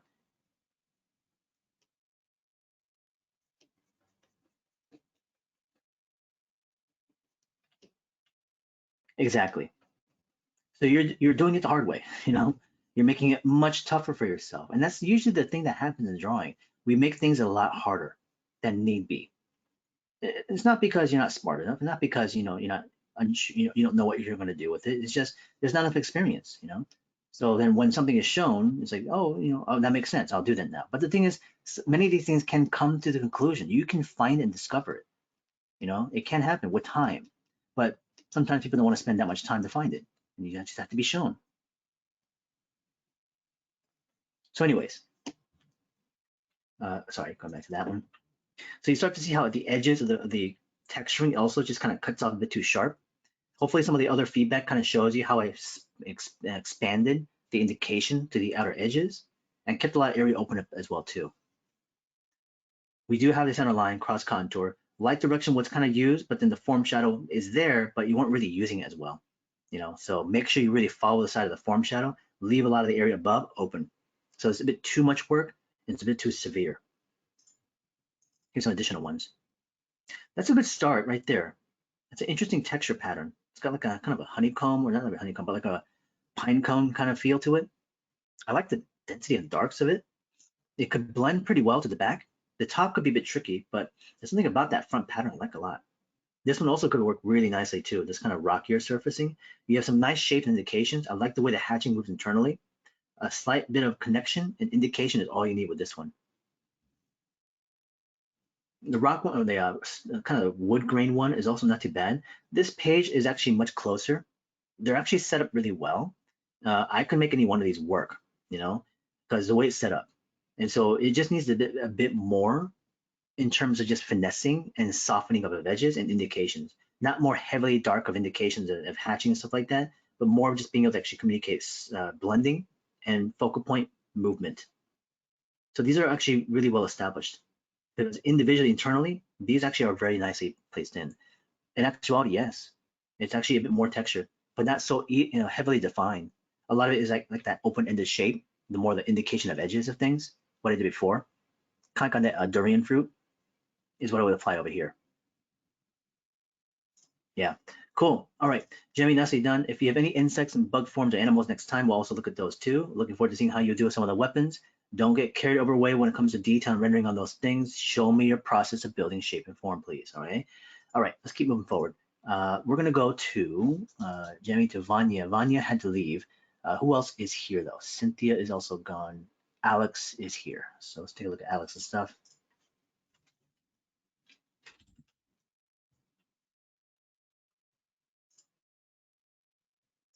Here are some of the insects. I'm gonna go up to the hatching. From Alex, we have Jason. Jason's still here, and Brad. Okay, cool. Thanks for being patient, guys. Here is the hatching on the forms. Nicely done, Alex. It's a good scale. I think the size of the drawings are actually pretty good because it's large enough to really enforce a strong attention to the quality of hatching, but it's not overtaking the page. The forms are kept simple enough, which I don't mind so much. Use of the cross contours applied, center line. The form shadow line could have maybe incorporated, which I do see that you may have used in the first one. You kept it more to the marker in the secondary one, so I can kind of see it now. Focal point ring is there. Highlight is used. So again, pretty standard, but standard is a good thing because it shows you have a baseline of application. So these are working fairly well.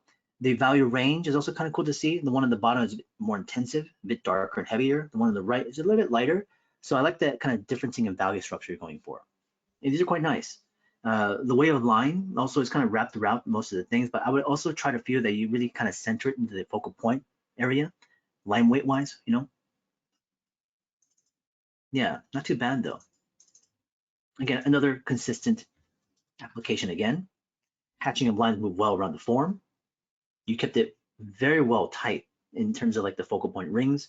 The one on the top is a bit more opened up, but again, I like that you're pressing a little bit more beyond what you're trying to do. And those kind of testing of how much you go for, I think actually, in my opinion, is a good thing to go for. It's interesting with the one at the bottom where you show the line that shows the area in which the highlight goes into. I mean, I've done that in the past, but I would do it more minutely within like smaller areas of strong specular lights, you know? So instead of like a broader range of light, I will keep it more centralized to hot spots, okay? So when you have a big broad region like this one here, the line doesn't really work well with the highlight tool. But like I said, everything else looks really good. Nice core shadows for sure.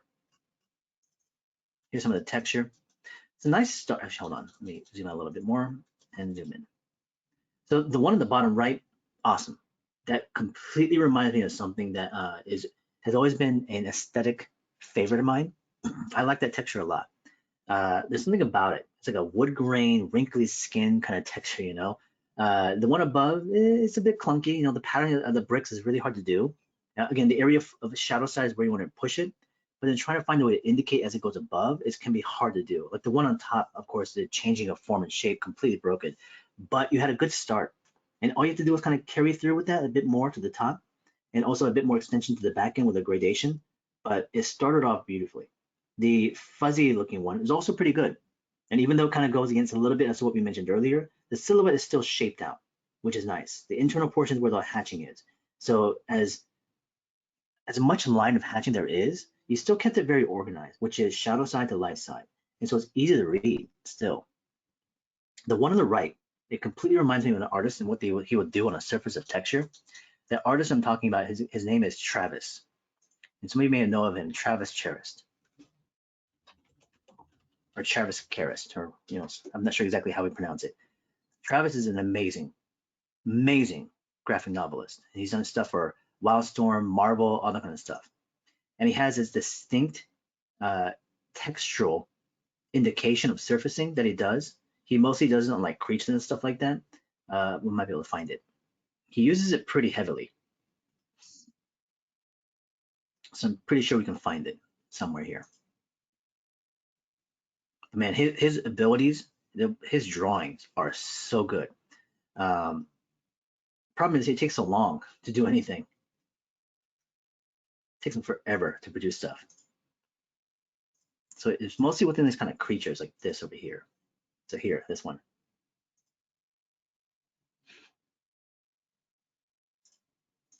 Like right in that section, the way he does these like textures and these creatures is just, it reminds me just like that. If you look at the black and white versions of the stuff, man, it's so close to what you just did. And it's cool because I like seeing that kind of connection of way lines or textures or indications are happening from one, you know, like sketch to another one. I wish we had a prime example here, but this one a little bit.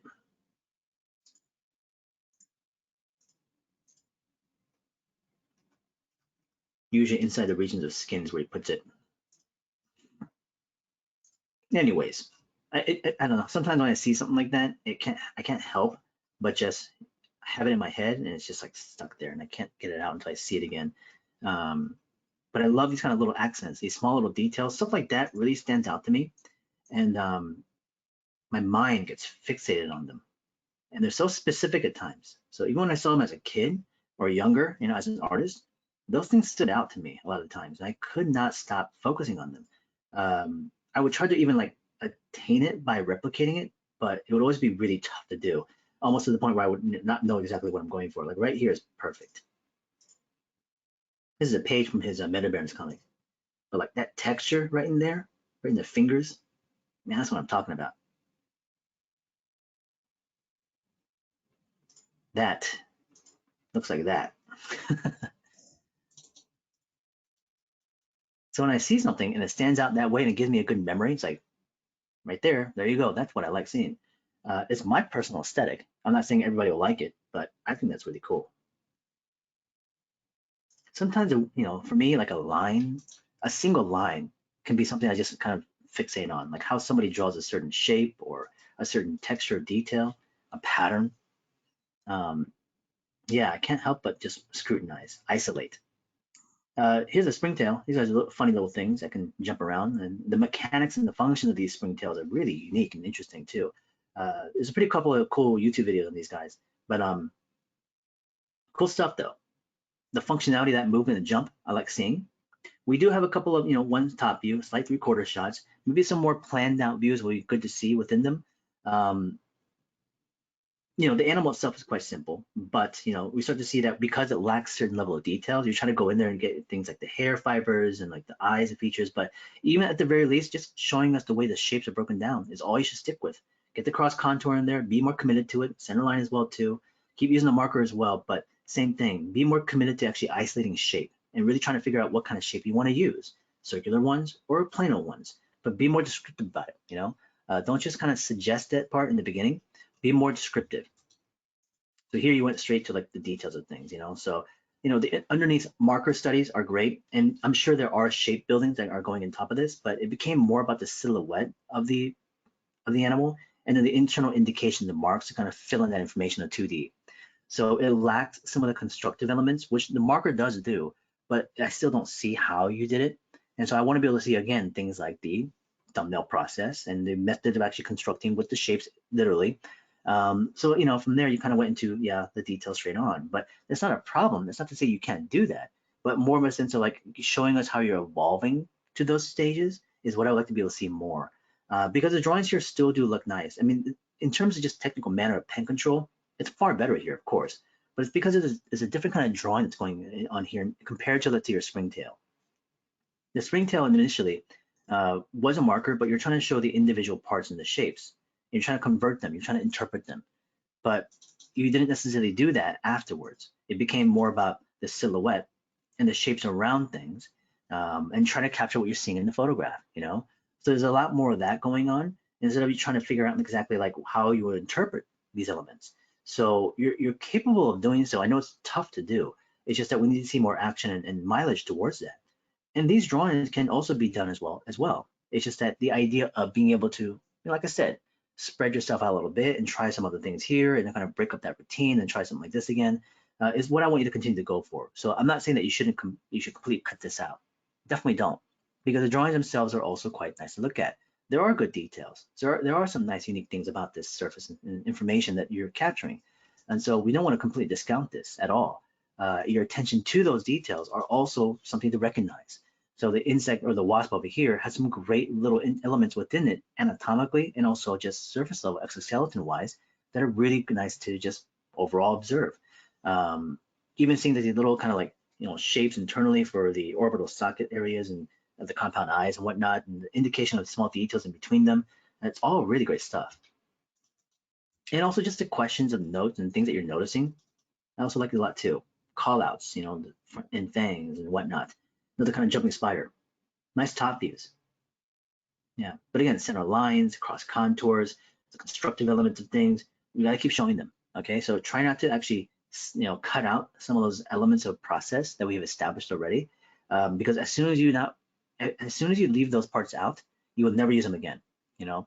Um, so hopefully we can find a way to naturally implement them more into the future as you also show us some nice, clear information and details. So you also like insects. I work at the Natural History Museum. Awesome. So it's hard for you not to dive into details with this. Oh, I have no problem with that. Especially with the showing of information of how things work and what they are. It's great stuff. And I could also learn from it as well too, especially as you work in that kind of field. But at the same time, all you got to do is just a slight readjustment and kind of remind yourself once in a while about what you need to attain and kind of build up to that level of detail. Because if you do so, then this kind of stuff also works in conjunction. And that really shows me that you also implemented the things we're going for. and then also pursuing the things you also are interested in seeing. And it can be very educational, it can be well organized and designed, but also very, very communicative based on how you see things. The marker, I'm sure, is doing a lot of that work. One little action could be just maybe taking away the marker, you know, because sometimes the marker presents to us a underlying sketch that all you want to do is ink it. You know, you want to clean it up. So you get the outer silhouette, details, internal elements, but we don't necessarily draw through it again. We don't construct it again because the marker is now there. But the marker is just initially the estimate. It's just an idea. So the marker from that point, as you put the pen on top, you got to reconfirm or adjust and change things based on that of the marker. Yeah, that's all it is. So don't become too dependent on the marker itself. It's a great tool, but it can sometimes be a crutch. I think the drawings here are great though. Again, I do like the attentiveness to the details that you went in there for. With the more inclusion of things like cross contours and some of the areas of volume, it does help and communicate a lot better. But I think they're proportionally very accurate. That's the one thing. They're proportionally very good. Shapes and forms communicate fairly well, but I do wish there was more underlying constructions to show us more repeatable patterns, but also how you can then use that as a way to construct it yourself. Without the use of the reference and be able to actually build and develop your own things, or to draw from some of these from memory, you should be able to do so. Other than that, I also feel like you're not really maximizing the mileage as much as you could, because some of these I'm sure are taking you longer than also necessary, because we have the underlay, but also the fine control. So some of these sketches independently are probably taking 15, 20 minutes, maybe more so. So if we can cut that time in half as a sketch study of shape and form, we can produce many more mileages and iterations, you know, so we can really fill up the page and have a lot more angles and different repetitions and whatnot. So exactly. So that's a long time for each individual, you know, so for a single page of an hour, which one of these within half an hour, that's a bit of much, you know, so one of these should have taken you 15, 20 minutes. Now I'm not saying that's what you should do now. I'm saying that is what I would expect myself to be able to do. And what you want to go for then is finding ways to build to that process. So if you can break things down further, less detailed, they can still be quick, and you're achieving certain levels of finish, we can build up to this, you know. But for now, though, make that a small adjustment. Yeah, but don't worry about the time thing too. If it does take you longer even to do the things I'm talking about, that's okay. Spend the time to get a good familiarity, and things in long-term process in the future will get easier, okay? And faster too. So excellent. Overall collection, I like a lot. There were some really nice, impressive things with the hatching. A couple small adjustments with the texture, but overall worked out really well. Again, I was actually quite satisfied with the way things were setting up. With the insects, minor adjustments on process and what you're showing in mileage-wise, but from the actual drawings that we have, proportioning, details, great stuff. So with that level of observation, with the combination and fusion of process and form, we should see some really good stuff into the future. So let's keep it going. Thank you. Cool. Appreciate that. Oh, is that right? Well, keep communicating to me in terms of anything else you have questions to, things I can show you, or if you're lost in, I'd be more than happy to continue to communicate more stuff to you. So I'd be also interested in hearing more about what you do. Like if you work at the Natural History Museum, which museum is it? And also, what do you do there? That kind of information of stuff I like hearing about, because all of you guys have certain, you know, life that you lead and things that you do. And each of you, I'm sure, have very interesting things you are involved in.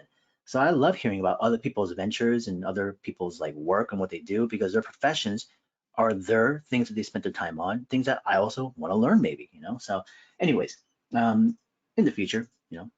So let's go down to our next person. Let's go down to Jason.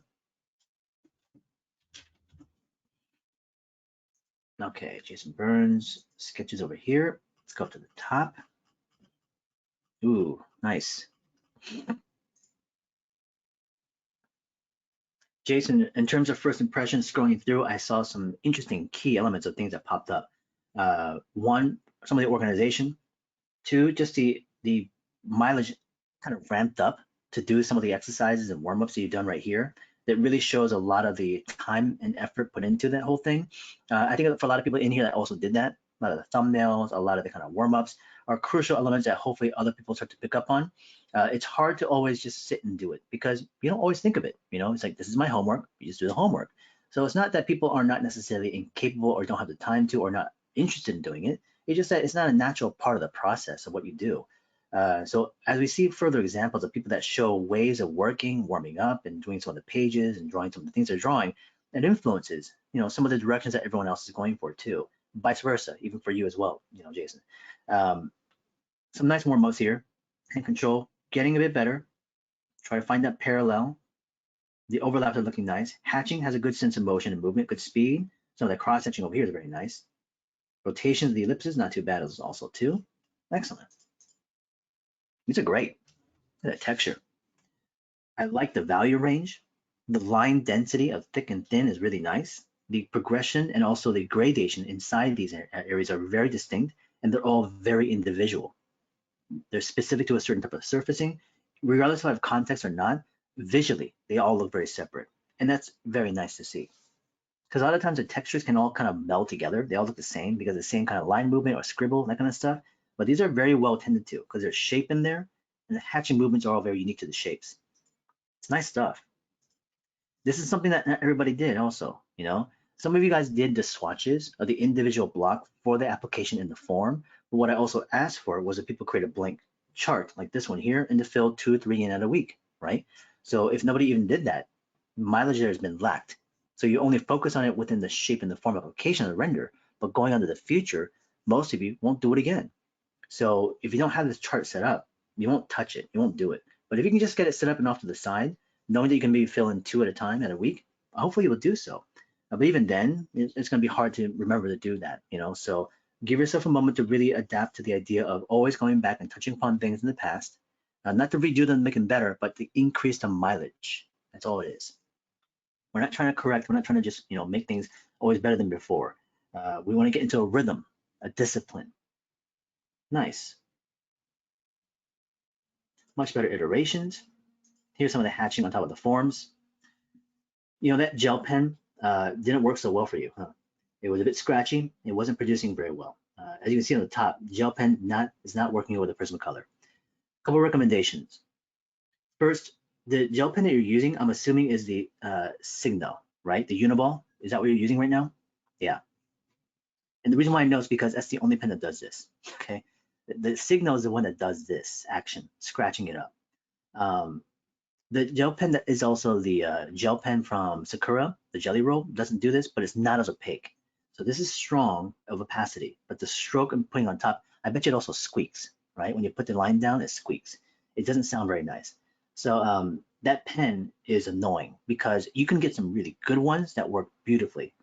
And you just get one that's just not working so well at all. It's just a really bad manufacturing thing. But there is a way around this, okay? Yeah, it takes a few passes to prime it, exactly. You got to kind of spool it up. Take some water and take a brush. As soon as you put the gel pen on top of this and you apply that pool of ink, use that brush that's slightly wet and basically move it around and soften it up. It's water soluble, okay? So what you can do is spread it. And it actually then moves it all together and makes it more uniform, and it completely helps. It gets rid of all these like tiny scratchy strokes and stuff like this, and it softens the edges too. So it can work really well in that sense. I have used that gel pen like this for not only drawing, but watercolor. So when I do watercolor paintings, I'll use that gel pen to apply it and use a bit of the brush and the water to kind of move it around. Works just fine. So that's one remedy here, is to use a bit of water and brush on top of the gel pen right when you draw it, okay? So not only that then, if that doesn't work, just keep it to the colored pencil, and I would maybe go for like the Posca markers, right? The acrylic marker ones. I'd switch to that instead because you might find that to be more favorable. But if you can't get those and you're only sticking with this gel pen, the water to brush might be the best solution, all right?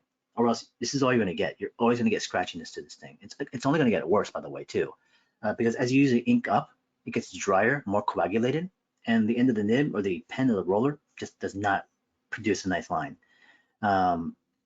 Okay, cool. Yeah, but think about that, play with it. And some of you guys who are using the gel pen from the Signo, the Uniball, try some water with brushes. You'll find some really cool effects from it, okay?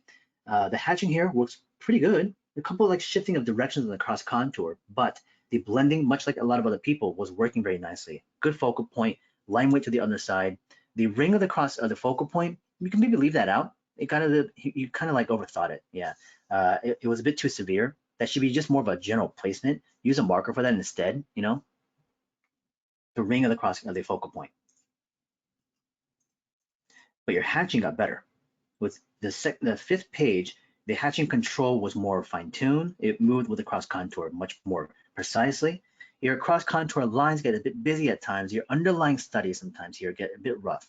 Now, I don't mind that so much. I think that sketchiness is a good thing because, again, it brings a bit of energy to it. But there's also a line in which we don't want to cross way over too far into, where it goes way too busy. So this is why I said that outer ring of the focal point gets a bit distracting at times. So kind of watch out for that. But then also internally in the shapes where the cross contour themselves also get a bit busy, they should be kept light and kept in check. Like number 5 on top, well done. Again, that cross contour is clean, light. The silhouette around it underneath form pushed well. The moving of the form of the cross hatching moves well through the plane. Good. And of course, just affect that highlight a little bit. But in generality, a lot of this is also going to just be remedied by time.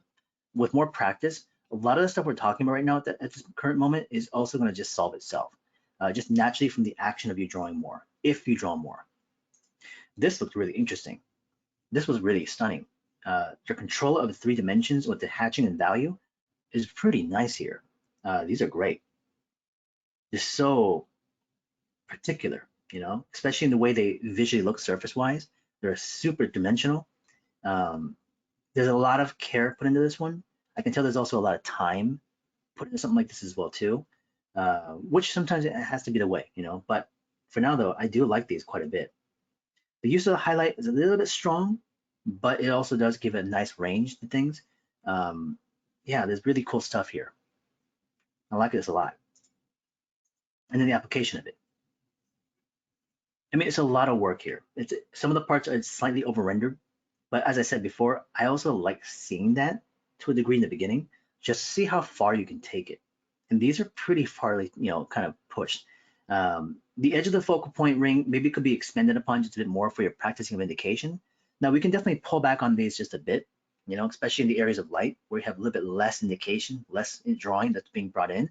But man, some of the actual hatching here, the shadow placements, the value rendering, just the level of the attentiveness to detail and how the lines, the shapes are being specific to that kind of surfacing was really not nicely controlled. There's a lot of potential with this stuff here as I'm seeing. So like I said, I like that you took it this far. I wouldn't necessarily go this far with most of my drawings in the future, but there's practice going on right now. I like what's going on here. Yeah, that's cool. Again, very volumetric. It took a bit of time, I'm sure. So hopefully we'll try to find a way to ease that by being able to now balance. We don't want to necessarily go as far as this, and I think you can definitely pull it back by quite a bit and still reach the same level of that kind of finesse of line and care and attention to certain details, but not have to indicate every single bit. All right, but that will take some practice, and we'll get to those as we go along. But you might want to keep practicing these once in a while. You know, like in a week, you just do like one form with texture, and try to find the range of like how much farther to go. And it could be you replicating one of these again. So if I took, let's say, the one from before, like this like rock structure one, and I say, okay, let's do this one more time this week, and it's the only one I'm going to do this whole week. But this time, let's see how much more I can get away with, right? What if I took away all that information on top and just slightly indicated some cracks, kept that kind of rock intensity in the front, blended it to the back a little bit? Will I save more time? Did it take more time? And then if you can find that, you start to kind of hone in what starts to work better for you for efficiency. By the way, do document your time if you do this kind of stuff. Especially even right now, I would have maybe documented how much time it took you. You don't have to write it down, but it's more for yourself. Okay, you probably already know, but keep that still documented because you might forget. So then if you did it again in the future, you can kind of compare back and forth. Because if you can retain the quality of line work, and how do I know that, how do you know that this is also good stuff? Because people are telling you, this looks really good, you know, I like it. So, but I think you can also get away with a lot more in terms of how much information you show, and of course, maintaining the same quality. Again, great stuff. Very good. You say messy, but it's more of exploration to me, you know. So this is why then the repetition will come into the clarity of things. So I don't feel overly concerned by that. Some thumbnails, nice. I like that you're actually even thumbnailing some of your textural stuff. I'm glad you also showed it because not a lot of people would have. Now look at that, number 6. Shapes to break up the edges using the hatching to find the flow. That one's one of your strongest ones because it's also well focused. It's also well blended. It doesn't go overly too much to the top. Number 4 is not too bad either with the reptilian scales. Man, some nice volume. Your line has a lot of sensitivity to it. It goes thick and thin, but this is mostly with the intent of detailing. For your larger strokes of form, it still lacks a bit of control sometimes, especially with your lighter touches of things like construction. But that will remedy, like I said, hopefully with a bit more mileage. But surface level wise, pretty impressive stuff. Now look at that. Again, the way your mind is working in terms of what you're looking for, shape breakdown, the draw through. The underlay sketch is still a bit rough, but it'll clean up really well. And there's so much room for you to put things on top that all that stuff won't matter once you go into the room of render and detailing, which we're not trying to do right now. But if you went there, none of that stuff here would really bother you. The repetition lacks a little bit. So the mileage and also building a memory here can also maybe be hit by that part. So you might want to maybe adjust to that a little bit more into the future. Smaller scale drawings can also help here in terms of time. So these are quite big. The note taking and also the breakdowns of understanding of function within how the animal works on the Dobson fly, awesome stuff.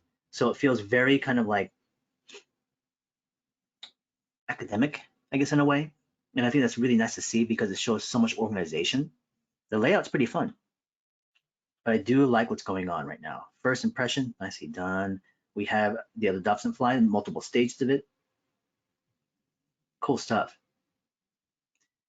Interesting line work. I'm going to show you guys something later on next week. The drawings that you're doing for me here, Jason, kind of reminded me something that maybe I should have shown you guys earlier. It has to retain or goes into the idea of what I talked about in the past for some people, which was the looseness of line. And right now, Jason's stuff at the moment has a lot of construction, and there are areas in which some of the line work kind of tends to have like a thick and thin, and sometimes it can feel rough. But with a little bit of guidance and also maybe a different application to this, you might produce some interesting combinations of the two. It still holds on to this idea of looseness, but we still want to think about the way we draw through the form. It's not directly related to this idea of like building layers of like form, shape, cross contour, that kind of thing. It's one singular action, but I'll talk about that next time when we come back together. And I think that'll be appropriate once we see some of the weapons too, because with most of the weapons, I feel like what people are going to be doing, and even though I say loosen up, it's going to be the opposite effect. People are going to start to constrict more because the machine or the weapon, you see it as such a static thing, and it's hard for you to break the mentality of what it is. But you can still bring in dynamics and energy even into a drawing that is as static as a weapon that's sitting on the table. This water strider is well done. Again, your range of line weights really is a benefit to you because it gives you the affordance of being able to actually indicate small things, but in a manner in which it doesn't become so heavy and obtrusive. It makes me want to look closer and peer into more things. And so that's a really cool effect that's happening with your drawings because of your range of line. It's detailed, but it's not necessarily hatched or over rendered, which is excellent. The peacock jumping spider. A lot of note taking, roughness of sketching, exploration is very much a key element to what's going on, which I like. Lots of exploration. We can use more repetition, and also more repetition by building up more from the primitive of shape. Because I'm sure you are still using primitive shapes underneath, center line shapes, but still retaining and leaving those as they are to then build up more detail as you go. Yeah, very interesting stuff.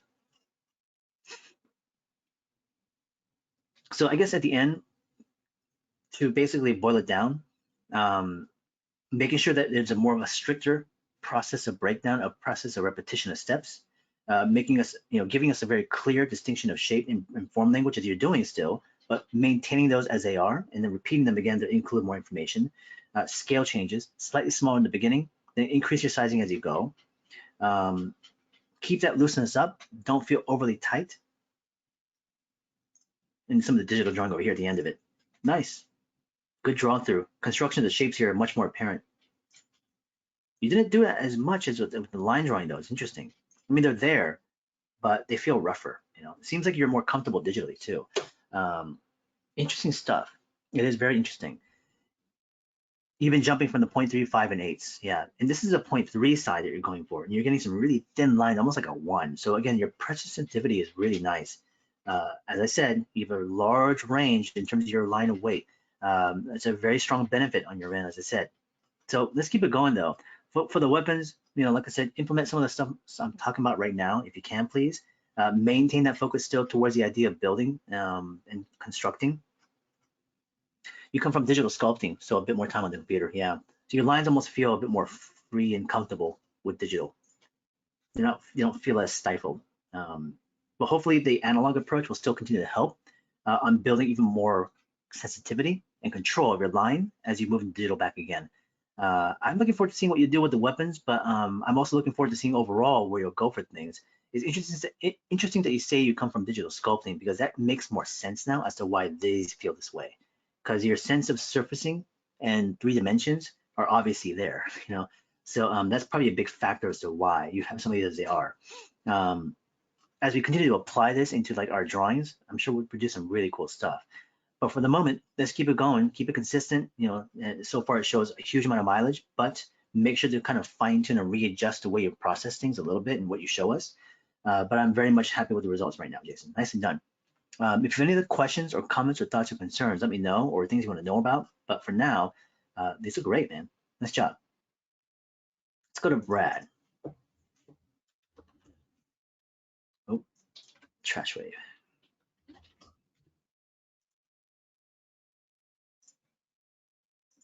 Okay.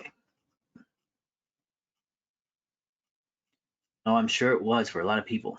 As things go along, it happens to be more so. So keep that balance up, okay, and do the best you can. Here's Brad's revisit towards some of the organic forms. The shapes aren't too bad. You stretched and pulled them pretty well, but the cross contours are feeling a bit flat, Brad, so be careful about that. The turn and the curvature of that cross contour could be much more.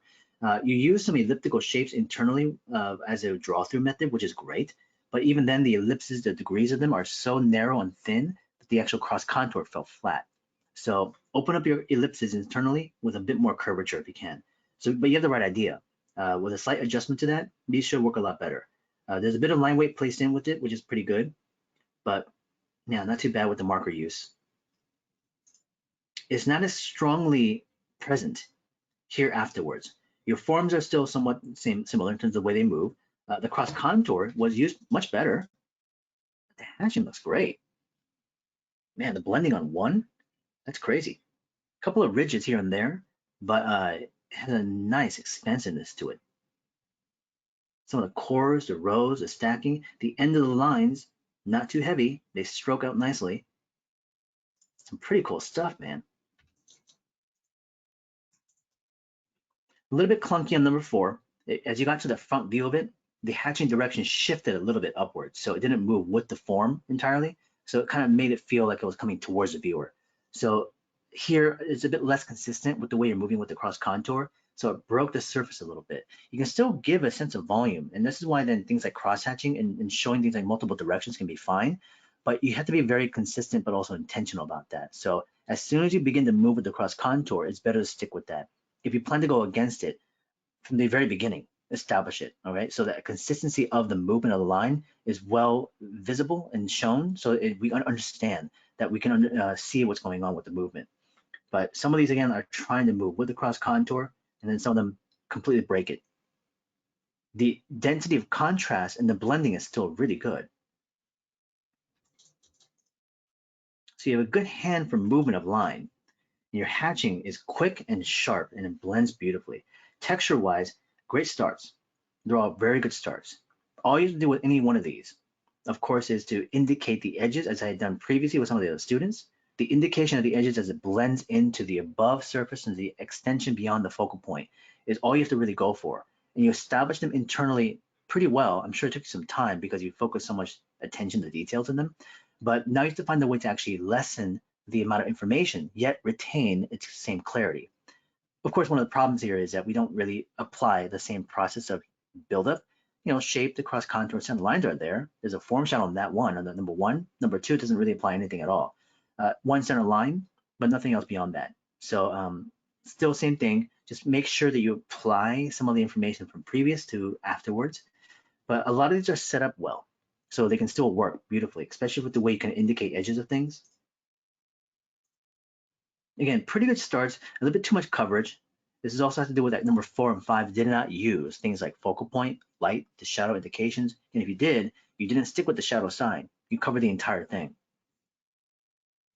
So it lacks certain buildup, especially with the foundations of the previous weeks. Beyond that though, this is one of those cases again where it shows so much quality in terms of the ability on being able to control specific detailings. And there are many people in here that I'm sure are very good at that. They can sit down, look at stuff, draw them as they are, or really kind of noodle away at the small kind of detail of things and really get high quality things. But they're not really used to building stuff from the ground up. It's not a part of your natural system of how to draw stuff, but you can definitely attain it. And so it's not because you're not able to do so, it's just it's not a part of your system. Hopefully, as you process it and try it, you'll start to find some benefit within them and maybe integrate it within your natural everyday kind of sketching. Some of it you will, some of it you won't. But for now, just keep trying to implement it to your homework all the time. And so you can kind of see if it works or not, okay? Here's some of the earlier insects. A rock crawler, interesting. So the references were okay. We have a top view, 3/4 view, slight front view. The shape building is somewhat there. We have a line that kind of like maybe is the outer silhouette, but maybe internal silhouette, or I'm sorry, internal center line could be used. The markings and landmarks are also somewhat applied. We can see it on the top, but if they were more integrated internally into the animal as well too, they really show a segmentation and separation of the parts that can really help us then control what shapes we want to use for those parts. I can see that you are attempting though to show me things like plano, boxier kind of ones over the thorax or rounded parts for the different parts of the head. But for the first page, this kind of gives a good start. Nice. It's common ground beetle. So a pretty good start to the side view. Use of the marker here a little bit. Keep mixing it up, okay? So keep using the marker once in a while. Go straight to the pen also as well too, because it loosens you up. There's a lot of nice rough sketching. Obviously, the repetition can help you to kind of like build a stronger clarity to the line. It's interesting to see some of the actual forms being extracted to show us the way you're using the cross contour. These are pretty cool. Yeah, interesting stuff. Good note taking, nice layout, but I wouldn't mind seeing just a bit more specifics to the way the shapes are being built.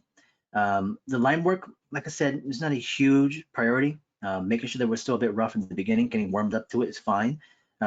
Intermix different tools, but from there, keep being more specific about the simplicity of the form. So maybe even using more primitives, spheres and circles and boxes and whatnot. Don't forget to incorporate the things like the cross contours, even though you use them in certain factions, you don't use them all the time. Same thing, consistency of the way the process of the buildup is being done beforehand is not really being used here. Here is a crayfish. Nice. Again, same thing, trying to show the way things are broken in the side view. I like that back end tail. That's great. Especially the draw through with the center line, form of the cylinder, cross contouring of the segmentation, shape of the actual fin. There's a lot more shape elements within that, even with the head on the top. There's something about those two drawings over there that really shows me there's a lot of thought process behind the forms within them. You attempt them obviously every single time, and of course there are slight changes based on what the forms are too, but I think it's a good plan to go for. I hope you stick with it, but at the moment, sometimes your lines also kind of hinder. They get a bit too thick, a bit heavy on the more finalized versions. So maybe center it more to the bottom regions, but also find the focal point, even though you're not rendering, keep that focal point attentive to the idea of using line weights to capture them. So as I noticed from beforehand, some of the pages before also, the line weight tends to get a bit too flat and stale because you cover it through the entire drawing. So if you can center it and focalize it, but also keep it to the underside of things, it might help balance it better. It's not a huge thing, but it does kind of flatten out your drawings. This particular crab, the calico one, again, we lost some of the actual, clarity of what the forms and shapes are. One of it is just the angle of views. Sometimes we just choose wrong, So with this one, the side view wasn't as good of a study to go for. So instead, we do have a top view. We have the bottom view. We have a front view. So I would have gone for those shots to give ourselves a nice sense of the shape, silhouette, and proportion, But I can see what you're trying to go for, which is sticking to what we had asked, which is side view, side view, side view. So repetition is there, but it's so hard to convey, what's actually going on because from that side view of the crab, some of the things are overlaps, but also the shot itself is not necessarily a direct side view. It's an angle of view that's more top down, so you don't really see what a real side view even is. So you're trying to find a way to solve that and flatten it out for yourself. And it took many iterations just to get there, but again, it didn't really give you the time to actually build out the thing. So the other angle of views might have been more appropriate. But that's more of a reference thing, you know, what you drew, not necessarily your ability with that stuff. A couple of tarantulas, same thing, right? What we drew, what angle of view that we would go for. And some of these are a slight top down. We try to do the side view, but even the side view is not even a flat side view because you show the other side of the ring, the turn of the cross contour. These should have been flat. If there was a flattened side view of the tarantula, you know, what would it actually look like?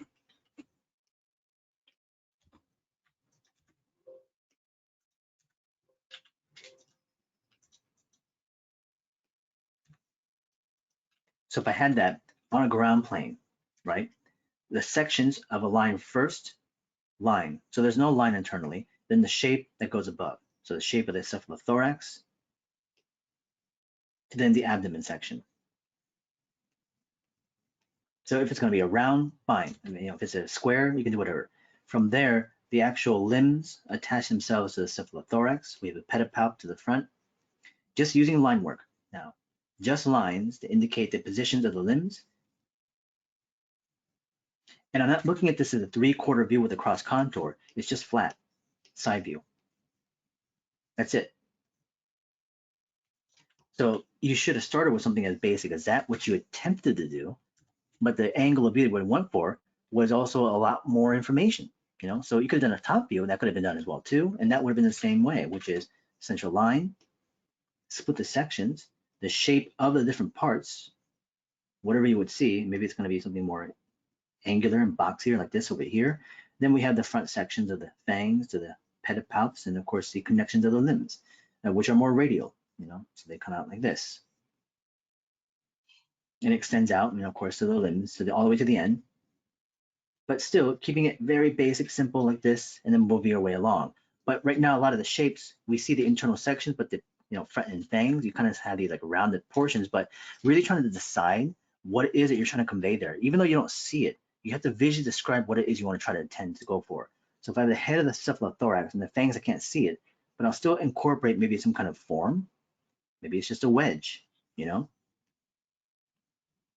So I've decidedly converted those information of things that I may not exactly know what's going on, but trying to visually describe something that's form language that can be easily understood. These can be then converted into something else afterwards. And when I research more and find out what the actual shape of those details look like, I can change them, add to them, replace them, whatever the case is.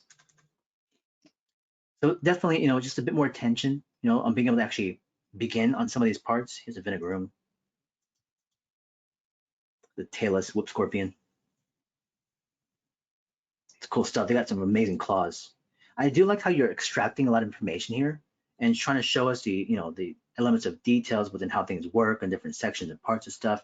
Again, I think you have a good mind in terms of like where you're focusing your attention to. So like what you want to draw. Some of them are just kind of inappropriate angles. Like the side view is a good one to go for, but sometimes the side views you're going for are not really flat and they become so dimensional and more about the photograph. Sometimes with the animals here, a top view might have been better, but this is where the multiple shots of that would have been good. So you do a side view, no, that's okay. Then you've done a couple sets of like a top view, right? So the increase of mileage also could have been done. The shapes themselves, the line work wise, again, even if it's like a bit rough, it's okay, but be more descriptive about the primitive of the shape. If it's a square, make it a square. If it's a triangle, make it a triangle, but also you can adjust it, but keep playing with that addition, subtraction, manipulation, but through multiple iterations, right? Start simply, then manipulate. So it really comes down to, again, process of mileage. More drawings will really help a lot.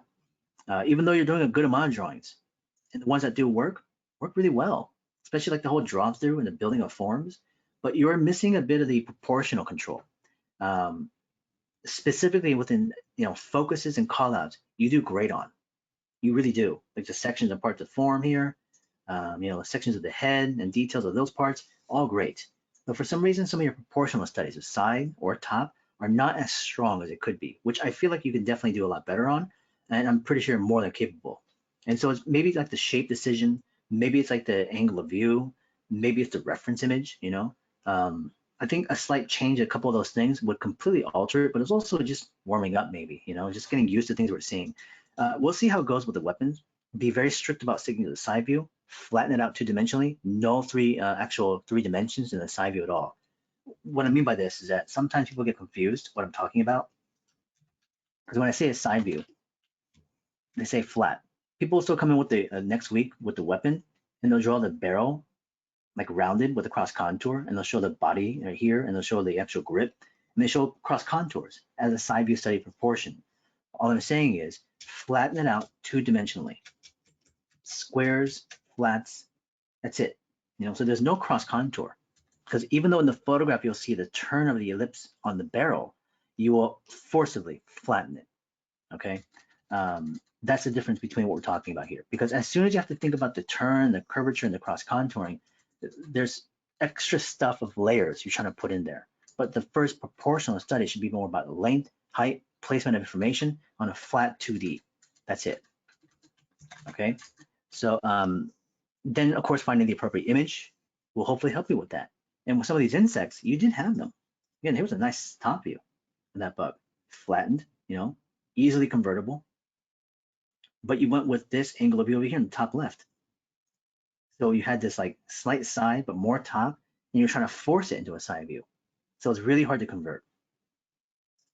Anyways, small stuff like that, hopefully you can adjust to next time. Looking forward to seeing what else you'll do, but very much some of the strong stuff in the texturing and also in the hatching. There are elements there that were working really well. Hatching wise, beautiful stuff. But keep working on your process within building form and shape. And again, keep it simple, please. Don't overstep your boundaries. Let's keep going though. All right, so, okay. Thank you for your attention. Let me just go up real top and see anybody I may have missed. So you guys can obviously stay as long as you want to, but anybody wants to leave, please go ahead. You're gonna have a nice break, but let me just double check and just make sure that we didn't miss anybody. Jason, Jamie, I know we skipped over a couple people because they weren't here. Ronnie, obviously. Oh, this is, who is this again? Bruin, okay. So this is a sit-in position. Let me just double check. Yeah, Bruin. Okay, thank you for submitting, Bruin. Andre, we talked to, I believe, right? Yeah. Double checking this one again, making sure it's the right Andre. Yeah. Rachel, Yuri. We did not see this. Who's this? Is sit-in or not? Joseph. Joseph is sit-in. Okay. Joseph, thank you for submitting some nice pieces. Nice draw-throughs. Yeah, not bad. Ooh, that's cool.